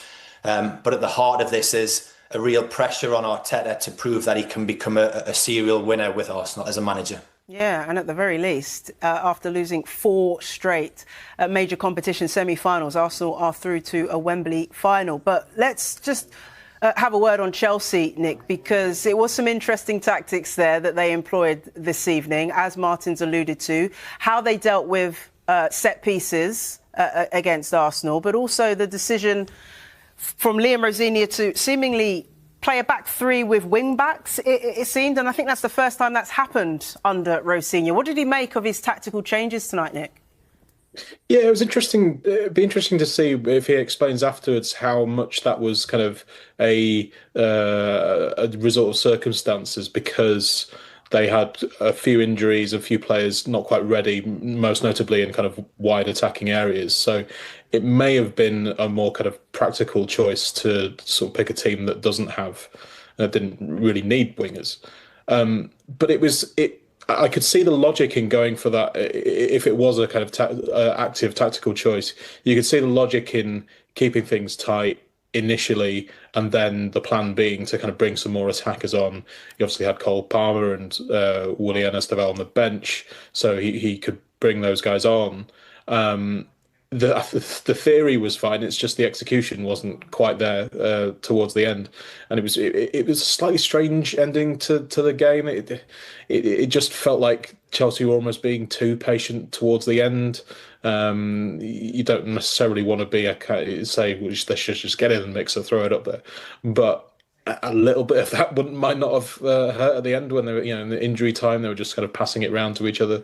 So I don't know whether Liam Rosenior would be frustrated with that, but yeah, it was an interesting way of trying to combat Arsenal, and yeah, that particularly the tactic of bringing more men out of the penalty box for those corners may be kind of lessening Arsenal's advantage with all the players that they pile into the middle. So yeah, it ultimately it didn't work, but I think it was an interesting approach, and it's possibly one that other managers will repeat and see if they can have better luck with against Arsenal in the future. Yeah, it's been all in all, Martin, a really impressive start to head coach life for Liam Rosenior. 8 games, 6 wins, but those 2 defeats have both come against Arsenal, and it's matchups like this, isn't it, against the best teams that will help him prove that he is the man for the job. Yeah, it's a very difficult situation because he's trying to impact his thoughts on a team coming in mid-season when Chelsea were kind of up and down.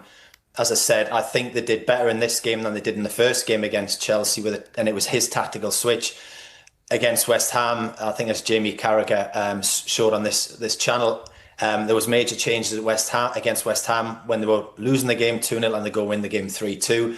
He's proven himself progressive, thoughtful, all the things I think, which was why he was given the job to try and blend these players together. In that final stages of the game, I saw this when Fulham were trying to come back against Manchester United.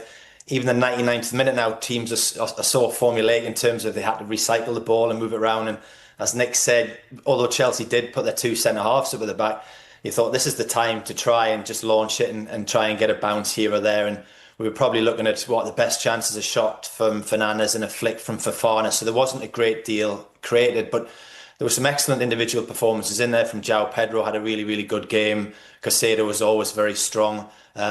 You were relying a lot on Cole Palmer, who's not fit, to come into that game, and Garnacho to have the same impact that he had last week.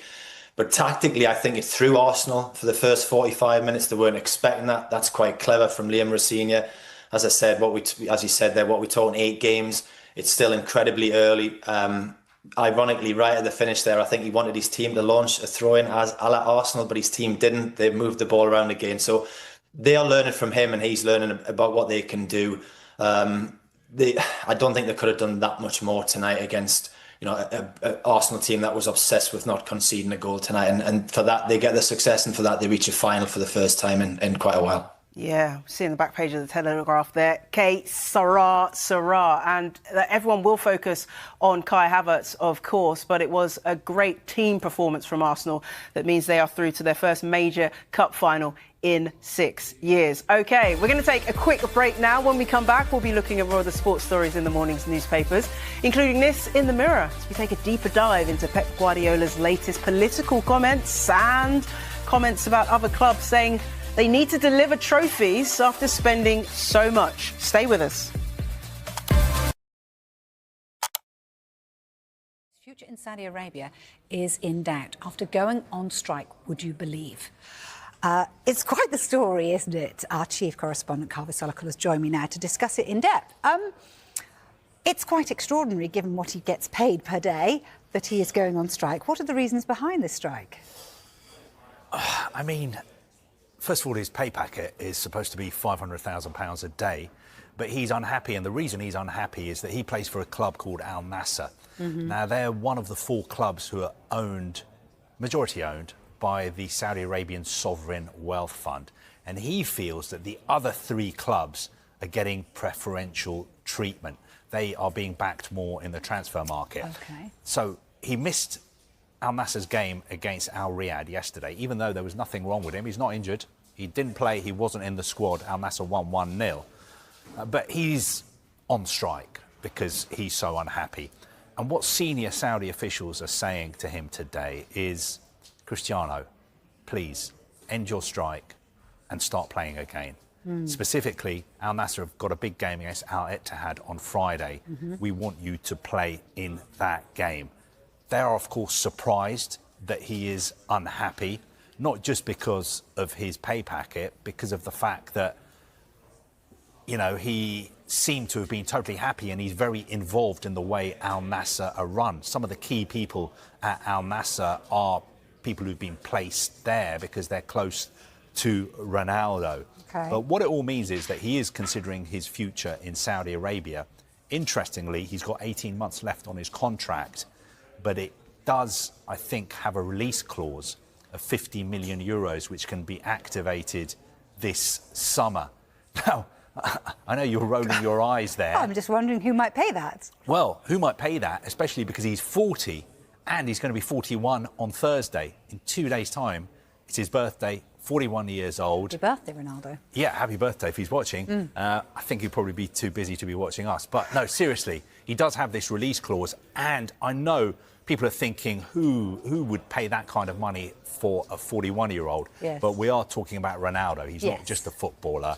He's one of the most famous people in the world. Yes. You don't just get what he does on the pitch. It's everything that comes off the pitch, all the commercial opportunities as well. But there is a lot that comes with it as well, like this situation perhaps. Now, 2 questions in one. Does he have a point in all this, in so much as has he got a case for them to answer? Is he right in what he's saying? You know, should he be on strike? Is Al Nassr being treated differently? And has Karim Benzema got anything to do with this? Yeah, Karim Benzema is interesting because that seems to be what has tipped Ronaldo over the edge. Because Al Nassr's great rivals, Al Hilal, yesterday announced a deal to sign Karim Benzema from Al Ittihad. Right. And I think Cristiano Ronaldo is looking at the Saudi Pro League table and thinking, we are 1 point behind Al Hilal. We are trying to win the league title for the first time in my time in Saudi Arabia.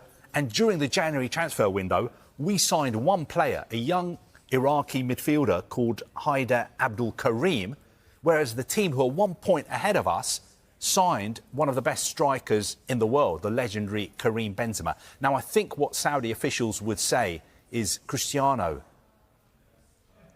PIF, the Sovereign Wealth Fund, did not pay for Karim Benzema.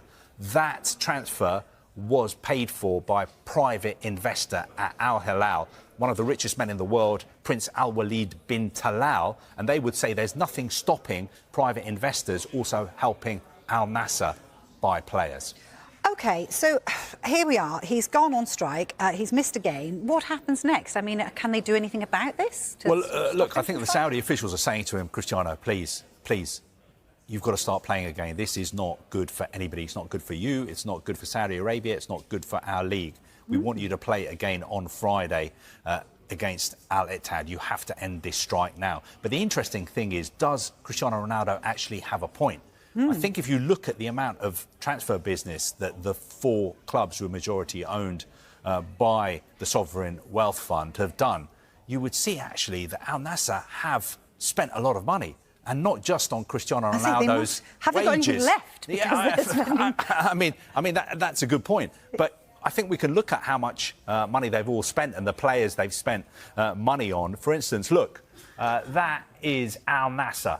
They have signed Cristiano Ronaldo, Sadio Mane, Aymeric Laporte, John Duran, who's now left, Al Hilal, who are like the Real Madrid of Saudi football, Karim Benzema, Neymar, he's gone, Ruben Neves, Theo Hernandez, João Cancelo.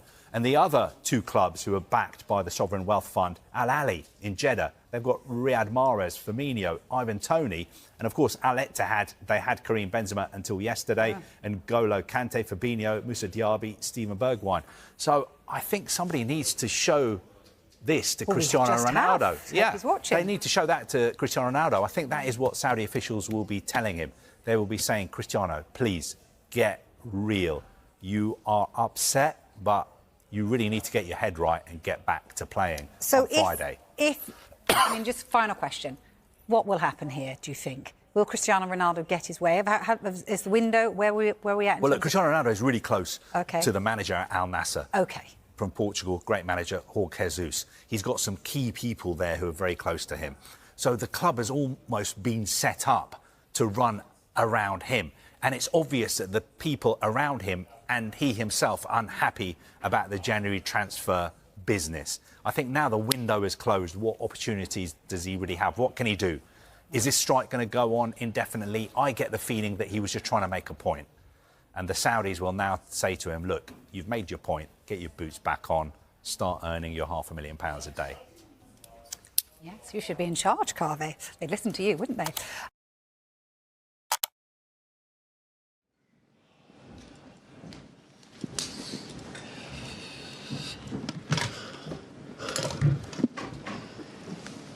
Good afternoon, everyone. Hope you're well. Same process as ever, please. We'll start with an open section, followed by an embargo for 10:30 p.m. this evening. We'll start with Manchester. Hi, Pep. You had a brilliant result at St James's Park in the first leg a couple of weeks ago. What would it mean to you if you can get back to Wembley and get into the final tomorrow night?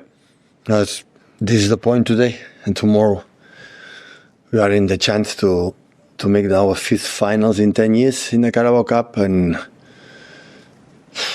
yeah, it's of course a good result. I prefer to start with a 2-0 up, but I know perfectly how many times we play against Newcastle and the pride they have, a Champions League team. So, and you have to be prepared and see how the players recover for that tough game in Spurs, and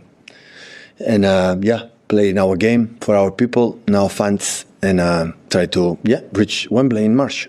You've got a lot of new players in your squad who haven't won a trophy yet with Manchester City. So how big would it be for them if you can go and lift the Carabao Cup this season? Yeah, start to play finals is really good for all of them, most of them. And will be for the club, for everyone, so important. Hi, Pep. Is tomorrow not just about reaching a final, but about building momentum and gaining confidence following the sort of mixed January that you had? Yeah, but there's different competitions. So when you play Carabao Cup, it's one competition, Champions League is another one, and Premier League and the other one. So yeah, of course those helps, but the confidence is every actions and every 5 minutes and building and breathe in the bad actions, bad moments, and forget it immediately and go to the next one. 2-0 in front in this tie, let slip a 2-0 lead on Sunday. Why do you think the side has struggled at times in second halves this season? Yeah, it's a reality. It's a reality. In second half, we dropped what we got in the first, and maybe as a young team, the youngest side we had in 10 years, and maybe we need to leave it, and maybe we stop trying to do what they have done in the first half, and we have to grow with that, definitely. And Mark Gahey ineligible tomorrow, a chance for someone like Max Lane to step up. Yeah, Antoine can play, and Mark no. Yeah. Okay. Play another one. Hi, Pep. Was Ryan Cherky all right when he came off at Spurs? Have a knock, and we'll see today. How does he feel? Okay, and are you any nearer to knowing how long Jeremy and Ruben Diaz might be out for? Ruben started to train yesterday, and Jeremy not yet. Ben? Hi, Pep. Can I just ask you about the end of the transfer window? Obviously, Calvin left yesterday. I know he's been back training with you. Have you got any kind of words of encouragement for him? Because he's had a really difficult few years, hasn't he, Calvin? Yeah, definitely. Trained last days because he was injured in the previous, and of course he have to take minutes to recover his best. And he has to play, have make some loans, and how he is as a guy, everyone is desperate to, he can come back and play minutes and be his best because he deserves it.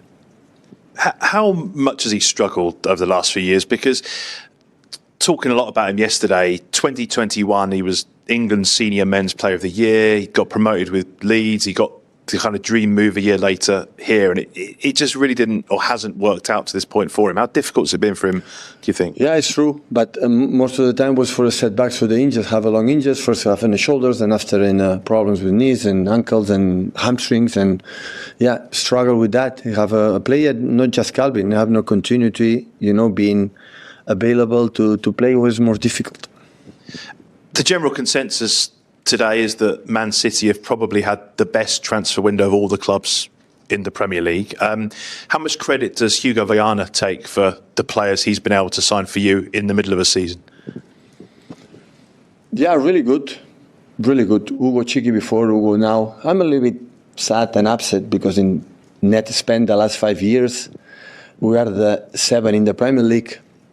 So I want to be the first. I don't understand how the club don't spend more money. So I'm a little bit grumpy with them. But with that position, like we won in the past, because we spend a lot, with that, now 6 teams have to win the Premier League and the Champions League and the FA Cups because they spend more in the last 5 years. This is a fact, you know. It's not, I would say, an opinion, you know. You can say an opinion, for example, like you say, you play good or play bad against the Spurs. So we can be agree or disagree. And but that is facts. So good luck for the 6 teams who are in front of us to spend net in the last 5 years. Let's go. I'm waiting. Certainly, by they have 10:30 p.m. this evening. Some to start. Nice quota. But a good win from Michael Carrick in Manchester United. How has he turned things around so quickly? I mean, bringing maybe happiness back to the training ground. I mean, I was a big Ruben fan, so I'm not going to sit here and say, you know, when he got the job, I know all Manchester United fans, most, like 90% of us, were optimistic. We were like, this is the man. Regardless of tactics, playing a back 3 and all that, whatever Carrick has done, to me, in the space of 3 days when he got in there, Tom, right, I think the players have to look at themselves as well, because I've said this so many times. I played for so many managers. I didn't like the tactics. I didn't like the style of play, but you have to do your job. I'm talking the basics, like run, you know, put yourself about for the fans. What Michael Carrick has done in the space of 3 games, Ruben Amorim, it took him 1 year to win 3 games in a row. That bloke's nearly about to get his hair cut. You know what I mean? I was going to ask you, like, what's he going to do? Imagine we'll get to 4 games in it. But, like, all jokes aside, but, like, I know a lot of the ex-Man United players are always outspoken about this, right, about who should take over. I'm a big, like, keep him in, genuinely. I don't think it feels the same as when Ole Gunnar Solskjaer took over.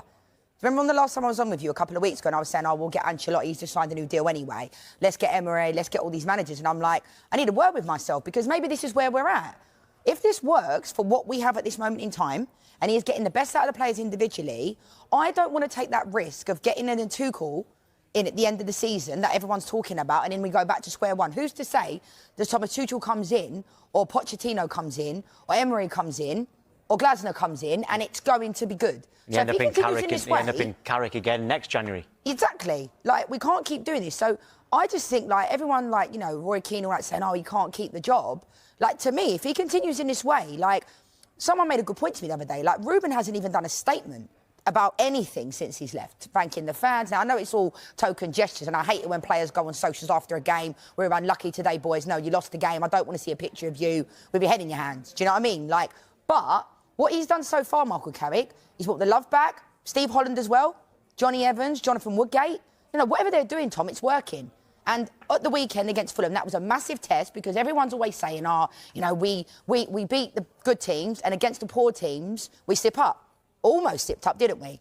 But what I'm seeing so far, Cunha is not happy being on the bench, but look at him. He's loving football. Sesko's coming off the bench, making an impact. So whatever Michael Carrick has done and those people have done at the club, at this moment in time, they brought the love back. So people might think I'm crazy sitting here saying keep him in the job. I feel that way, Tom. I feel that way because, like I said, at least he's proven that he's brought the love back to Manchester United. And if we make the top 4... Well, let's see what fans think, actually. I mean, by the way, get your voice notes in on this, by the way, and your messages on the future of Michael Carrick. Let's speak to James MacDonald now. James, I'm going to ask you the same question every week. Should Michael Carrick get the job on a permanent basis? Yeah, I mean, he's making an absolutely amazing claim to get it, isn't he? I mean, them results he's picked up so far, we've looked like a different team. And as long as he carries on like this, why wouldn't you give him the job? Well, I'm going to ask you about this. We've got quite an interesting graphic here on the Finalysis app. You can rate player performances, as you well know. OK, now have a look at this. Look at the upturn in the last 3 games since Carrick has been in charge. So against Burnley, 55, then 46 against Brighton, then 84, 77, 86. That's fans rating his performance. Look how much he's changed since Carrick's come in. Yeah, it's not just him, it's the whole team. We've all elevated. Everyone's looking better, everyone's looking refreshed, everyone's looking like they're enjoying football. And I'm not going to lie, the fans are too. It's reflecting in the analysis. I mean, I was speaking to another analyst the other day and he was rating players zeros in the Brighton game. So, yeah, long may it continue. Let's get them numbers up. Zero's a bit harsh. Would you keep Casemiro now? It's a difficult one because you've got to take into account his age, but look at his intelligence on the ball, on the pitch. He just spots things that other players don't. Look at that no-look Zoolander face there as he's passing the blue steel. But yeah, that kind of intelligence is rare to find in football. And if he is going, there's going to be some big shoes that need filling. But talking of those numbers, Tom, on the Finalysis app, biggest common denominator here, Kobbie Mainoo's come back into the team as well. Yeah. And you can't underestimate, like, how hard it is when you're not playing, right, to come back in and to be able to play 90 minutes games against those Man City and Arsenal and to perform to those levels. Like, it's no coincidence to me that Man United look more balanced now, don't we, James? Absolutely, and I think as well, not to take the shine off what Mainoo's been doing, but I think Casemiro's got to take a lot of credit for it because them two are working really well to each other, and having that experience next to a young guy like Mainoo's only going to get the most out of him, really, isn't it? Yeah, and so Mainoo's back in the side. Marcus Rashford's still out in Barcelona. He wants that deal to be made permanent. Would you want him back? Listen, it would be an absolute fairy tale for him to come back to United, come pick up some trophies, but it's just not realistic. I think unfortunately, his story's kind of done at United. Unfortunately, I mean, came back, I'm sure the fans would support him and get behind him a bit, but I just feel like it's time to move on in terms of Rashford and just look at the future and the new era of United.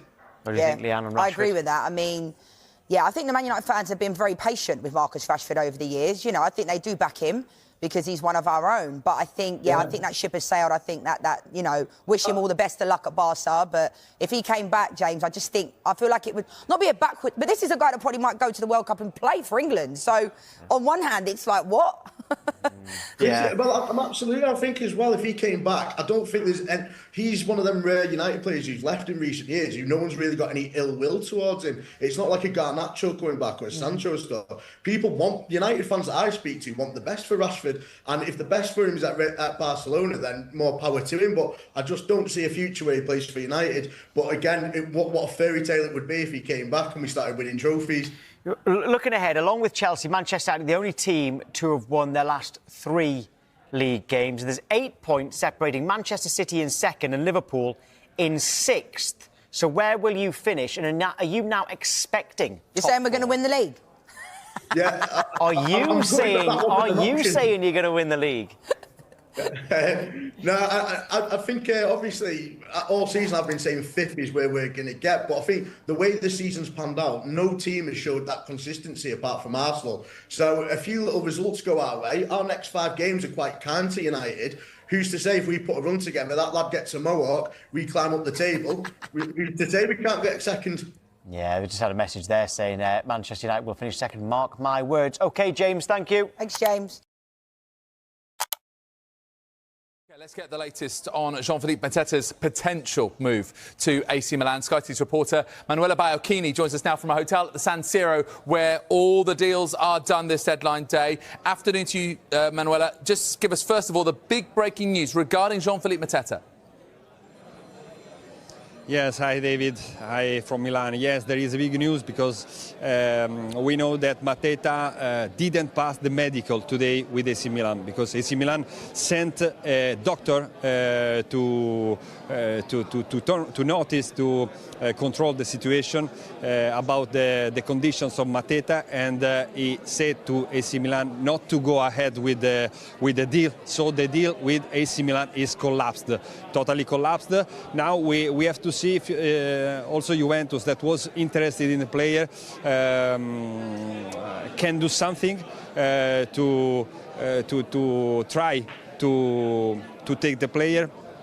And we see, because the time is expiring, and we know also that Juventus was looking for Kolo Muani also if in this last day of transfer market window. Yeah, tell us a little bit more about that. I mean, Rada Kolo Muani, of interest to Italian clubs, you know, hasn't really done huge amounts at Tottenham Hotspur. What's the latest with him? we know that Juventus wants him. Juventus was looking for a striker for Colomwani. Could be a return in black and white. Juventus wants him on loan till the end of the season, with buy option for the next. But we know that Tottenham haven't opened yet this kind of solution for Juventus. But we think that Juventus could try till the end of this transfer market window to convince Tottenham to give them the player. And Emanuele, Nottingham Forest, very keen to strengthen on this final day of the winter window, particularly in midfield, and they've got interest in 2 Serie A players. What's the latest on that? Yes, they are Gosens of Fiorentina and Frattesi, Davide Frattesi from Inter. And I think that it's not possible to reach for Nottingham Forest this player, both of them. Because about Gosens, he refused the offers of Nottingham Forest. He wants to stay in Fiorentina to save the team, to save the club from the relegation. And about Davide Frattesi, I think that Inter doesn't want to give him to Nottingham Forest, also to other teams, other clubs. For example, Lazio was very interested because they don't have the substitute. They tried, I'm speaking about Inter, they tried for Diaby of Al Ittihad, they tried for Jones of Liverpool, but they didn't reach any kind of agreement for them, and so they want to keep Davide Frattesi in the team with Christian Chivu. Emanuele Baiocchini, live in Milan. Thank you very much indeed. Been joined by Rob Dorset here in the studio. Rob, we've got this scenario where you were hoping for a bit of a domino effect with strikers, but actually they're a scenario where none of them move as well. That's the concern now. So, look, this news about Jean-Philippe Mateta is significant, obviously for everybody at Crystal Palace, everybody at AC Milan, but also potentially for everybody at Wolverhampton Wanderers and at Southampton as well. Let me try and explain. We've said at the start of the day there were 3 big-name strikers on the move today, and they're all interconnected. So Crystal Palace wanted to sell Jean-Philippe Mateta to AC Milan, and then in their stead they're going to sign Jurgen Strand-Larsen from Wolves. £48 million that deal's worth, a club record signing, a huge deal for Crystal Palace. And that takes, obviously, a Wolves top striker away, and they're bringing Adam Armstrong from Southampton for £7 million plus 2 in add-ons, right? So that's all if it works nicely, as it does in a housing chain. If one of those bricks falls, does the whole chain collapse? Now, at the moment, our sources are saying, no, that's not the case. Crystal Palace plan to go through with Jurgen Strand-Larsen, irrespective of whether Jean-Philippe Mateta moves to AC Milan or Juventus or anywhere else. But there's just a doubt in my mind and in other people's minds that do Crystal Palace want Evan Guessand, Jean-Philippe Mateta and all the striking options that they've got if they can't move Mateta on, which was part of the plan? If they were to pull the plug on that, what about Strand-Larsen? What about Adam Armstrong? So, look, at the moment, to stress, our sources are saying to us that they expect the others to go through. They still expect Strand-Larsen to move from Wolves to Crystal Palace. They still expect Adam Armstrong to move from Southampton to Wolves.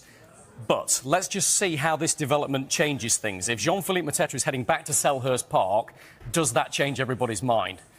The next few hours are going to be absolutely fascinating because there's 3 big-name strikers and we're all waiting to see what happens next. Yeah, they will be. Thank you, Rob. Wow, Mateta had his heart set on AC Milan. What a plot twist this is, guys. Unbelievable. I think what I find most amazing about it is how they've let it come out that he's failed a medical. In this day and age, normally your agent, the club, you'd speak to him and say, this cannot be a medical situation. Yep. You have to say financially we couldn't agree a package, but for it to come out that you failed a medical, where do you go from there? Yeah. Because a club will now come in and probably offer half the price and take a risk that you might get a couple of years out of him, or maybe he's now got to go to Crystal Palace. He's shaking hands to everyone 3 or 4 days ago saying I'm leaving, wants to leave. Now you have to go back cap in hand. It's the worst case scenario for Crystal Palace, and for I also feel sorry for Mateta because he obviously wants to go, but a nightmare all round this is. On Tim. Mateta, more than anyone, I feel sorry for. Obviously, he's engineered the move away. Palace fans will say we don't feel sorry for him. He'll come back here, have to play now. Can't sit on the bench. The only thing I can think of, which might resurrect it, is possibly a loan with a view if he plays a certain amount of games. Yeah. But it's such a risk. But then if he doesn't play the games, then he goes back to Palace at the end of the season. But Jamie's absolutely right. The devalue of the boy now, he would be half the money. You know, what was he getting? What was he, 40 million, 43 million? It's £20 million player now. Well, even that, you won't want a player who's broke. Even for 20 million, why would you take a player? So you're absolutely right, Jay. What about Strand? What does it do for Strand Larsen now? I'm surprised they were taking Strand Larsen anyway, not because of the ability of the kid. He's only scored 1 goal in the Premier League this season, but for the fact that they haven't got a manager. You know, why would you want to join a club where we haven't got a manager? I know we touched on it a little bit. It's about the club signing the players now, but I think it's a domino effect. Armstrong as well. You know, he's got to Wolves. Yeah. I mean, they're saying Strand Larsen is in isolation. They will still do the deal, but Mateta walks in the door. I think Mateta's a better player than Strand Larsen. So when you got 2 of them ready to play, what does he do, Oliver Glasner? He thought he was going to have no centre forwards. All of a sudden, he might have 2 big ones. Twists and turns of deadline day always happens. Right, OK. Does Pep have a point? Listen, I think it's more frustration from Pep that he wants a player to play. He's at Man City, so they think, well, he should be able to be available for all the games. But I'm going to say no, because he's cup tied. Like, for it, he can't just play for one game and play in the final. Like I say, I think it just comes down to more frustration. I get the Semenya one. He was in beforehand, but like you said to me off air beforehand, is the rules are actually clear and they're there. So he is unavailable. And Man City would have. You'd like to think they would have known that before signing him also. Yeah, the rules are clear. There are certain deadlines. So you can play for 2 clubs in the Carabao Cup. It's not like in the FA Cup, where if you play for one club, you're cup tied. In the Carabao Cup, you can play for a club. If you sign for another club before the summer transfer deadline, you can then play for the other club in the rest of the competition. But the second deadline is before the first leg of the semi-final, or transfer deadline, whichever comes earlier, or the first leg came earlier. So in fairness, Semenyo did sign and played, Guéhi didn't, and they are the rules. Do you like the rules, though? Would you be in favour of them changing? Yeah, changing just to be cup tied. As in going like it is in the FA Cup. If you're going to change it, you do it like the FA Cup. Because that's it. You just, if you're changing it, then just change it to like the FA Cup. If you can't play for 2 teams in the competition and you're done. And regardless, that's also not just down to the top clubs in the FA Cup. If you're part of the non-league setup and you play in the qualifying rounds, and then you do really well enough to get a move to a Football League club, you're cup tied. So that doesn't mean that way also. But I just think you just know that if there is a change, it needs to be to the cup tie. I can't imagine them change it to a positive and to affect Man City in the way that Mark Guéhi can play. Well, it's definitely not going to happen this season, is it? Certainly. You mentioned there that you think he might be frustrated because he doesn't have Guéhi. How important will Guéhi be to City between now and the end of the season? And, of course, how important would he be if he was able to play in the final against Arsenal? Well, he's arguably the best centre-half for England. So he's going to be very important to Man City from now till the end of the season. Be super important for them in that game, in the cup final. Of course, you want your best players playing in that. City have had their injury problems. It's been well documented. Of course, yeah, especially in the defensive display. But any team that are missing a player like Mark Guéhi are going to find it a struggle. But not last night. How impressed were you with their performance?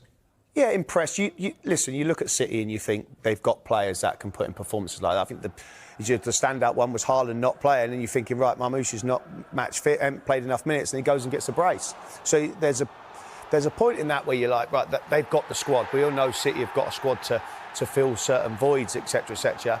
But also you have to give credit to them. But Newcastle didn't do enough to put them under any pressure, in my opinion. See, you were a striker. Yep. Marmoush has just scored 2 goals against Newcastle. So will he be thinking, well, surely... No, because the best striker in world football is playing in front of them. But he isn't on form. You still play the best striker in world football. Because Liverpool away on Sunday. I can't see any time that in the Premier League that Erling Haaland doesn't play for Man City. Like, he is the flick of a light switch, he could just turn it on. Would you be surprised if he goes and gets a brace at the weekend, Erling Haaland? No, absolutely not. But from a striker's point of view, of course, now you get the 2. Now you don't want to stop-start. You want to keep playing now, and Marmoush would want to be playing and want to try and carry on that form that he showed last night. And it was perfect. Listen, also you need to take in. Dan Burn comes to make a tackle. It's a bounce back off him and goes in, thinking, oh, happy days, it's on for me now. And then Kieran Trippier goes to clear one and he's heads one in off the line and makes it 2. So it was a perfect scenario for Marmoush last night. In the final, it is Arsenal. Who do you think needs that victory more? I'm going to say Arsenal, right? And this is the reason why, because we all look at it now, and if Arsenal don't win the Carabao Cup, everyone will be thinking, oh, this could be a knock-on, this could be a domino effect.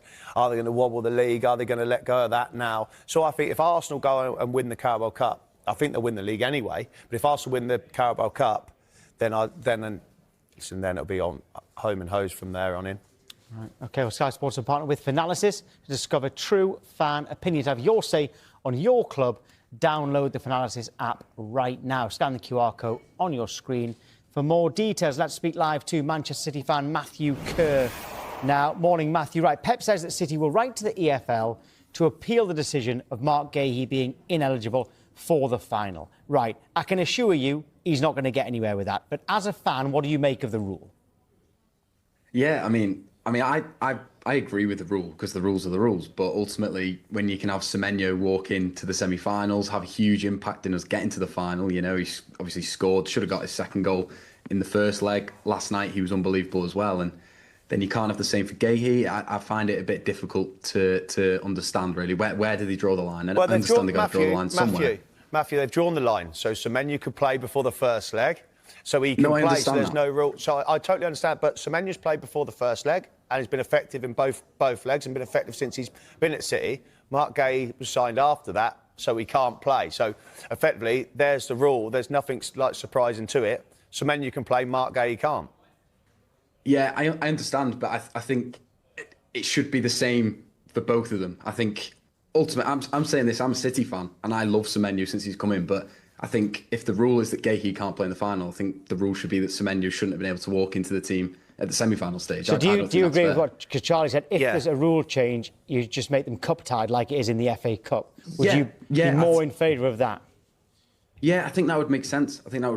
You know, otherwise it's one thing for one thing for another. I don't think it doesn't really make too much sense for me. Right, fair enough. How much will you miss Gahey in the final? Yeah, a lot. I mean, luckily, Ruben Diaz was on the bench last night, so hopefully we're going to see him maybe this weekend. And come the final, I imagine he'll be starting. So that'll be a massive boost. That'll make up for no Mark Gahey. But yeah, I mean, it's difficult. Nathan Ake, his legs are kind of gone at the minute. Kusanov's doing pretty well, but undoubtedly, Mark Gahey being in that defence will give us much a better chance against Arsenal. And that's a pairing now, Matthew. Mark Gahey and Ruben Diaz with his back fit. That's going to be the starting pairing for obviously whatever the remainder of the season looks like for City. If injuries stay that way, that's going to be the strong pairing for them too. Yeah, definitely. I mean, especially with Josh Gvardiol pretty much out for the season. I mean, them two, Ruben Diaz and Gvardiol, were unbelievable together. Probably the foundation of our success up to this point this season.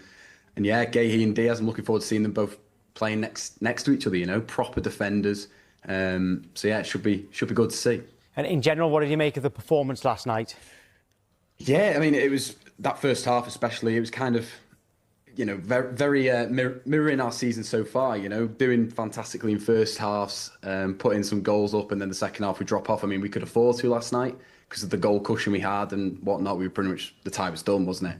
But yeah, we were brilliant. And like you guys mentioned before I joined, you know, no Haaland, and we still looked fluid up front, you know, scoring goals, creating chances and stuff. So yeah, no, it was really enjoyable. And, you know, I was talking to my dad before the game. We wanted the likes of Reinders and Marmoush and Trafford to have great games, and they did. So, and we're off to Wembley again. So happy days. How much, Matthew, also, you know, if they changed it, obviously Haaland doesn't play, but how important Semenyo for Man City? I know he's only been there a brief period, right? And we've seen what he'd done at Bournemouth, and everyone's thinking, can he step up to the next level like at City? And he's just taken it to a duck to water, right? So you take Haaland out, but when you have someone that's performing at such a high level like Semenyo is at the moment, it absolutely beneficial to Man City, of course.